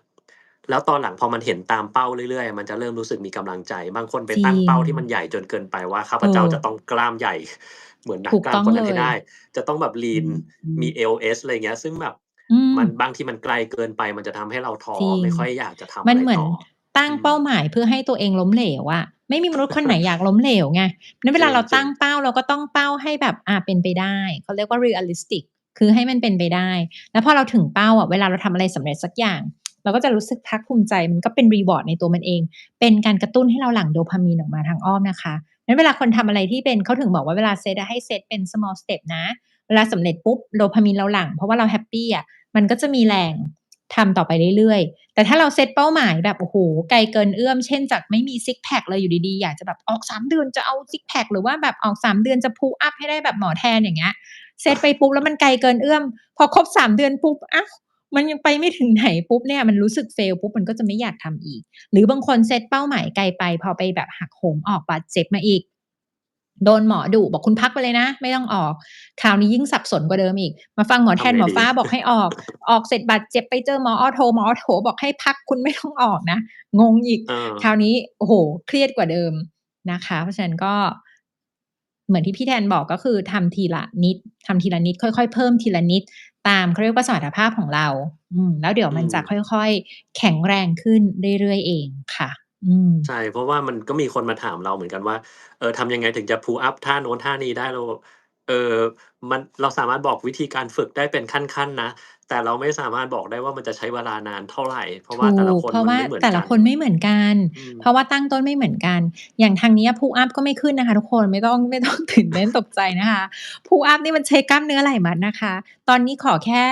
โหนบาร์เฉยๆเนี่ยได้1นาทีเนี่ยก็คือดีใจมากแล้วนะคะถ้าอยากเป็นเขาเรียกว่า Top tier เลยที่ grip strength แข็งแรงมากๆเนี่ยเขาบอกว่าเป็น elite athlete เลยเนี่ยต้องโหนบาร์ได้อย่างน้อย3นาทีแทนอาจจะได้5นาทีอะค่ะแต่ดิฉันตอนฝึกใหม่ๆเนี่ย โอ้โฮ1นาทีนี่ก็คือน้ำหนักตัวก็ไม่ใช่น้อยไงพอมันโดน gravity ดึงก็คือโอ้โฮกริบแบบว่าสั่นนะคะเพราะฉะนั้นเราอืมเวลาตั้งเป้าหมายอะฟ้าถึงบอกว่าบางทีถ้าเราไม่รู้ว่าเราจะตั้งยังไงอะบางทีพอเราไปเจอกับคนที่เขามีความรู้เขาจะช่วยให้เราแบบตั้งเป้าได้เหมาะสมกับตัวเรามากขึ้นมีแพลนช่วยเราให้เราไปถึงเป้าหมายที่เราต้องการได้เขาเรียกว่าเหมาะสมค่ะกับสมรรถภาพของเราอืมเราว่านี่แหละมันต้องค่อยๆเป็นค่อยๆไปเราต้องรู้จักตัวเองให้ดีเสียก่อนแล้วก็อย่าใช่ไปทำอะไรที่มันแบบมากจนเกินไปใช่เนาะค่ะเออ อืมเราถูกมองว่าไอ้เนี่ยต้องเลย ไลฟ์สไตล์ Medicine ก็จะช่วยตอบโจทย์ตรงนี้ได้ค่อนข้างที่จะเยอะใช่เพราะว่าเพราะว่าจบางริงๆอะทีเราไม่แทนรู้ตัวทำมาแล้วอืมถูกนะถูกอืมแล้วก็ที่แทนเหมือนให้ความรู้คนอื่นมาตลอดเพราะว่าจริงๆแทนก็คือหมอไลฟ์สไตล์ Medicine คนหนึ่งแค่ไม่ได้เรียนไลฟ์สไตล์แค่นั้นเองแต่จริงๆทุกความรู้ที่ให้อะไรก็ตามที่มันเกี่ยวกับการปรับเปลี่ยนวิถีชีวิตอะนั่นคือเป้าหมายของไลฟ์สไตล์ Medicine เพียงแต่ว่าฟ้าว่าคีย์ของหมอไลฟ์สไตล์ที่เขาสอนมาคือวิธี coaching ซึ่งเป็นสิ่งอืมที่เราไม่เคยได้เรียนตอนอยู่โรงเรียนแพทย์เนาะแทนเนาะ จริงหมอทุกคนจริงจบออกมาจะถนัดสั่งยูสังเกตสิไปหาหมออะหมอทุกคนจะถนัดสั่งสั่งให้ทำ1 2 3 4 5แล้วกลับมาเจอกันใหม่กินยาอย่างงู้นอย่างงี้แล้วเดี๋ยวเราจะใช้ lab วัดถ้าไม่ได้เราก็สั่งใหม่แต่เขาก็อืมเจอว่าไอ้วิธีสั่งอะมันไม่เวิร์กมันเลยเป็นที่มาว่าทำไมหมอไลฟ์สไตล์เนี่ยหรือว่าทีมไลฟ์สไตล์เนี่ยเราจะเน้นไปที่เขาเรียกว่า coaching มากกว่าคือพยายามหาวิธีที่หาแรงจูงใจของคนไข้ให้เจอแล้วก็ช่วยไกด์ว่างั้นถ้าเราจะเปลี่ยนเรื่องไลฟ์สไตล์อะเราควรจะต้องปรับยังไงแล้วใช้อะไรเป็นตัววัดนั่นเองเพราะว่าอืมคีย์มันอยู่ตรงนี้ซึ่งแต่ละคนมันก็จะมีข้อปลีกย่อยหรือว่าจริตที่มันต่างกันไปค่ะอืมโอ๊ยอันนี้เห็นด้วยสุดๆเลยเพราะว่าเราอะเคยเจอประสบการณ์ตรงแล้วเราเคยเล่าไปแล้วในช่องว่าตอนที่ใช้ทุนอยู่อะเราอืมเคยมีคนไข้เบาหวานคนหนึ่งแล้วจริงๆก็มีตั้งหลายคนที่แบบมาทีไรมันก็คุมไม่ได้ให้ยามันก็ไม่ใช้นัดก็ไม่มาจนตอนวันหนึ่งก็เลยแบบเห็นลุงแกแบบนั่งอยู่หลังจากที่ตรวจที่เราตรวจเสร็จแล้วเราก็เห็นถ้ามันลุงนั่งอยู่ข้างนอกเราก็อะไปคุยเล่นกับลุงไปอยากรู้ว่าอาชีวิตลุงเป็นยังไงเหมือนเพื่อนคุยคนหนึ่ง คุยไปๆอืมคุยมาลุงก็แบบเป็นคนเดียวที่เลี้ยงทั้งครอบครัวบ้านก็อยู่ไกลจะมาทีก็ต้องแบบมีรถแบบรถที่เขาขับผ่านมาเอาลุงมาส่งอะไรเงี้ยตอนเย็นอืมก็ต้องรอรถคันนั้นเขาเลิกงานก่อนแล้วถึงมารับอะไรเงี้ยยาเอาไปคือบ้านไม่บ้านไม่มีตู้เย็นตู้เย็นเดี๋ยวเสียบ้างไม่เสียบ้างอินซูลินเอาไปโอ้มันก็ใช้ไม่ได้อยู่ดีอือย่างเงี้มยมันก็พังเราก็แบบจริงเออว่ะถ้าเราไม่รู้ทุกอย่างของเขาบางทีเราไม่รู้จะแนะนำอะไรกับเขาได้แล้วเราก็ลองคุยกับจริงลุงนี่แบบ มีอะไรที่ลุงคิดว่าลุงทำได้ไหมแบบอาหารเอออย่างเงี้ยลุงคิดว่าถ้าใช่ถ้าลุงแบบลดอืมลดตรงนี้หน่อยลุงว่าไหวไหมอืมอะไรเงี้ยเราถามให้เขาเป็นคนตอบเองอะมันอาจอาจะได้ใได้คำตอบช่ที่แบบๆเขาอยากจะทำมากกว่าแล้วเราก็แบบเฮ้ยถ้างั้นเรามีคนไข้เนี่ยบ้านอยู่ใกล้ๆต่อไปนัดพร้อมกันได้ไหมให้ไปรับลุงคนนี้มาหน่อยอะไรเงี้ยมันก็แบบพอจะบอกได้บ้างแต่ว่ามันมีอะไรจริงที่มากกว่าทีนี้ปัญหามันก็จะอยู่ตรงที่ว่าอ่าเราจะไม่สามารถทำให้การรักษาทางการแพทย์เพอร์เฟกต์ตามไกด์ไลน์เป๊ะๆได้ซึ่งมันเป็นถูกไปไม่ได้มันต้องแบบดีที่สุดสำหรับคนคนนั้นแม้มันจะไม่ใช่อืม เป๊ะสำหรับไกด์ไลน์ก็ตามจริงจริงแล้วบางอย่างมันก็อาจจะมีความเร่งด่วนที่ต่างกันไปเช่นสมมุติถูกคนเนี้ยเป็นเบาหวานแล้วเป็น stroke มาแล้วไอ้อย่างอืมเงี้ยคือต้องคุมเข้มมากๆถ้าคุมไม่เข้มตั้งแต่วันเนี้ย คือมันไม่ได้อันนั้นเราก็ต้องคุยกับคนไข้ว่าเฮ้ยมันต้องคุมให้ได้แล้วนะเพราะถ้าคุมไม่ได้ต่อไปเดี๋ยวแบบจริงมันอาจจะไม่รอดแล้วนะอะไรเงี้ยจริงก็จะมีความถูกค่ะยากถูกยากง่ายแต่ว่ามันก็จะทำให้เราสามารถที่จะใช้น้ำเสียงที่จริงจังแตกต่างกับกรณีว่าเฮ้ยกรณีนี้เรายังพออรุ่มอร่วยได้นิดหนึ่งแต่ว่าถ้าเป็น stroke มาแล้วอันนี้ไม่ได้แล้วอันนี้ต้องไม่ได้ต้องอืม ให้ได้เพราะฉะนั้นนี่แหละอันเนี้ยคือตรงอย่างที่แทนว่าคือไลฟ์สไตล์เนี่ยใช้ได้ในหลายๆเคสแต่ไม่ใช่ในทุกกรณีณบางกรณีอืมยังจำเป็นต้องกลับเข้าสู่การที่หมอเป็นผู้สั่งแล้วก็สอนโดยเฉพาะเคสที่ emergency ไปแล้วเพราะว่าตอนนั้นน่ะมันอยู่ในสภาวะที่คุณดันอยู่ในสภาวะที่ปล่อยให้สุขภาพมันต้องไปอยู่ under care ของหมอ100%เช่นหมอผ่าตัดโรคหัวใจอย่างเงี้ยอืมเส้นเลือดตีบไปแล้วตอนนั่นคือนั้น ไม่ no ได้แล้ว option แล้วจ้ะ no option ที่หมอจะให้แล้วคุณเจ็บหน้าอกมาแล้วอันนั้นคือทิ้งชีวิตไว้ในมือหมอแล้วเรียบร้อยคือถ้าอันนั้นปล่อยจะไปขอปรับชีวิตก่อนไม่ได้ไม่ได้แล้ไม่ทัน วนะคะ อันนั้นคือพูดง่ายๆว่าจริงๆอะ lifestyle medicine เนี่ยมันคือพยายามจะ prevent หรือว่าอืมป้องกันไม่ให้มันไปถึงขั้นที่คุณต้องเอาชีวิตไปทิ้งไว้ในมือหมอไงเพราะจริงๆเราเจอว่าถ้าเรายอมเป็นหมอของตัวเองเราดึงอำนาจในการดูแลตัวเองกลับมาจากหมอเราดูแลตัวเองดีๆเราสามารถป้องกันไม่ต้องปล่อยให้เราทิ้งชีวิตไปอยู่ในมือหมอให้หมอเป็นคนจัดการชีวิตเราว่าเป็นยังไงอะมันสามารถทำได้แต่ถ้าเราไม่ดูแลอะไรเลยเราแบบ ไม่เคยสนใจไลฟ์สไตล์เราเลยเราไม่สนใจว่าชีวิตจะเป็นยังไงอะไรอย่างเงี้ยสุดท้ายแล้วเนี่ยปลายทางก็คือเรากำลังเดินทางเข้าสู่ทิ้งชีวิตไว้ในมือหมอก็แล้วแต่วิถีทางที่เราเลือกมันไม่มีผิดไม่มีถูกนะคะแต่ว่าเราเลือกได้แต่สมมุติถ้าถึงขั้นที่แบบโอ้โฮเจ็บหน้าอกต้องทำ bypass เส้นเลือดตีบไปหมดแล้วอะไรอย่างเงี้ยตอนนั้นไม่ต้องขอปรับไลฟ์สไตล์แล้วค่ะตอนนั้นคงต้องให้หมอผ่าก่อนพอผ่าเสร็จแล้วหลังจากผ่าเสร็จเราก็อาจจะเป็นทีมของไลฟ์สไตล์ที่เข้าไปช่วยดูแลว่าหลังจากผ่าเสร็จถ้าไม่อยากที่จะต้องกลับมานอนขึ้นเขียงให้หมอผ่าซ้ำในออืมนาคตเราควรจะต้องปรับไลฟ์สไตล์ได้ยังไงบ้างอะไรอย่างเงี้ยนะคะอืม อืม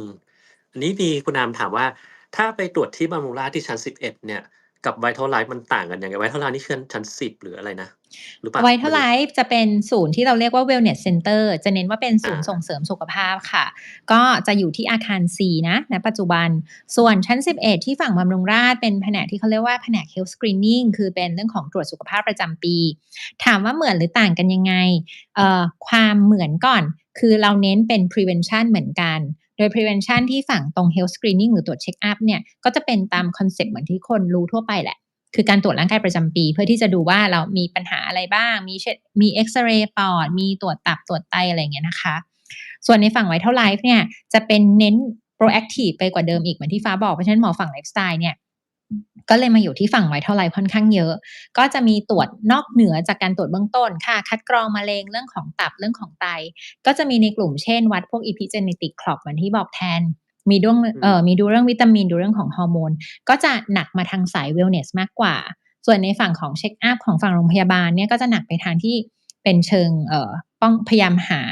โรคว่าจะเป็นโรคอะไรแล้วก็พยายามป้องกันก่อนตั้งแต่เนิ่นๆแต่ทีเนี้ยในแนวคิดเนี่ยณปัจจุบันมันเริ่มจะ merge เข้ามาหากันมากขึ้นเพราะฉะนั้นเนี่ยไม่ว่าจะเข้าไปทาง Vital Life หรือฝั่งเช็คอัพเนี่ยจะเข้าทางไหนก็ได้ entry มัน point ลิงก์กันได้เหมือนกันสุดท้ายแล้ว journey เนี่ยไม่ว่าอยู่จะเข้าทางฝั่ง Vital Life หรือว่าฝั่งเช็คอัพเนี่ยถ้าคุณมีปัญหาเราก็จะส่งไปหาคุณหมอเชี่ยวชาญที่เฉพาะทางแต่ถ้าคุณไม่มีปัญหาแล้วคุณอยากจะป้องกันไม่ให้ตัวเองเป็นโรคอีกคุณก็จากเช็คอัพคุณก็จะกลับมาที่ Vital Life ได้เหมือนกันคือไม่ว่าจะเข้าทางไหนเนี่ย patient journey ก็จะเหมือนกันหมดตามมาตรฐานที่เราแพลนเอาไว้ค่ะแล้วก็ในของแผนกเช็คอัพเนี่ยก็จะเริ่มมีบาง lab ของทาง Vital Life ที่เป็นเชิงป้องกันน่ะแทรกเข้าไปด้วยเป็นบางแพ็กเกจเราก็เลยทำให้มีแพ็กเกจ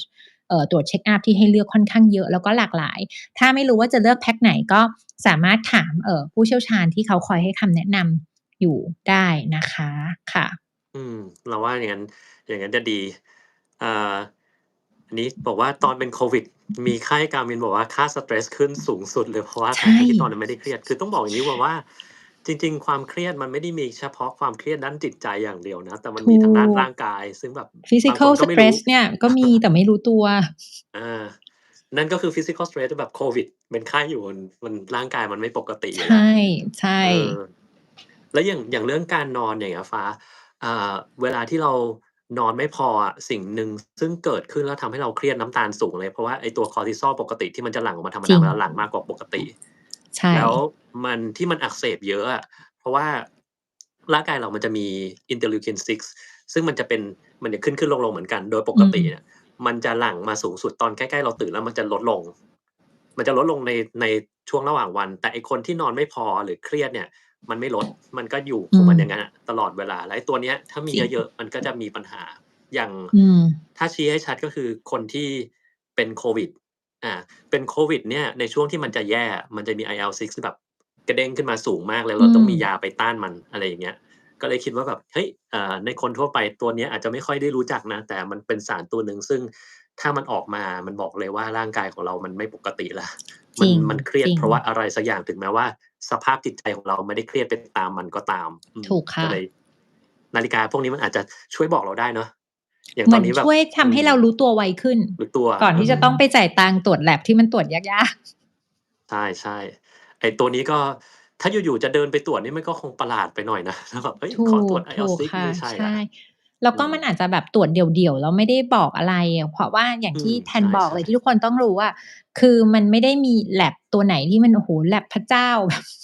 ตรวจแล้วบอกได้ทุกสิ่งว่าสุขภาพฉันจะตายเร็วตายช้ามันยังไม่มีแบบนั้นนะคะงั้นเวลาจะตรวจ lab อะไรอะฟ้าว่าถ้าไม่ชัวร์ก็ถามคุณหมอก่อนแต่ถ้าเกิดไม่ถามคุณหมอในแพ็กเกจที่แต่ละโรงพยาบาลเขาดีไซน์มาเขาก็จะมีทีมที่ช่วยคิดมาอยู่แล้วว่าอันนี้คือตัวเซตของการตรวจที่พอตรวจออกมาแล้วคนไข้ได้ข้อมูลจะมีประโยชน์กับคนไข้นั้นหลังๆบางทีฟ้าเจอแบบบางคนอยากจะตรวจทุกสิ่งที่มันมีอยู่ให้ตรวจบนโลกใบนี้ซึ่งจริงๆแล้วมันก็การได้ข้อมูลเยอะเกินไปแล้วเราไม่รู้ว่าจะใช้ยังไงกับมันน่ะบางทีมันก็เป็นปัญหาเนาะแทนว่าไหม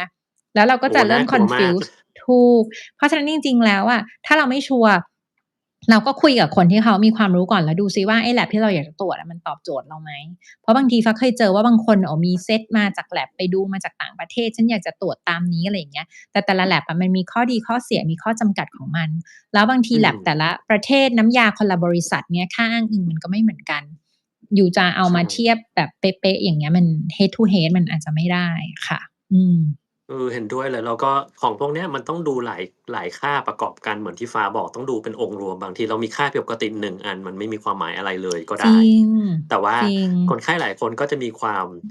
fixate กับไอ้เนี่ยมากๆเลยทำยังที่ไงให้มันผิดปกติ แบบมีบางคนเจอแบบเนี่ยค่านี้มันผิดไปนิดหนึ่งทำยังไงให้มันปกติได้ไหมอะไรเงี้ยมันทำไม่จริงได้อะไรเงี้ยมันไม่มีปัญหาอะไรเลยถูก แต่ฟ้าว่าเนี่ยมันคือเป็นยุคที่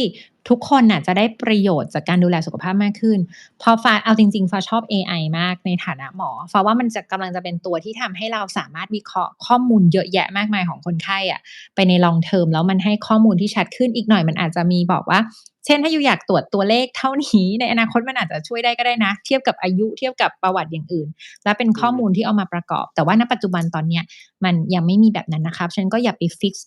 กับตัวเลขตัวใดตัวหนึ่งมากเกินไปบางทีถ้าเจอคุณหมอแล้วคุณหมอบอกว่าไม่เป็นไรเราลองดูภาพองค์รวมตามความเห็นของคุณหมอผู้เชี่ยวชาญแล้วก็สบายใจได้บางทีพอมันอาจจะมีอะไรทริกเกอร์นิดหน่อยพอกลับมา follow up เราก็ปกติแล้วไม่มีปัญหาแต่บางทีพอไปฟิกซ์กับอะไรเล็กๆน้อยๆพยายามทำนู่นทำนี่จนมันเกินพอดีบางทีกลายเป็นว่ากลับมาอีกรอบหนึ่งอะเป็นโรคอื่นโรคจากตัวทำเพราะพยายามแก้อะไรที่มันไม่ได้จำเป็นจะต้องแก้ก็มีนะนั้นต้องใช่แล้วเราบางทีคอยเราไประมัดระวังเรียกว่าเป็น micro manage เกินไปแล้วมันไม่ได้ประโยชน์อะไรจริงขึ้นมาเครียดจริงมากกว่าเดิมอันนี้ตรงถูกค่ะมากเลยตรงกับสายงานที่เราทำงานนะตอนเนี้ยอย่างถ้าสมมุติว่าแบบเราไม่รู้ฟ้าเคยเจอเคยเจอแบบนี้หรือเปล่าคือแบบมันจะมีสมมุติมีหมอบางคนเนี่ยดูแลคนไข้ใช้เวลานานมากเลยดูมันจะอืมทุกเม็ดทุกอย่างเลยสุดท้ายเนี่ยนอกจากแบบดูทั้งวันแล้วไม่เสร็จแล้วเนี่ยไอ้คนที่ตามดูด้วยมันเหนื่อยกว่าเดิมเว้ยแล้วผลการรักษาคนไข้ก็ไม่ได้ดีไปกว่าเดิมเลยแม้แต่อืน้อยมเออจริงเราอะเป็นแล้วเราก็แบบเราไม่ชอบความ micro manage ซึ่งไม่ได้เปลี่ยนแปลงการรักษาหลักไม่แปลงผลการรักซึ่ง ษาถูกใช่ ถูก แล้วพอมันเป็นอย่างเงี้ยเราก็เลยมองว่าบางทีการที่เราไปใส่ใจรายละเอียดมากจนเกินไปอะมันก็เกิดปัญหาขึ้นมาได้แล้วทีเนี้ยคำถามก็จะมีว่าแล้วรายละเอียดแค่ไหนที่เราควรใส่ใจไอ้ตรงอืมนี้นี่แหละที่คนทั่วไปอะถ้าไม่รู้แนะนำว่าถามหมอที่เขาเชี่ยวชาญจะดีใช่ที่สุดแล้วก็ใช่ฟังเขาถูกถ้าเราไม่แน่ใจเราก็อาจจะถามความเห็นของหมออีกคนหนึ่งที่เชี่ยวชาญเหมือนกันถูกก็ได้ถูกต้องให้แบบจริง ชัวร์ๆถูกได้แค่นั้นเพราะจเลยริงๆมันอยู่ในมาตรฐานโรงพยาบาลเลยค่ะทุกคนไม่ต้องเกรงใจยกตัวอย่างเช่นถ้ามาหาฟ้าฟังฟ้าแปลผลเสร็จปุ๊บไม่พอใจรู้สึกว่าเอ๊ะไม่ใช่อันนี้ที่หมอบอกว่ามันปกติแต่ใจเรายังรู้สึกว่าไม่ปกติไม่มั่นใจเป็นสิทธิ์ของคนไข้เลยที่จะหา second opinion อืมไม่ต้องรู้สึกว่าหมอจะรู้สึกแย่ใดๆเลยทั้งสิ้นคือมันเป็นโดยมาตรฐานที่คนไข้พึงจะได้รับเพราะฉะนั้นถ้าเราหาหมอคนหนึ่งเราคุยกับเขาแล้วเรารู้สึกเอ๊ะไม่แน่ใจแฮะเราอยากจะขอความมั่นใจจากคุณหมอผู้เชี่ยวชาญท่านอื่นเป็นสิทธิ์ของเราเลยไม่ต้องรู้สึกผิดนะคะอืทำได้อันนี้เห็นด้แล้วก็วยแล้วถ้าเกิดว่าทุกคนเขาตอบมาเหมือนกันว่าไม่ต้องไปใส่ใจค่านี้สมมุติถามมากกว่า1ก็ไม่ต้องพยายามไปหาจนกว่าจะมีคนบอกว่าค่านี้มันผิดปกติ คือจริงๆถ้าใครเจอทันเคยเจอเปล่าเอมันอ มีอะก็คือพยายามจะช็อปปิงไปเรื่อยจนกว่าจะหาคนที่ตอบถูกใจฉันน่ะแล้แล้ววบางเขาจะบอกว่าหมอทีพอไป คนนี้นี่ดีจังเลย ไม่แล้วคือบางทีพอไปเจอแล้วเอ่อเขาก็เลยเหมือนกับจะขายของหรือทำอะไรสักอย่างแล้วบางทีพอกลับมาหาเราอะคือมันถูก abuse จากอย่างอื่นไปแล้วนึกออกไหมเพราะฉะนั้นฟ้าพูดจริงๆว่าเราเลือกหมอที่จะปรึกษาให้มั่นใจก่อนแล้วเราก็มีสิทธิ์ที่จะหา second opinion third opinion แต่ถ้าเมื่อไรเราหาผู้เชี่ยวชาญแล้วหลายๆผู้เชี่ยวชาญเขาตอบตรงกันว่าเฮ้ยมันไม่มีอะไรที่ต้องกังวลขอให้มั่นใจว่าไม่มีอะไรต้องกังวลไม่ต้องพยายามไปหาจนกว่าจะเจอคนที่ตอบให้ถูกใจฉันนะเพราะบางทีมันกลายเป็น เราทำร้ายตัวเองโดยที่เราไม่รู้ตัวค่ะ อืมอืมอันนี้เห็นด้วยสุดๆมันจะมีคนที่เป็นแบบเนี้ยอยู่พอสมควรโดยเฉพาะคนที่เขากังวลกับสุขภาพตัวเองมากจนเกินพอดีมากเกินไปใช่เอออย่างบางคนในทางจิตเวชเขาจะมีแบบพวก Hypochondria คือแบบพยายามคิดว่าตัวเองมันมีอะไรสักอย่างในในร่างกายที่หมอตรวจหาไม่เจอแล้วก็อืมจะพยายามยกตัวอย่างเนี่ยเห็นไหมเคสนั้นเนี่ยตอนแรกไปหาหมอมาทุกโรงพยาบาลไม่เจออะไรสุดท้ายไปเจอมันเป็นมะเร็งอะไรเงี้ย อืเขามเขาจะยกพวกนี้มาบ่อยมากเลยที่เคยเจอเนาะแต่เราก็ต้องบอกว่าเราต้องอยู่กับข้อมูลปัจจุบันเท่าที่เรามีตามมาตรถูฐานที่เราทำกได้เราจะถูก ไปเดาทำ MRI ทุกคนทำ PET scan ทุกคนมันก็คงไม่ได้อยู่แล้ว ไม่ได้ ใช่เพราะว่าเป็นมันก็มีข้อไปไม่ได้ดีข้อเสียอยู่แต่ถ้าสุอืมดท้ายแล้วคุณรู้สึกว่าคุณ willing ที่จะรับความเสี่ยงนั้นน่ะในฐานะหมอเราแค่ช่วยดูพยายามให้คุณปลอดภัยที่สุดเท่าที่จะทำได้แต่ถ้าสุดท้ายเราตัดสินใจว่าเราจะ take risk อันนั้นหน้าที่หมออย่างเราก็คือเราก็ได้เป็นหน่วยที่ซัปพอร์ตในกรณีที่ใช่มันเกิดอะไรแบบเอ็กซ์ตรีมขึ้นมาอืมอืมอันนี้เรามองว่าชอยซ์ของคนไข้เนี่ยมันเป็นสิ่งสำคัญมากแบบ patient ใช่ center ใช่ใช่อย่างบางกรใช่ณีเราก็เคยเห็นคนที่แบบให้ทำนั่นก็ไม่ทำนี่ก็ไม่ทำถามว่าเราทำอะไรได้แทนที่เขาจะตอบว่าเขาทำอะไรได้เขาบ่น ทำไมชีวิตมันอย่างงี้ทำไมมันทั้งยุ่งยากมาหาหมอก็ไม่รู้จะทำยังไงให้อาทำยังไงก็ไม่หายขาดคือบ่นแทนที่จะบอกว่าจะทำอะไรได้เราก็บอๆอืกว่าโอเคถ้ามงั้นเนี่ยเป้าหมายของคุณในชีวิตนี้คืออะไรอืมถ้าเกิดเป้าหมายคือต้องการอยู่แล้วก็แข็งแรงที่สุดคุณต้องทำตามนี้แหละถ้าคุณไม่ทำตามอืนี้มันจะไม่ได้มเป้าหมายที่คุณต้องการแต่ถ้าคุณบอกอืว่ามขออยู่อย่างมีความสุขแบบไหนก็ได้อยากได้กินตามใจปากโอเคอืมแต่ถ้าเกิดทำแบบนั้นแล้วเนี่ยโรคที่เป็นอยู่อะมันไม่ดีนะมันอาจจะแย่จะแย่ ลงนะอืมันเป็นอย่างมนั้นได้คุณรับได้หรือเปล่าถ้ารับได้โอเคเราถูกตามสบายเราซัปพอร์ต ถอาจจะไม่กินูกยาๆ ไม่เป็นไรแต่คุณรู้แล้วนะว่าถ้าไม่กินมันเกิดอะไรขึ้นอะไรมันเงี้ยจะเป็นอย่างงี้จริงอาเพราะว่านั่นแหละคือฟ้าว่าหน้าที่หมอณปัจจุบันเราทำได้ดีที่สุดของเราก็คือแบบนี้แต่ถ้าคุณเลือกออปชันที่ถึงแม้ว่าใจเรารู้สึกว่าคุณเลือกอีกทางหนึ่งอาจจะดีกว่าแต่สุดท้ายแล้วอย่างที่บอกอะค่ะชีวิตเป็นของเราแหละเป็นของทุกคนที่ฟังอยู่อะคุณคือหมอของตัวเองสุดท้ายแล้วผู้เชี่ยวชาญอย่างเราคือถ้าเกิดสมมุติคุณเลือกออปชันที่เรารู้สึกว่าเฮ้ยเดี๋ยวมันจะเกิดปัญหานะถ้าเกิดปัญหาหน้าที่ของเราก็คือคอยซัปพอร์ต ช่วยแก้ตอนเกิดปัญหาแต่ว่าถ้าเป็นไปได้ตอนมันเจอเราหน้าที่ของพวกเราก็คือพยายามจะให้ข้อมูลว่าทำยังไงคุณถึงจะไม่ต้องเจอปัญหานั้นๆค่ะอืมจริงด้วยแล้ววันนี้ก็คุยมานานพอสมควรเลยจริงใช่ต้องนานจริงตเออกใจดูนาฬิกาต้องใช่ไหมคุยมามันติดลมต้องจริงๆต้องขอบคุณฟ้ามากเลยนะที่เฮ้ยขอบมาวันนี้คุณมากเหมือนกันค่ะเออขอบคุณมากวันนี้มีคนบอกว่าให้เชิญฟ้ามาอีกด้วยคุยสนุกดีความรู้แบบไว้แน่นปึกอย่างเงี้ยโอ๊ยขอบดีคุณมากค่ะไว้ค่อยคุยเรื่องอื่นเอาไว้อาจจะเป็นเซสชันเมาท์หมอแทนช่วงกำลังเรียนอยู่เดี๋ยวเกณฑ์เพื่อนๆคนอื่นมาช่วยเมาท์นะคะคิดว่าแฟนคลัๆได้เดี๋ยวเขา บอยากรู้แน่เลย ได้งั้นโอเคเดี๋ยวสุดท้ายอยากจะให้ฟ้าช่วยฝากนิดหนึ่งว่าฟ้าเนี่ยถ้าจะตรวจกับฟ้านี่ยังไงที่ไหนบ้างแล้วก็เห็นเมื่อกี้บอกว่ามีไปช่วยที่ทางของทางรัฐบาของโรงพลยาบาลรัฐเป็นอาพี่เลี้ยงค่ะโรงพยาบาลรัฐแต่เป็นแต่ว่าไม่ได้ไปออกตรวจโรงพยาบาลรัฐนะคะเพราะว่าอาไม่มีเวลาค่ะถ้าเกิดทำเยอะกว่านี้เนี่ยอาจจะถูกที่บำรุงราษฎร์กับ Vitalite ไล่ออกจากงานได้นะคะเพราะว่านอกจากตรวจของเขาแล้วก็ต้องต้องขอบคุณทั้งซีอีโอและผู้บริหารที่บำรุงราษฎร์กับ Vitalite มากๆว่ามีวิชั่นว่าก็อยากจะช่วยคนไทยที่อื่นน่ะเขาถึงยอมให้ฟ้าไปทำพรอเจกต์ช่วย ในส่วนของรัฐบาลด้วยเพราะว่าก็เป็นวิชั่นของเขาว่าเราจริงๆต้องช่วยกันทั้งของรัฐและก็เอกชนถ้าเราไม่ช่วยกันมันไม่มีทางที่จะทำให้คนไทยมีสุขภาพดีได้อะพูดง่ายๆว่าแบบนั้นแล้วก็ของที่ของรัฐเนี่ยเป็นพี่เลี้ยงค่ะแต่ว่าในทีมพี่เลี้ยงก็คือไปช่วยให้ทางทีมคุณหมอทีมพยาบาลทีมคนที่เขาตั้งคลินิกในโรงพยาบาลรัฐเหล่านั้นน่ะ10แห่งไปตามได้ที่ KLM Center สามารถจะให้บริการกับทุกคนได้เหมือนที่เจอฟ้าเลยนะคะ ส่วนทีมของฟ้าไม่ว่าจะเป็นที่แผนกเช็กอัปหรือว่าที่ Vital Life ค่ะเรามีทีมแพทย์มากกว่า1คนไม่ต้องฟิกซ์ว่าจะเจอแค่ฟ้าก็ได้ฟ้าการันตีว่าหมอทุกคนที่ทางโรงพยาบาลเลือกมาทุกคนมีมาตรฐานแล้วก็มีความน่ารักอยู่แล้วเรื่องความสามารถเนี่ยไม่มีปัญหาแต่ว่าจริตว่าคุยกันแล้วถูกใจไหมอะฟ้าว่าอันนั้นแหละมันเลยเป็นสาเหตุว่าทำไมเราต้องมีหมอหลายๆคนในแต่ละแผนกเพราะว่าจริตวิธีพูดอืมบางคนก็จะถูกกับจริตแบบหนึ่งบางคนถูกจริตอีกแบบหนึ่งเป็นต้นนะคะ แต่ถ้าอยากมาเจอก็อยู่ที่บำรุงราษฎร์ทุกวันอยู่ที่เดียวนะคะไม่มีตรวจที่อื่นนะคะไม่มีเวลาจะทำคลินิกตัวเองด้วยค่ะเพราะว่าทำอย่างอื่นเยอะแยะไปหมดก็จะอยู่แค่วันจันทร์ถึงวันศุกร์นะคะที่ Vital Life แล้วก็ถ้าเกิดว่าเป็นตรวจเช็กอัปที่โรงพยาบาลบำรุงราษฎร์เนี่ยก็จะตรวจแค่วันอาทิตย์ที่2กับ4ของเดือนค่ะนอกนั้นก็โอเคจะมีสอนนู่นสอนนี่ดูตามช่องได้นะคะแต่ไลฟ์แบบอาจารย์แทนเนี่ยน่าจะไม่ไหวค่ะก็จะขอมาแจมเป็นครั้งคราวไปนะคะค่ะ ได้มันก็เดี๋ยวคราวหน้าเรามานัดเวลาคุยกันอีกรอบหนึ่งก็ได้เนาะถ้าช่วงได้เลไหนว่างยค่ะแล้วก็ได้เลยฝากไปติดตามช่องฟ้าด้วย Blue Zone โอ๊ย Thailand ขอบนะครับคุณนะคะขอบอืมคุณนะคะ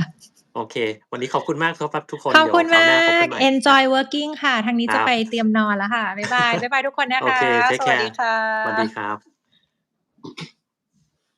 นี่